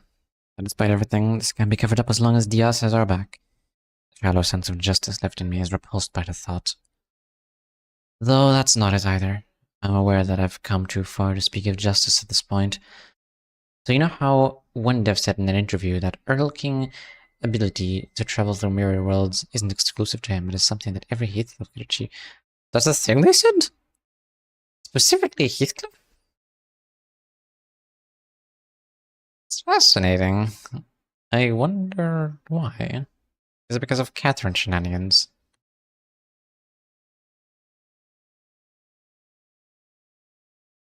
It all comes down to not wanting to rely on him. Diaz, well, and you can see in his thumb and middle yards that he has serpent eyes. Ah. Oh, I see what you mean. Wait. Wait, no, that doesn't make sense. Wait, are you saying like there's a Heathcliff that's part of the she branch, the snake people, that traveled and became like some in middle.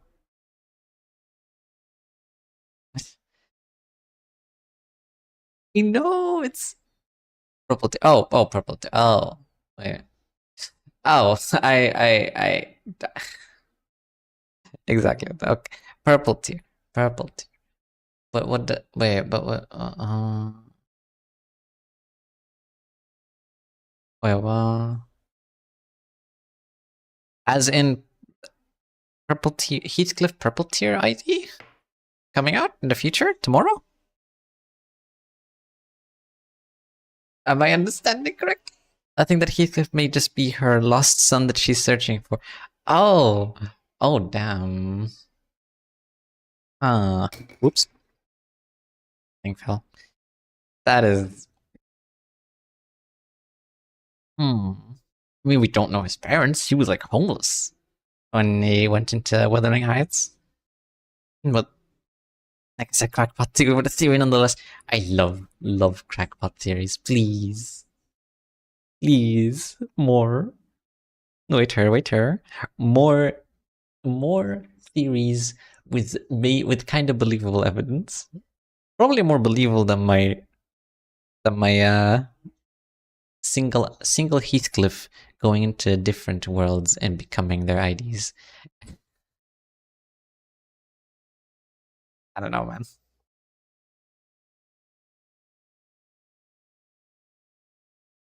That's not it either. I'm aware that I've come too far to speak of justice at this point.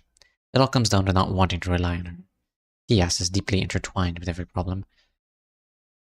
From the cause of the solution, from the cause to the solution, and I hate to see myself continuously asking her for help. It's a childish and personal reason. I'm laughable that I brought up righteousness and conscious as a fixer, as for my first excuse. Think you can hit him? You've decided at last. Anywhere in the mist, and whomever you want. Well, with a loud noise, Edgar landed in front of us. His armor was riddled with impacts and slices from Vespa's sword, though none of them appeared to have left any critical damage. He held Vespa by the hair with his left hand. Oh no. Oh no. Welcome in. Touching.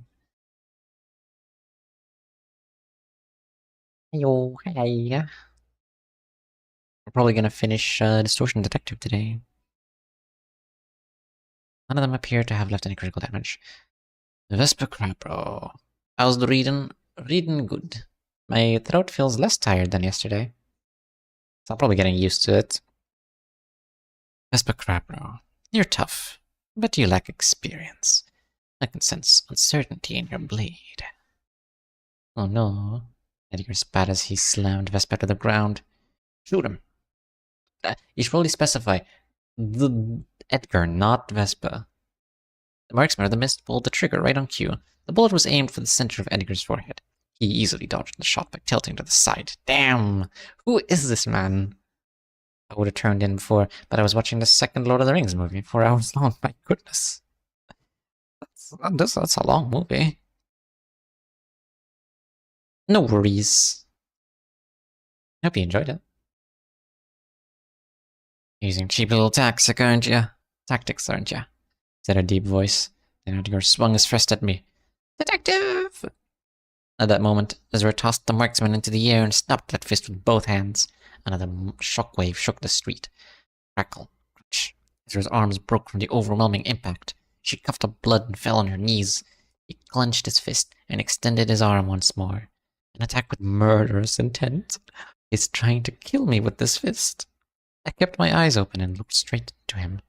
His fist did not reach me. Anywhere and whomever you desire. Wait. Anywhere and whomever you desire. My bullets circled around and round and round and eventually reached you. The bullet struck Edgar's head from the back. It rotates where it landed. To be precise, just like that. Edgar came to a halt. Yo! Thank you. Oh, what a friendly distortion. Yo. I caught my breath. It was one of the few moments in my life when I was ready to accept my doom. Ezra, can you stand up? This isn't a big deal. First aid kit in Ezra's dimensional bag should be enough. What are you looking at? You want my food, don't you? It's over. It's gone. There's no food. First aid kit in Ezra's dimensional bag should be enough to take care of a broken arm. However, as it is a limited resource, I feel rather hesitant to use it right away. Meow. I feel rather hesitant to use it right away. Vespa is unconscious on the ground, wounded and bruised. What do you want? Didn't put the plates away? Leftover smell is gonna attract Sancho. No, the plate is still here. What? Okay, wait, hold on. Maybe he wants something. Give me a moment.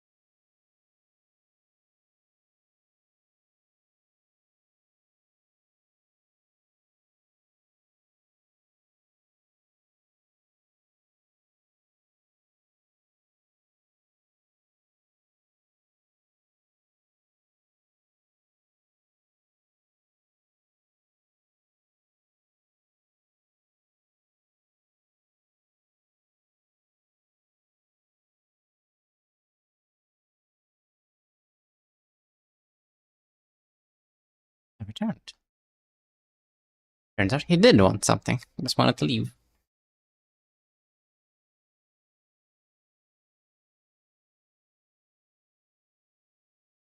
Sorry about that. Let's see, where was I?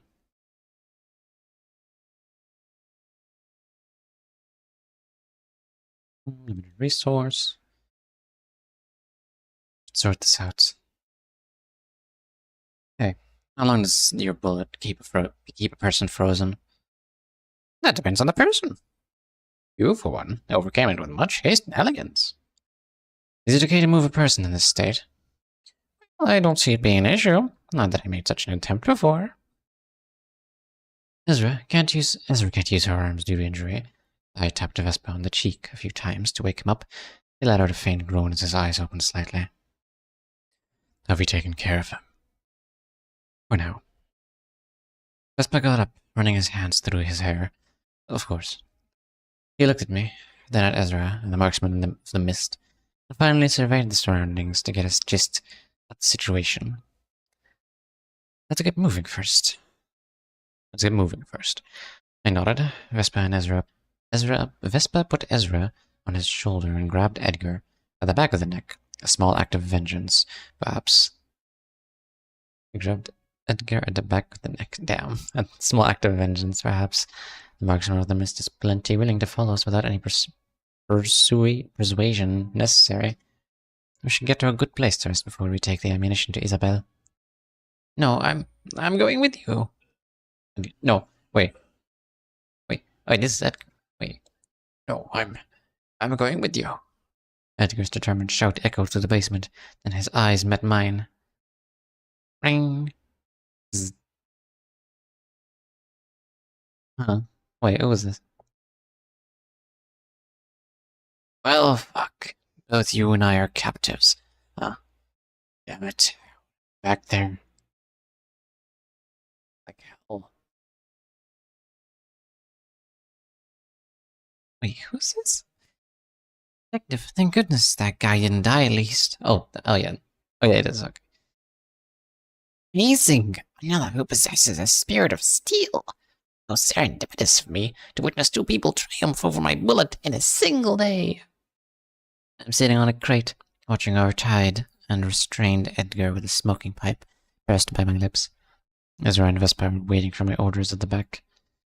You haven't killed me yet, so I reckon there's something you want. First off, I'd like to clear the misunderstanding between us, Edgar. If you mean how I mistook you for some small-time lackeys of the thumb, then you bet it's cleared. Crystal. Congratulations. Killing me would be a huge step up in your criminal career. You're gonna be real famous among the syndicates. I might even get you a nice little position in the thumb. I shook my head as I blew out smoke from my pipe. Let me introduce myself once more. I'm Moses, a grade 5 fixer belonging to the 7 Association. My current occupation is the Distortion Detective. A detective? Distortions? My work is to deal with the distortions we encounter in this nest and retrieve them. We crossed paths with the thumb unexpectedly, thus we had no other options but to cooperate. Did you harm any civilians during your little errand? No. Right, maybe you didn't. You probably thought you could just be on your way after you're done helping the thumb. I bet you never stopped to think about the lives of the innocents that would be lost to the bullets you retrieved. That's what I find unforgivable about people like you. You want to hold us accountable because of that. Why don't you consider the possibility that we might help more innocent and powerless people after the business is settled? Your acquisition is just a delusion. Your accusation is just a delusion. A delusion? Yeah, right. I've said similar things plenty of my times in my life. I inhaled smoke. So you refuse to show any understanding for the situation. Maybe I'll give it another thought when you turn against the thumb. You seem to think you have the upper hand. You're tied to a chair. Your life is in our hands. And yet here you are, trying to negotiate with me. He's an old hand. He must have a rough grasp of our awkward circumstances. What would be your demand if that were the case? Do you want the thumb dead? Yep. Fine. Alright, then let me hear your side of the story. We're headed to where Isabel is. Ezra and Vesper are following us, carrying the bullets. So you're collecting distortions, huh? How many have you got so far? I don't think I'm obligated to tell you that much. I know that distortions have been causing commotion lately. But I'm not sure if you can just meet them whenever you want to. It's a trade secret. I wonder, does DS just have like a distortion compass? I guess Moses is the distortion compass. Speaking of which, we never learned how Moses can just see distortions. Was she born with that ability? Did she get it after distortions were a thing? Was it after some trauma? Did this come with the ego? Who knows? We're about to arrive at the house that the Thumb took over after murdering its previous residents. Isabel and her group greet us in front of the house. You're back, Miss Moses. Edgar runs at her as soon as she stops speaking. Rang. Edgar's metallic dog once again becomes a pseudo-armor that covers his body. His ironclad fists struck Isabel's face right away. She was slightly knocked back, but retaliated with a knee to Edgar's stomach. The mutual attack created a bit of distance between the two. What is the meaning of this, Miss Moses? Isabel asks, spitting bloodied saliva. I shouldn't speak with her, destroying the assemblage of the Thumb's members with no room for negotiation. That's the condition Edgar offered. Seems I can't avoid sinking. Let's go, sinking. Okay. Burn. And what's left?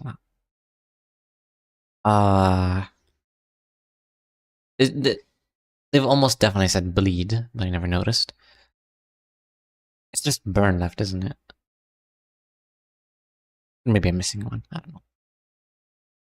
Charge. Right, charge. Wait, no. It says someone charged at a person. That's charge. Alright, oh well. Sinking into the pits of violence no matter what I do. Ezra, Vespa, will support her. We're facing a capo and 20 soldatos from the Thumb. On our side, we have 2 grade 1 fixers, 1 grade 3 fixer, and 1 grade 5 fixer. And 1 distortion. Let's go! Distortion! This magical bullet can truly hit anyone, you say. You know, this person has a point. Maybe it is like a something based off, almost definitely something based off magic bullet. Right, gun and a bullet? It's a magic bullet. No doubt. Chapter 40, to bring justice. His movement unfolded before my eyes in slow motion, as if all of it were crystallized within a in the world we never know. Frozen moment, alright. Wow, the original isn't the one broken. Interesting. Vespa, you're free to brandish your sword with no constraint this time. I've been waiting for this. Vespa nodded. I imagine his sword was held back by worry when he was fighting Edgar. Boundaries of a fixer are no concern against a Thumb, however. Vespa drew his blade and charged into the soldatos without hesitation. I'm sure he was itching to kill the Thumb. We have their ammunition, and as such, they're devoid of the means to stop Vespa and Ezra from approaching them. Edgar is in a scuffle with Isabel. Isabel's brass knuckles collide with Edgar's steel fists, creating noises and sparks that distract my senses. Edgar should be able to handle Isabel on his own, if we keep the soldatos occupied. The problem is how the 4 of us are going to take on 20 of them. Ezra, we'll take on 3, and leave the rest to Vespa. Got it, detective. I bit my smoking pipe. What I can do is let out 3 forms of breath. Lending a hand with the red breath won't do much against a single soldato. The other options are white breath and violet breath. I wonder, is the violet breath supposed to be black? I guess so. The violet is supposed to be black damage. Breaking their psyche or tiring them down would be a more effective approach. Time will solve this problem. I let out a violet puff. The pipe assumed the form of a whip, and I lashed it at 2 soldatos running towards Ezra. How well I can wield a whip is irrelevant. What matters more is the mental image. I have to picture how I will bind them in clear detail. As I do, the whip wraps around the victims and purple thorns dig into their skin. Ezra, now. Okay. Ezra swung her hammer at one of them, immobilized. I realize there's no music. There you go, peaceful music, that's what we need. Ezra swung her hammer at one of the immobilized soldatos to crush their cranium. She then swung it at the other, but missed. and they retaliated with the buttstock of the rifle. It turns into a stalemate, dragging on without either side gaining an upper hand. Vespa seemed to be struggling to land fatal blows on the foes surrounding him. Oh, being called. Be right back.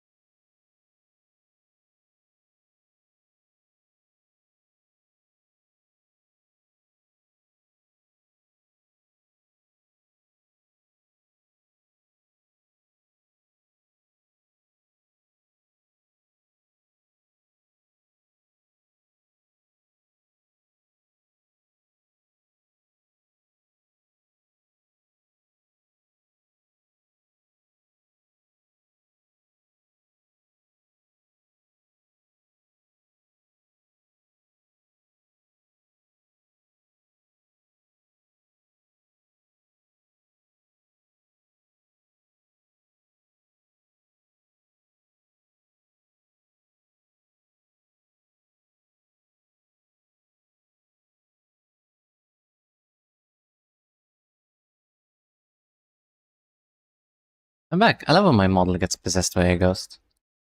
For a few seconds when I come back. That's my favorite part. Some food as well.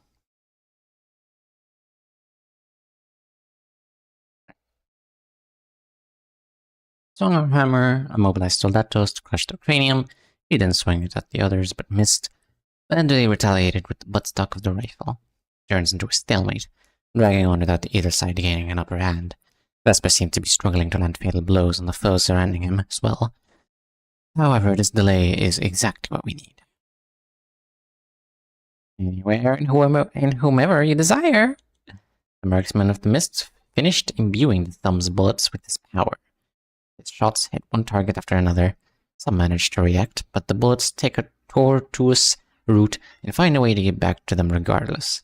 One by one, they cease movement, and the last bullet struck Capo Isabel. That's what got me, huh? Edgar muttered. These thumb crooks are yours to take care of now. Sound of a new bullet hole in a human. The bolts have already begun to pierce those who couldn't overcome the trial. Edgar watches the soldatos fall. I'll deal with them my way. What about the man you called the marksman of the mist, then? We'll be taking him.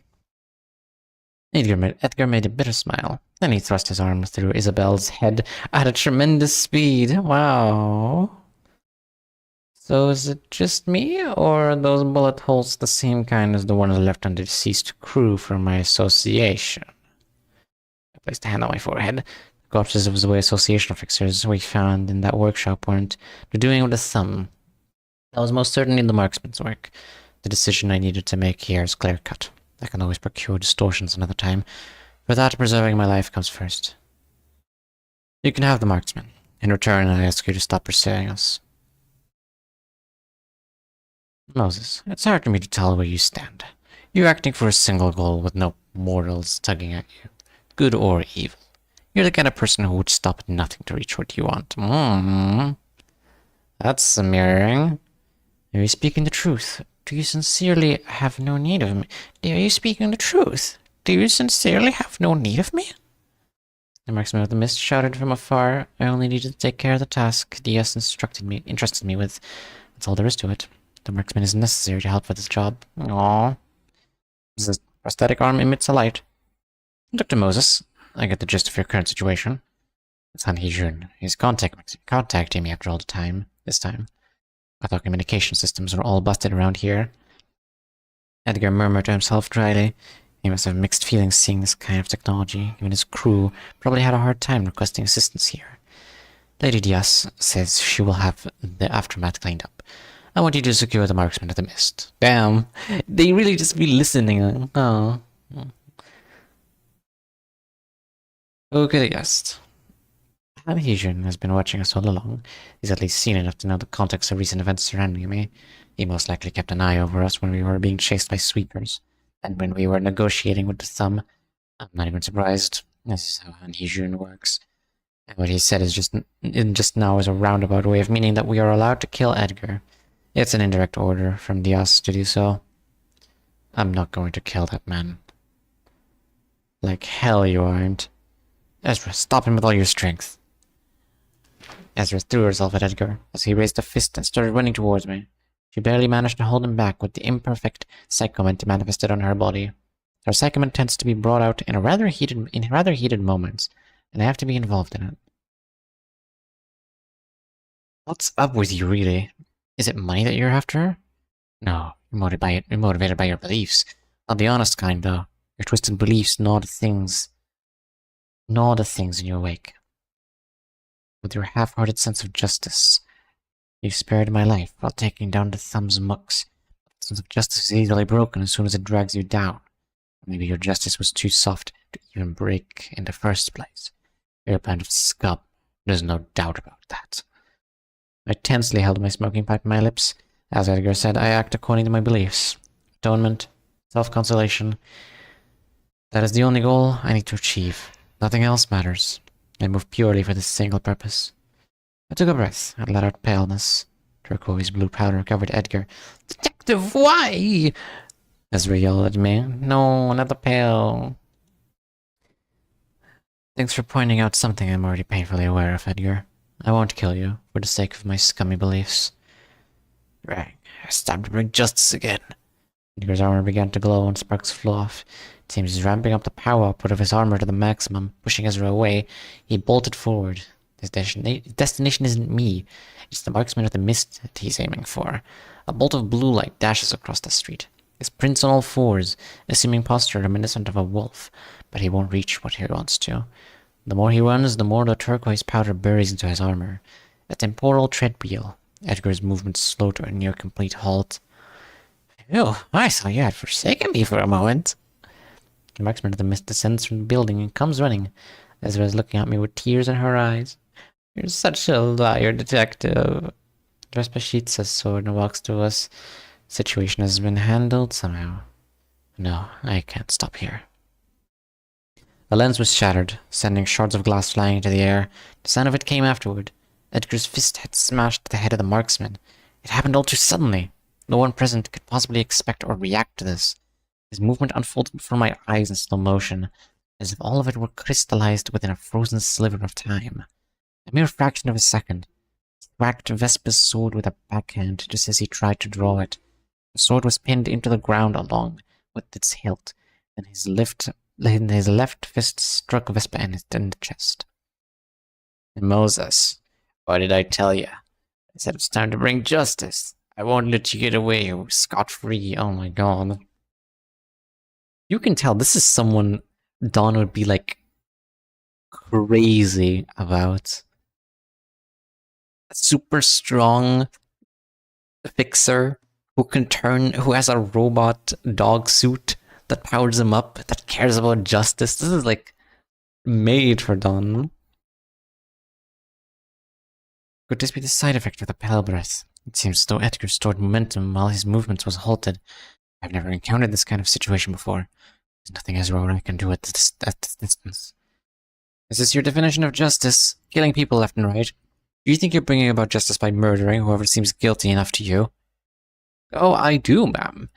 Edgar grabbed me by the neck and lifted me upward. His grip is iron. It feels like he could tear apart my throat in any moment. Even this likely isn't the full extent of his strength.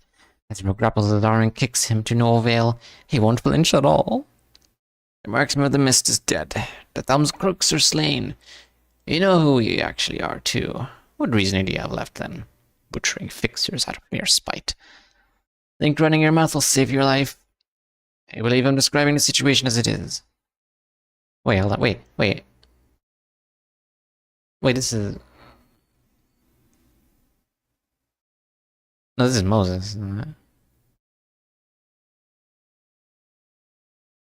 Like some of the mist is dead, the thumbs crooks are slain. Think running your mouth will save your life. I believe I'm describing the situation as it is. What you're doing at the moment is no better than a syndicate's behavior. This is fucking hell wrong, I know. Edgar threw me to the ground. I'll remember you, Moses, the Distortion Detective, and your assistants, Ezra and Vespa. I'll be in charge of every damn thing you do in this nest. Huh? Who? Huh? Well, who was this man? Why is this man? Who? Why? Why? Well... Oh? Was this a color fixer? I feel like with how much he was beating everyone to a pulp. That's like the explanation. Or maybe he's like a grade 1. I don't know. He was beating up Vespa pretty bad as well. I feel like if he was a color, he wouldn't even be working with Zwei. Running her mouth did indeed work. Running your mouth always works. It is always the solution.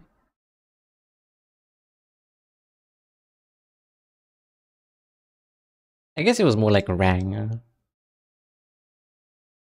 Maybe Rang is like some compass of justice for him or something. Or Marksman. Yeah, rip the Marksman, man. He was so cool. It's so rare that you see like a distortion that helps. Like, yeah, it has a goal, well, goal, quote unquote, more like an idea that it follows. And it'll help you if you can align with that idea. Or in Moses' case, just beat the trauma bullet. Chapter 41. This is the one before the last chapter. Hôtel L'Arrière. Is that supposed to be French for back or behind? I wonder. The social call does not bode me a good evening. Since that one is written exactly like back. We're getting close to the end. Activated the prosthetic arm. We failed to secure the Marksman of the Mist.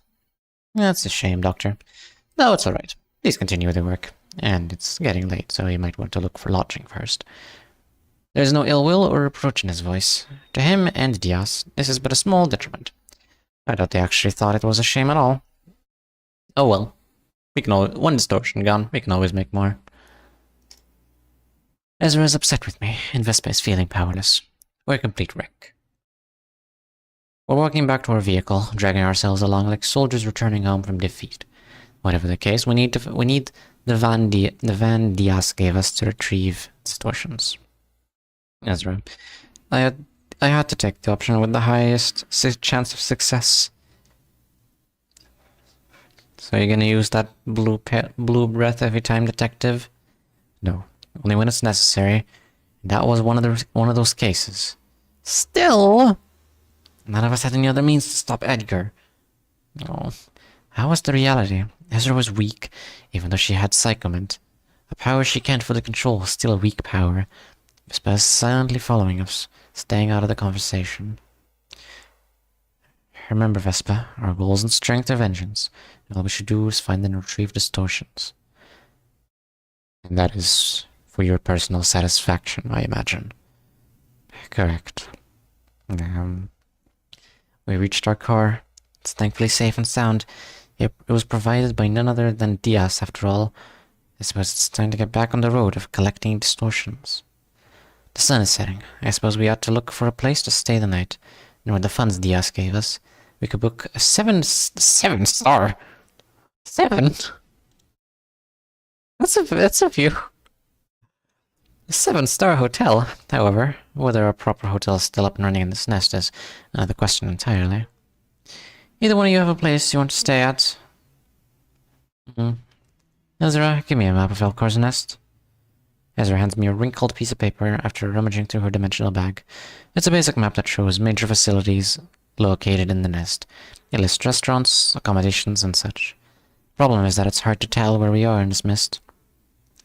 That is, if we didn't have the prosthetic arm to specify our coordinates. I tapped the arm a few times to display our current location and superimposed it over the map. We're currently quite far from the center of the nest. Quality amenities and accommodations are easier to find near the center. Hotel RAHHHHH. Well, I'll continue pronouncing it like that, because my inner French wants to. At least there's a 4-star hotel close to us. Looks like it'll take half an hour to get there by car. I wonder, is 7-star like the maximum? Or is it like beyond the maximum? Because if it's the maximum, a 4-star would be like the equivalent of a, I don't know, a 3-star hotel for us or something. It looks like it'll take half an hour to get there by car. Even in a nest whose wing has fallen, people still live on, and services are provided. Fixers and syndicates still remain as well.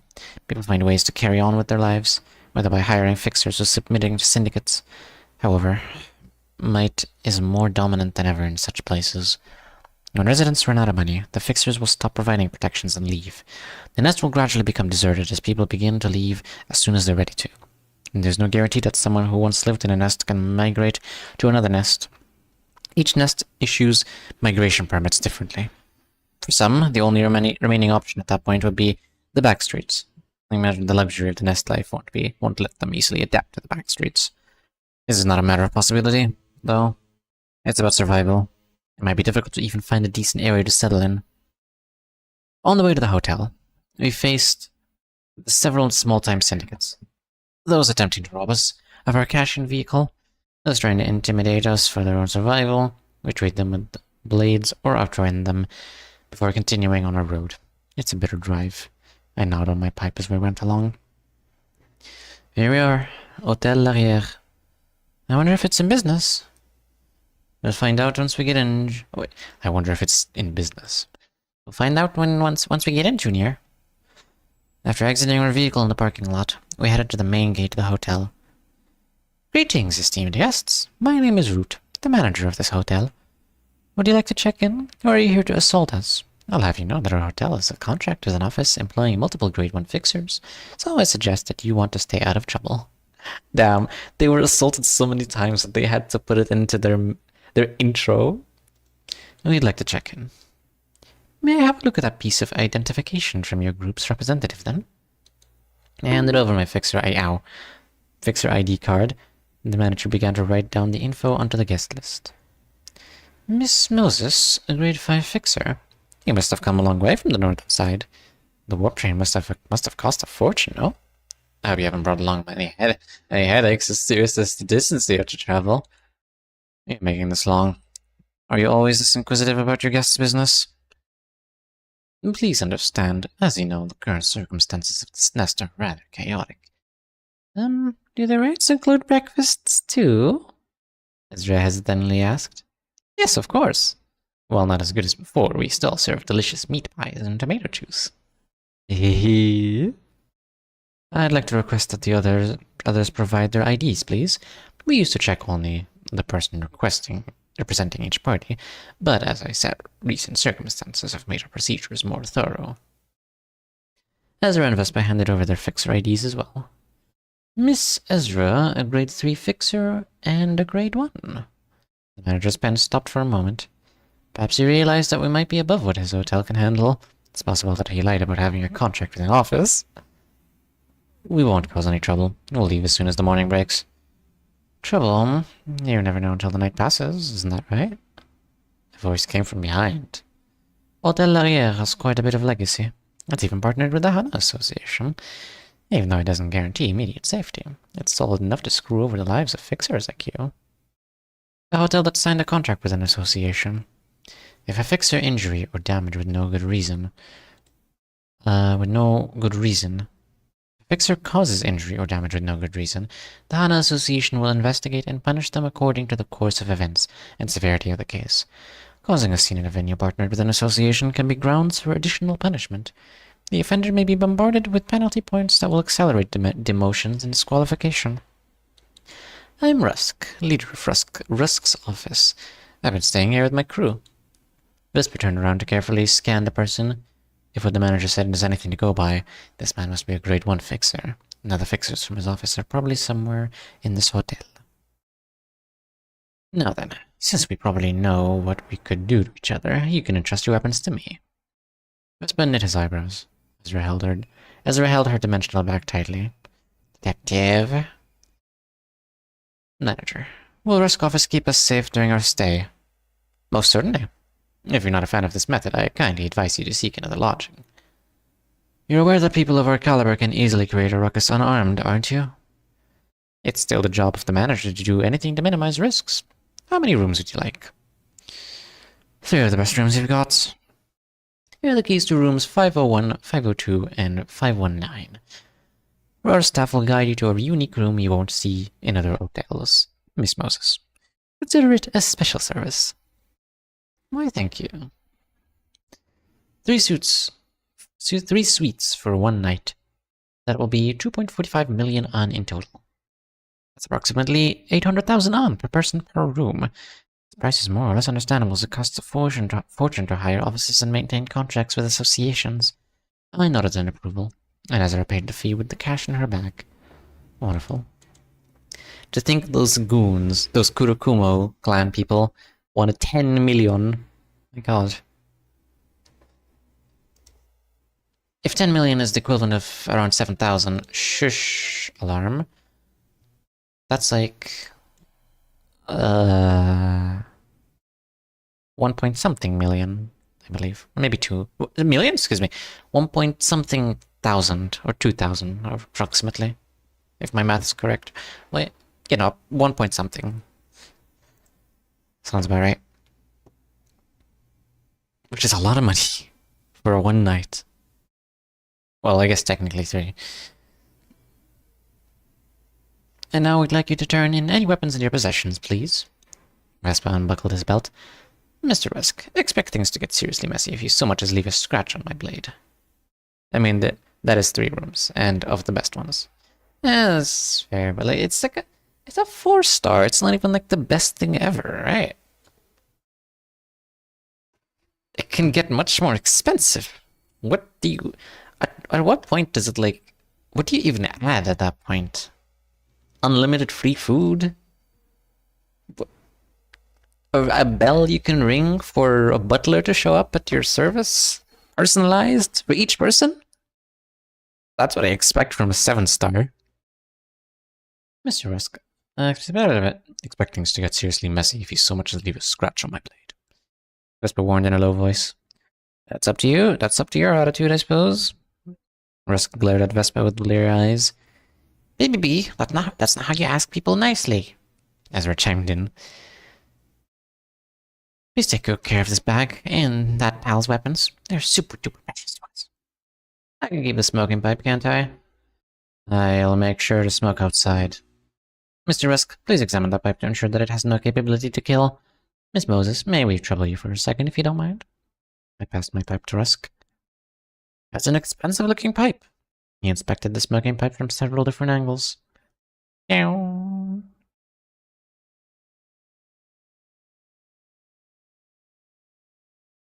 I've had no problems with it, Mr. Root. What a fool. The manager nodded. Have a comfortable night's rest, then. He followed the hotel clerk into the elevator. Ezra and Vespa went to their designated rooms. Mine is room 519, located at the end of the corridor. The clerk explains a few things on the way. Breakfast is provided from 6 a.m. until 9 a.m. in the morning, and 6 a.m. in the morning, 6 o'clock until 9 o'clock in the morning, and are there many guests? There are more visitors than you might think. Many guests have checked in to stay here long-term as well.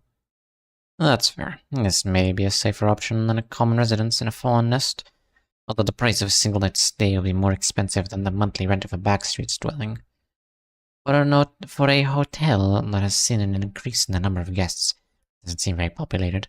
I haven't seen anyone other than this. I guess it's because it's late evening?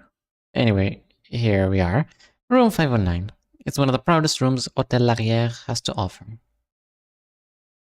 The clerk opened the door for me, and I slowly walked into the room. As soon as my entrance was made, I'm struck by the thick stench of blood. Oh boy. Oh hell. Oi! I quickly turned my head to see the door slam shut in my face. Enjoy your night, milady. And sorry, a creepy voice. Enjoy your night, milady. A creepy voice came from the other side of the door. That social call does not bode me a good evening. I bit into my pipe and to ready myself, looking into the room. Around 20 people are facing the wall. Blood vessels extend from the back of their necks and converge into one spot. Oh boy. An old woman sits on a leather sofa at the center of the room, connected to those 20 veins. Oh. A distortion. It's a blood fiend. Oh. Better not be Alina. I bid you welcome, Moses. I am L'Arrière, the owner of this hotel. No, it's not. It's not. Perhaps it is no coincidence that you've arrived here in front of me. Damn it, Hadrian. There's a blood fiend in the hotel randomly picked from the map. He's got to have planned this from the beginning, calculating our routes. Unless it was just an unfortunate turn of events. I still can't help but be skeptical of him, considering his track record.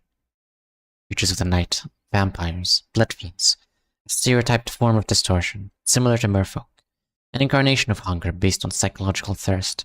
Various stories of blood fiends would be told, ranging from urban legends to stars of the city. I'm reminded of the once infamous Blood Red Night. Yo, let's go. I exhaled a red breath. The pipe assumed the shape of a red sword, which I pointed to the blood fiend. Fascinating red hue. It's the blood imbued in it that emanates such crimson light. As the blood fiend waved her hand, the blade melted into wine-colored smoke and dissipated. Oh, well. Moses, could you take a moment to listen to what this old lady has to say? The woman lifted her arm and waved her hand, raising a red chair next to me. I have no choice but to take a seat. That day, ever since the pillar of light illuminated the city, the times have been changing. I held my pipe in my mouth again. The final chapter. Blood Fiends. Chapter 42, Blood Fiends. I'll need some time to reformulate my understanding of the modus operandi of the species. The Blood Red Night, star of the city that made its mark a few years ago, known for randomly kidnapping people from the back streets and the nest alike, who would later be found as corpses, robbed of all internal organs. Those corpses would then come to life and wander, looking for the next victim. The eastern and northern sides of the city trembled in fear of her for quite some time. From an urban myth to a legend, from a legend to a nightmare, and soon enough she rose to be a star. Multiple associations and offices joined forces to study the star, reveal its true identity, and ultimately slay it, thanks to the Black Silence, and Roland, and some other people as well, I'm sure. Well, did they slay it? No, they didn't. They didn't kill Elena. They kind of drove her away. Given the time span of Distortion Detective during this chapter, Elena was on a certain warp train. I see. Oh, I see. Yeah, it will probably be around that time. Thank you for the hydrate, elf. And the stretch. And the headpats, the imaginary headpats, thank you. I should probably add a sound for stretching. Though I don't know what it would be. Probably the cartoony stretching sound. That's the one I can think of. And maybe it stretches my model as well temporarily. That would be quite funny. I'll have to figure out how to do that.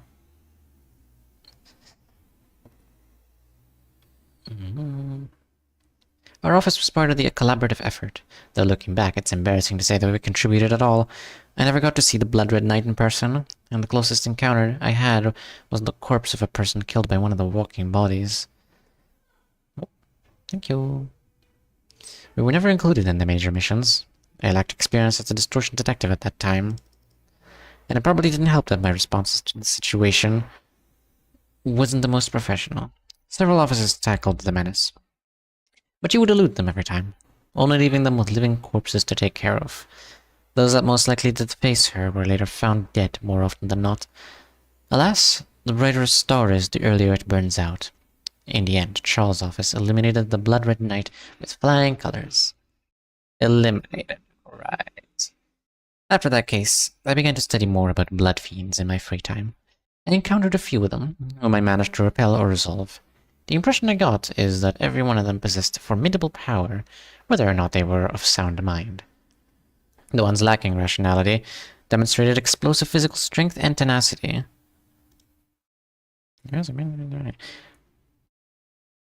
Driven by raging thirst.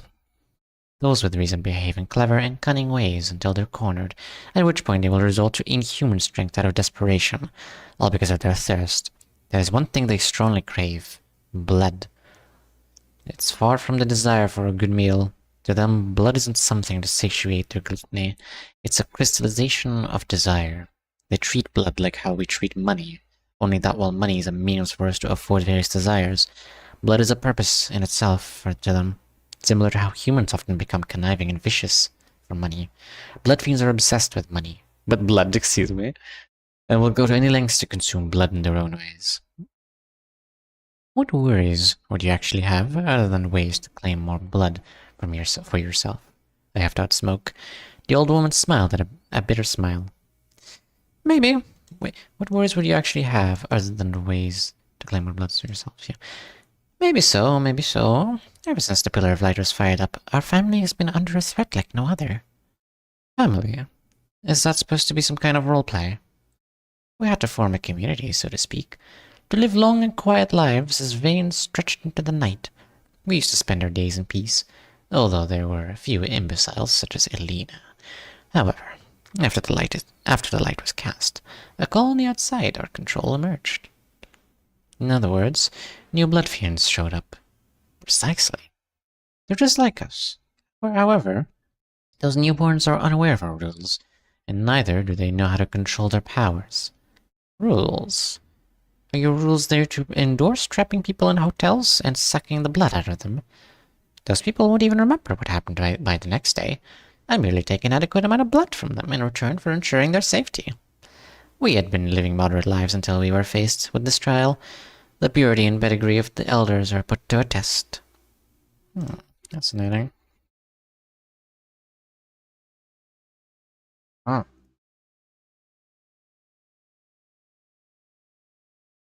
Snooze that.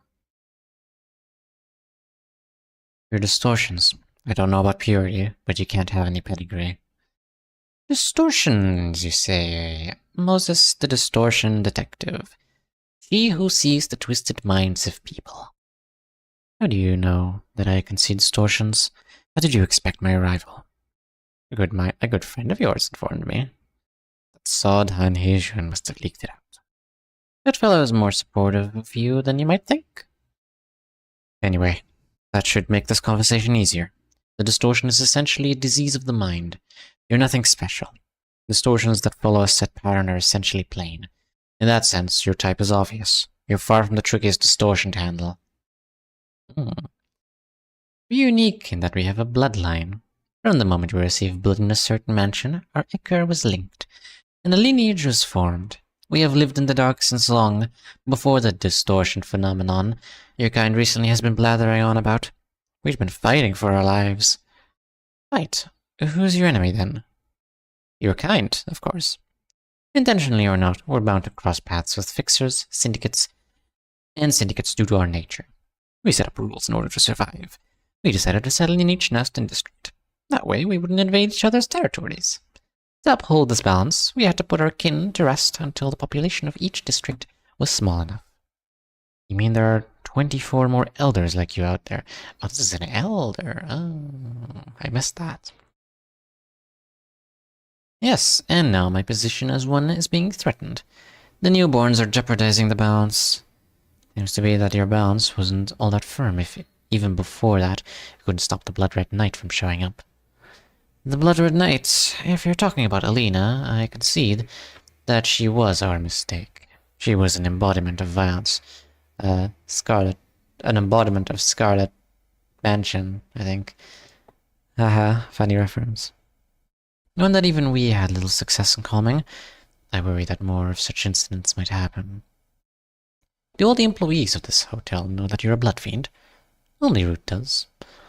So who is the supposed menace that's threatening your seat? Rusk. Ah, the fixer hired by the hotel. Yes, keeping my enemies close to me makes it easier to deal with them. So you're saying that Rusk is trying to remove you and take your throne? I could only see an ordinary level of distortion from him. The Blood Fiend's eyes are red.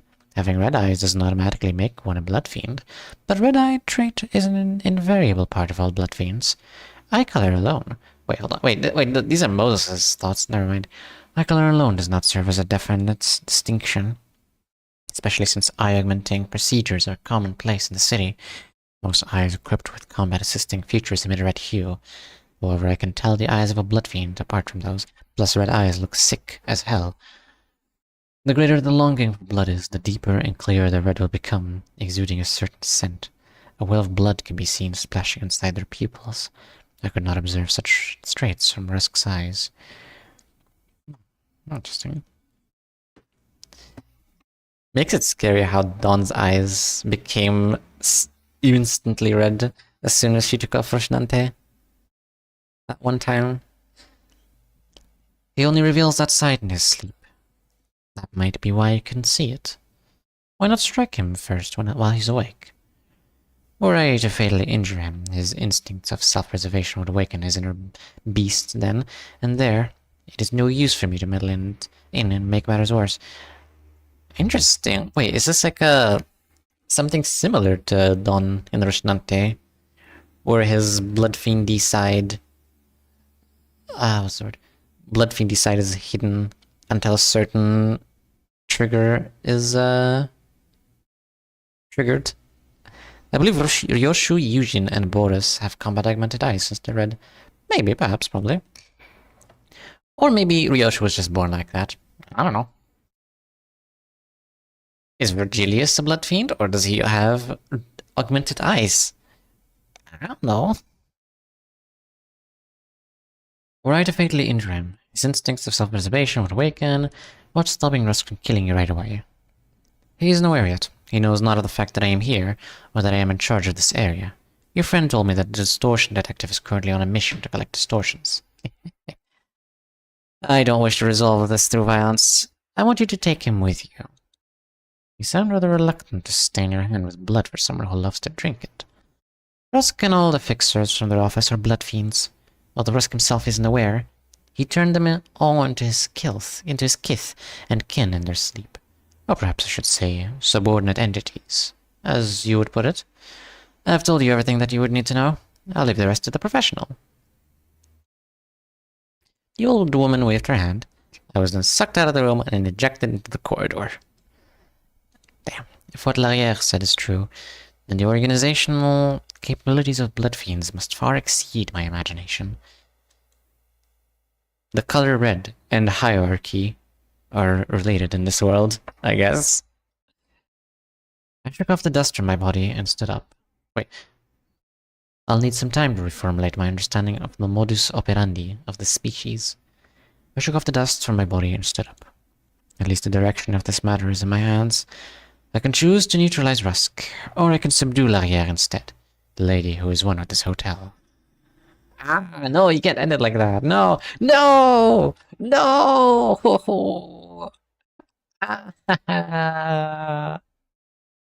Pain. Pain. No. Ah. That's the end of that. No. Rip Distortion Detective. No. No, I believe Rusk is like a sleeper agent, while Dawn's shoes are actively suppressing her desires, except for her bloodlust. I see. So many fascinating ways to suppress blood fiendness. The rip indeed. That one helm of a cliffhanger to end on. That's one hell of a cliffhanger to end on. I know. You can't just like, who do I side with? The blood fiend who maybe knows, maybe doesn't know he's a blood fiend, or the blood fiend who's like an elder.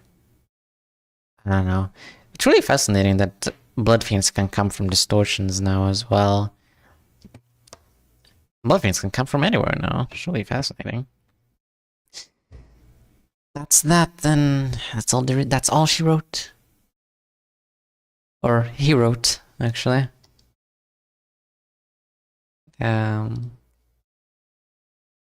Now you better finish Content 9 in both intervals before Content 9 releases, or your next 10 poll will be 9 base IDs and 1 slosh mail. Oh no. What a terrible fate. Is it over? It's Jover. It's Jover. No more.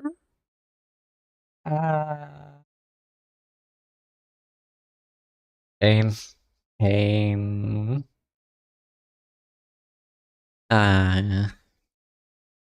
What a banger, though. What a banger of a novel, even though it's not even finished. Project Moon. Wonderlab will no longer be publicized. I remember that. You know, I watched a summary of Wonderlab, but I never read it. You know? Well, I guess no longer publicized. That's a bit of an issue. It's really a shame. Well then, now you know what Moses meant Encounter 7 prior encounters with blood fiends. Yeah, oh yeah, that's why she knew about them. Wonderlab is no longer canon. Man. Man.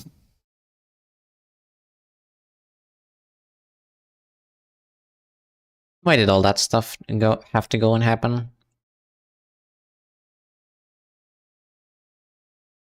Oh well, that was a banger.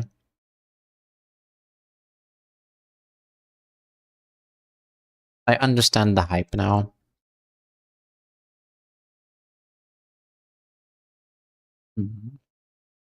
Now, I'm considering whether to end stream here, because it is 9 PM for me, or do a bit of Limba's company.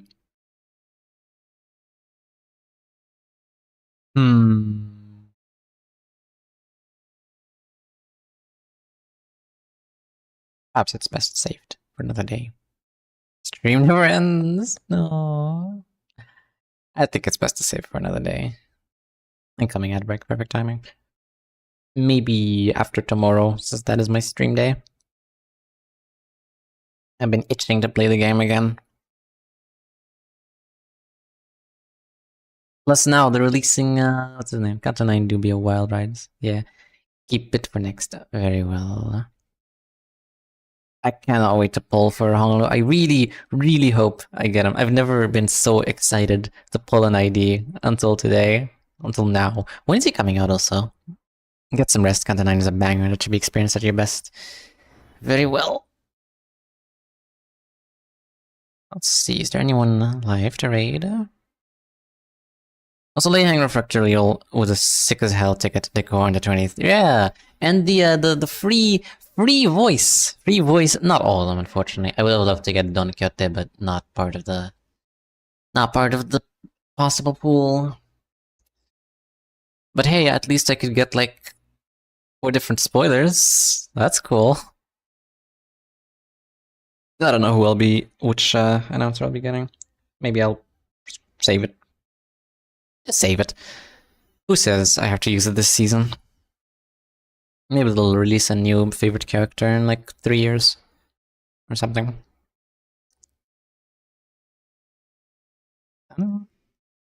Anyone live to raid? Yay, we can fight pre-nerf Layhang again. Yahoo! Now do that with every boss, please. Thank you very much.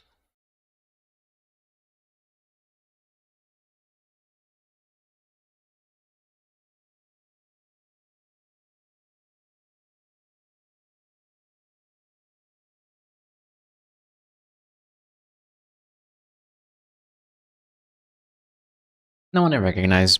Shame. Oh, in that case, no raid today. And in that case, thank you all for watching. I hope you enjoyed. I hope you enjoyed Distortion Detective as much as I did. What a doozy, what a banger. I love these characters. And I want to see more. I want to see. Kim Ji-hoon, please. Please. Continue Distortion Detective, and my life is yours. Alright. Bye. Bye. See you after tomorrow, which hopefully will be the best company. Bye.